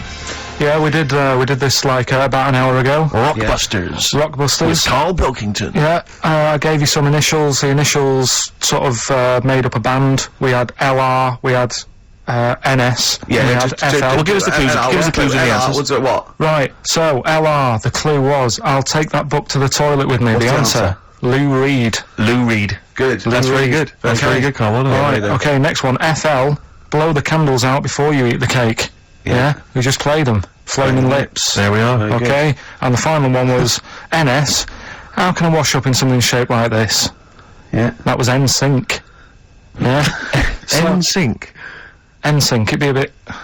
NSYNC. If you had a sink, you wash up in a sink, Yeah. shaped like an N, you'd be like, oh, I've got everything out. So- Has anyone got that? Wow. Right, Well, so... no, there are right answers, I have to say, Carl. You've done very well. It was an enormous response. I'm just going to click on one of these emails randomly. I'm not even going to look. Who we got here? We've got Kath Turner is the winner. Kath Turner gets those great DVDs and CDs, including watching Children of the Corn tonight. Children of the Corn. She was going out, but I imagine she's going to phone a few friends and say, I can't come out, I'm ill. Exactly. They go, you're not watching Children of the Corn. I go, no. And we've learnt as well that there are about 5 other sequels to Children of the Corn, so maybe we'll give those away consecutive Brilliant. weeks. What else have we got to do? Have we got anything else to do? Quick, Carl, what would you rather be, a tree frog or a tree crab? Quick. What would you rather be? Straight away. Tree frog or a tree crab? Tree frog? Why? Don't know what one is, you just said pick one quick. A tree frog or a tree crab? What would you rather be, a tree frog, yeah? Yeah. Okay, what would you rather be, a tick or a leech? They both suck blood, there's not a lot in it, go on. Leech. Why? Because I heard they've got, I was reading about them yesterday, they've got 300 teeth, and what they do is, if they get on you, right, and you didn't get it off with a match or anything, it would stay there, and it eat 5 times the amount of blood to make it 5 times bigger than the size of itself. Oh, you're a scientist! And then it'll just go, oh, I've had enough, and it falls off. Okay. Naturally. What would you rather be, a puppy or a kitten? Kitten. Why? Just look better. Okay. Yeah.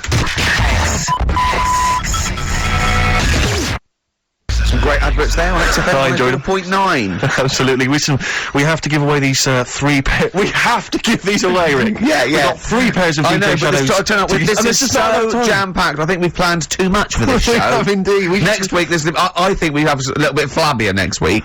Rick, do less. Rick, can we chill out next week, please? Yeah. Go on then. So yeah, any ideas, guys? Any questions? Sort of DJ Shadow related questions? Any Shadow Shadow. or DJ questions? Carl, any ideas? What does the word DJ mean? Yeah, it's too easy. It's I'll tell you something I do know, Go on. right? But I can't really get a question out of it. Go on. Just tell us. There's a shadow somewhere.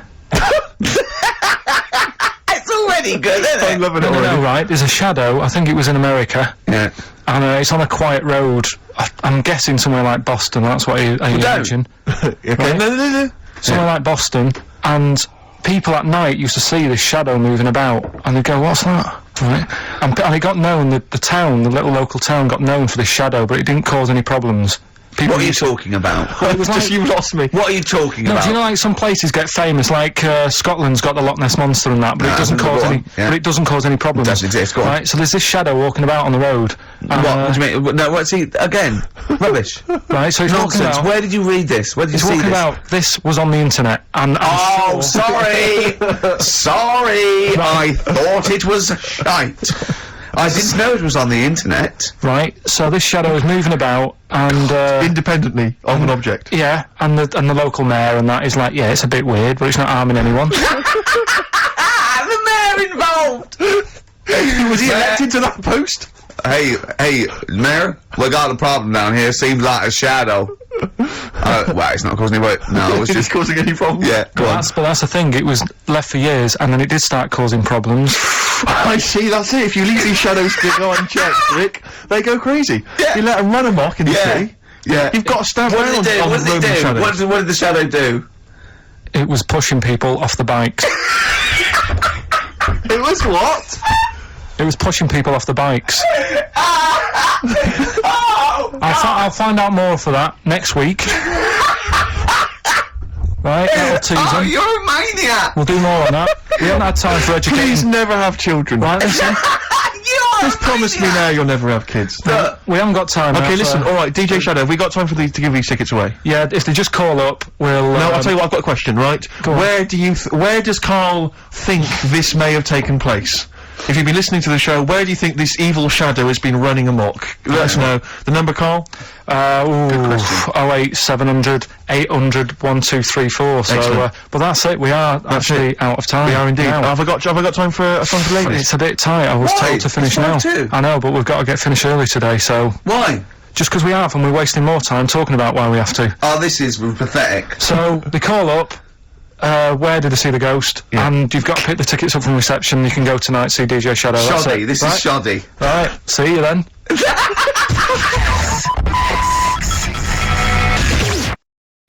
It's the best of. You've been voting in all week, sending your emails. So here's the clips that you wanted.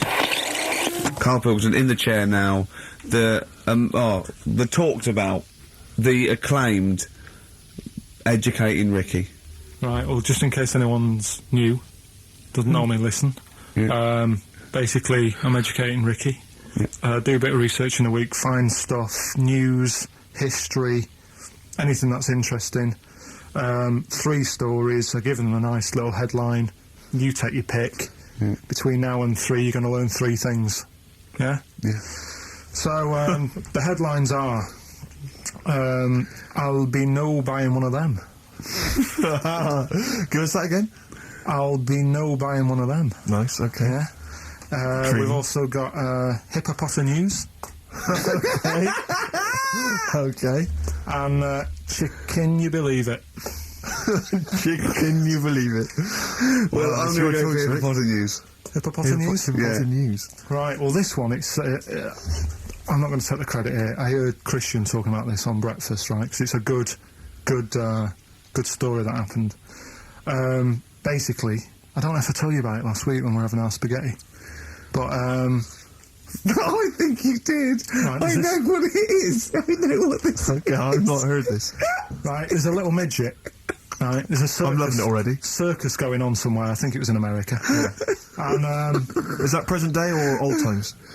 I'm talking like in the last 3 weeks. Okay. Right, little midget circus, really packed out show. People are loving it.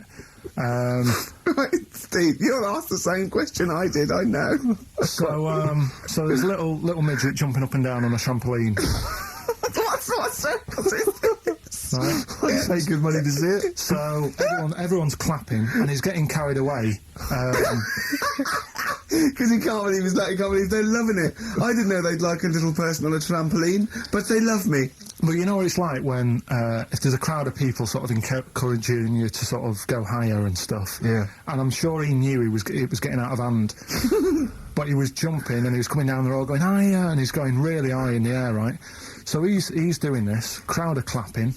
There's a hippo, right, just sat next to the trampoline, getting ready to come on and do his act. Oh, right, I thought he was in the audience. There's a hippo getting ready to do his act, Steve. Yeah. So he's a ventriloquist. What do you mean he's sitting by the trampoline waiting to do his act? Because why does he sit in the dressing room and they go, 5 minutes, Mr. Muss, 5 minutes, Mr. Muss. So anyway, right, so the hippo's there.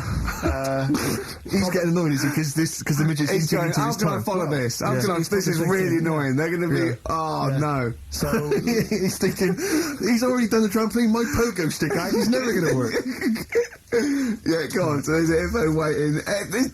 See, it's a great story, and I just know he embellishes it or it gets slightly wrong. Go on. So there's a midget jumping up and down, the hippo's getting annoyed. The crowd are going mad, the midget's loving it, can't believe his luck. Although you think, he probably knows he's dicing with danger. Yeah. So, next thing you know, they're all saying higher, higher. He gives it one big, like, heavy sort of landing on the trampoline, goes really high, but goes off at a funny angle. Oh. Hypotenuse. Okay. Yeah. And sort of flies off. Hypotenuse! Sure. Flies off at a funny angle. Oh, dear. Hippo's there, swallows him whole. Crowd are clapping, thinking that's why the hippo was waiting there. Rubbish. Rubbish.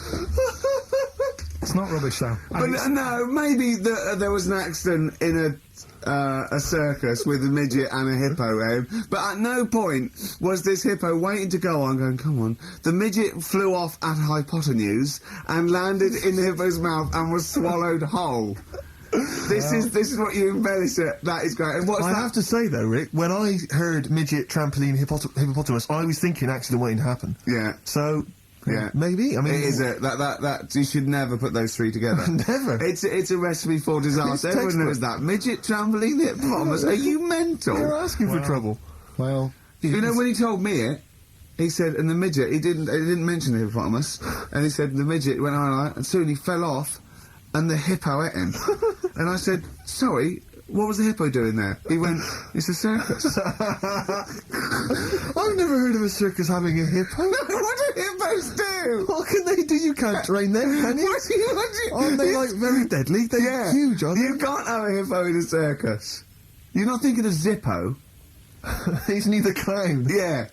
It wasn't some sort of where Zippo was eating a midget and it's some sort of horrible sexual act. no, it was definitely. I heard it on Breakfast, right? Oh, okay, sorry. No, it's definitely a fact. Yeah, though. It's okay, definitely right, truth. okay, good. Well, let's play a record then. 4.9, I'm Ricky Gervais, with me Stephen Merchant.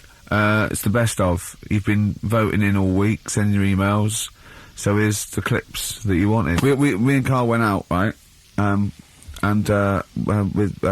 me and Jane, Carl and Johnny and Gigi, wasn't it?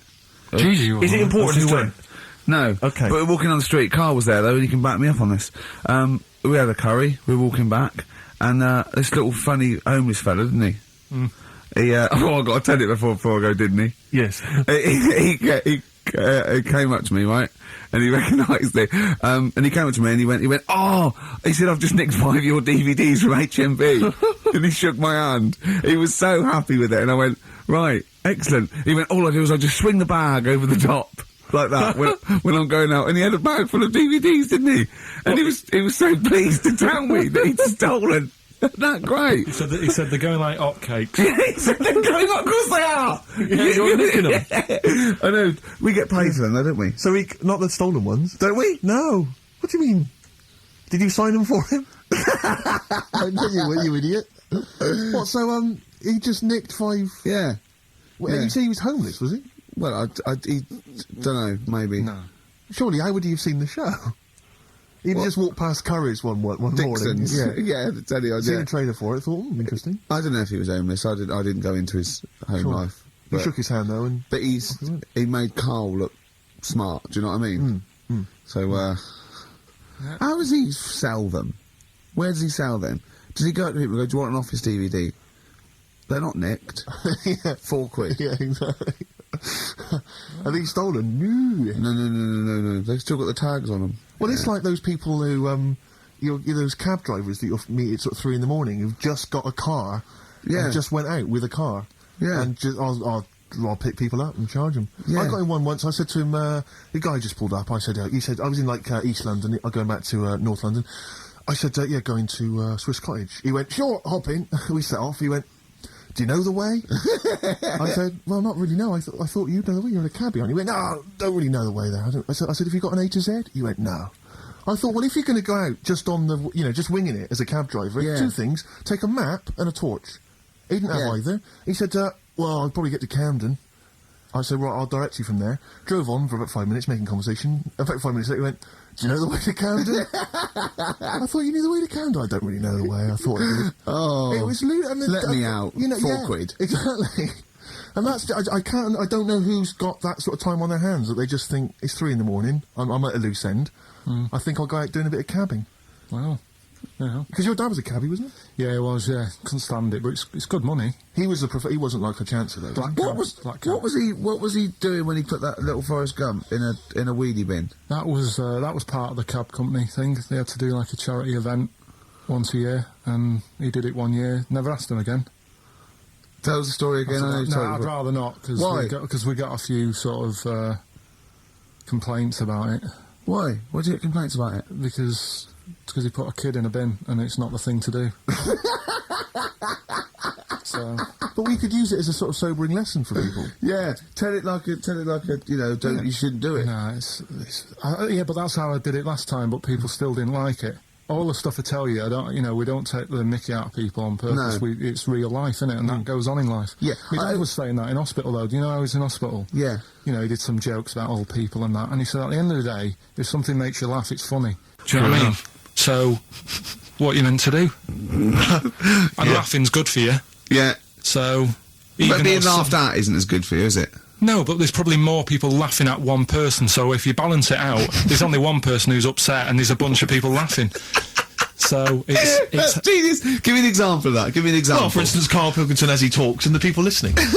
Yeah, no, give me an example of like, so, I can't, because again, that's what I'm saying, I can't tell you the story, because there might be someone out there who... This person might even be listening and think, I forgot about that and you brought it all back to me again. Yeah. So I'd prefer to leave it, but I think people know... Why did he put him in the bin in the first place? Because he was getting out of hand. What was he doing, though? You see, I can't explain. You can, don't be silly. I prefer to leave it, honestly. What was he doing? Was he annoying him? He was annoying my dad and the other people in the cab. Right. And he thought, how can I deal with this before it gets too out of hand? Yeah. He pulled over and put the lad in a wheelie bin. I'm gonna burst. So we'll leave that.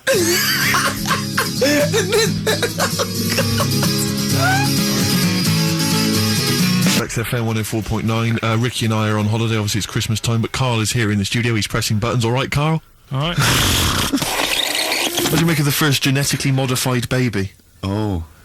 Are you worried about this? Do you know what did they do? What?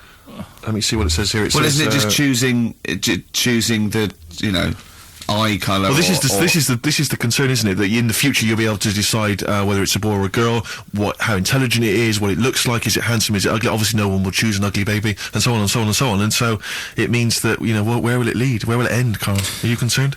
I've thought about this a lot. What will us three look like in the future if they're being, genetically modified beautiful people? What will we be like? How will we be considered in society? True, yeah. But we've talked about this before, haven't we? About the cloning thing. Yeah. That's a bit weird. Yeah. But I don't think it matters, because at the end of the day, right, you might look like some other kid, but it's the way you're brought up that will change your features and the way you are, your personality. If you lie, you get a long nose, don't you? Well, no, but listen, right, because I remember when we, I was growing up on this estate. This is going to be good. No, it's not. It's just an example of how this doesn't work. So we don't need to worry, sort of thing. Sure. Right? Okay. So I'm growing up on this estate, and there was this woman about 4 houses down, right, who's a bit rough. All right. Didn't fancy her. Oh God, no. Right, but she had a baby. Well, tell me about her first. I'm interested in this woman. What was she? It was a very... She looked like a man in a dress. I mean, I didn't grow up in a posh house or anything, and I'm not saying that if you live in a bit of a rough house, you're a bad person. What did she look like? But anyone can tattoos? Clean up. Looked like Tony Green with a fag on. They didn't clean up much, right? Oh. Which, even if you've not got a lot of money, you can still try and make the place look nice. Yeah. Right? But she didn't, and a kid used to take a horse into the house. Sorry. Whoa, Neddy. What do you mean a kid used to take a horse into the house? Where did they get a horse? Must have nicked it from somewhere. Must have done. So you've seen a horse in it? No. What, is that from outside the saloon round the corner? Yeah, was it just tied up with a bit of lettuce? Right? Oh, that's great. Did Big Jake come looking for it? I'd been out. Oh. No, sorry, let me get this. This was before the lynching stopped or after. Where did he get a horse from? What do you mean he must have nicked it? His mum said, where'd you get that from? I bought it. All right then, but keep it out of the kitchen. I don't want you going Catlin rustling. Where did he get a horse from, Carl? And how long did he have it for? Was he leading it or riding it? Mum, open the door, I can't stop! I can't stop it. Open the patio door as well. Looks like we got us a runaway. What do you mean? I don't know, but the thing is they couldn't afford to buy one because they're not cheap. So I'm just guessing. Maybe that's wrong of me. But I think... He had a horse? Yeah, right. So that's why the family didn't have any money. They'd spend it on the horse. No, I don't think, that's what I'm saying. I don't think they would have bought it. So anyway... Yeah, it's wise to whisper, Carl, in case they're listening. Yeah. And they could be in the room next door. It's not buying it, it's keeping it as well. Oh. So I was like in the car with my dad coming into the avenue, and you used to have to drive down it to turn round. And, and sort of go back to our house. You had the traditional method of transport. Yeah. And the horse was in the lounge. Reading a paper. Just like walking around. Oh God! What? And when I was doing, I tried to earn myself some money once by flogging little flowers in plastic cups. What? This is genius. It just keeps coming. What do you mean you tried to flog little flowers? What do you mean? Wait. Let's play a record. Let's play a record and come back to this, because the story's going to just unravel and unravel. It's going to go for hours. Let's play a track, deeper and deeper. It's like an onion, isn't it? We've created a whole world here where there's a man living with a horse. Just walking around the lounge. I come from the West Country. I've never heard anything like that. I just think of a big sort of like orange carpet, and it's got a rediffusion telly, and this horse going, I'm fed up in here. Exactly. This is really... I am not taking the rubbish out again. Yeah. Right, play a record. Let's have Velvet Underground. We've got that lined up. Oh, yeah, the classic from the first album. I'm waiting for the man. Let's come back to the horse in a second. Little flowers in pots. What do you mean?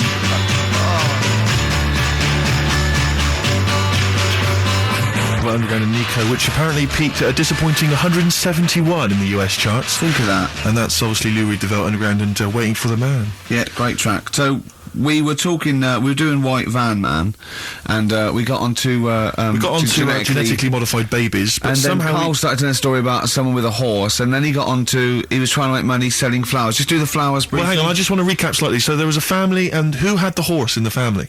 It was because you lived on an estate in Manchester. So the mother was a right pig, apparently. Well, I don't know if that's relevant. You don't need to go that far. But what I'm trying to do is like make a picture for you so you understand. What does she look like? Who did she look like?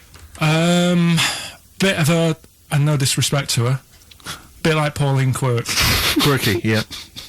Right? Okay, I knew you were going to say that.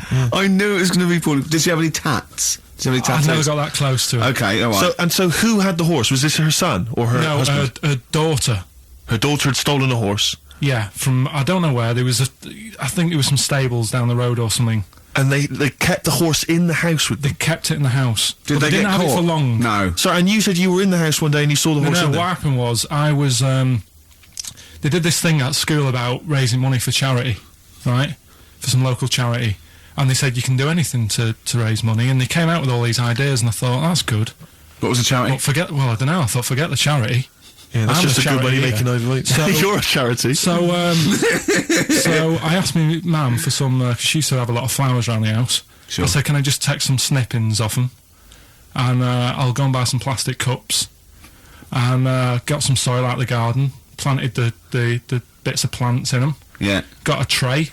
Yeah. Had about 25 plants on it, selling them for 25 pence each. Excellent. Did you sell any? Yeah, so loads. Did you just cut? You didn't just cut them and stick them in the Yeah, they soil. wouldn't have survived. But I think people sort of thought, well, good on him for trying. But anyway, so I went round to theirs, because I thought their house could do with a bit of colour and stuff. Yeah. So it's a bit rough. So as I went... The horse went, thank God for that breakfast. They've been feeding me kitty cat. So I got up to the door, and they opened the door, and it was one of them houses where no carpet, Yeah. A horse in the living room. You know. We've all been there. and the horse was walking around the living room. I looked quite happy and everything, because I always say that about animals. Black Beauty right? was on. Yeah. Well, think about it, right? If you were a horse, where would you rather be? In a little wooden hut with a load of hay, or in like a house with a Central heating. 3-piece suite and a telly and that? Telly and that. No, but I was saying this the other day, And an Atari. right? I was walking through London. the other Commodore day, 64, rubbish. Exactly. walking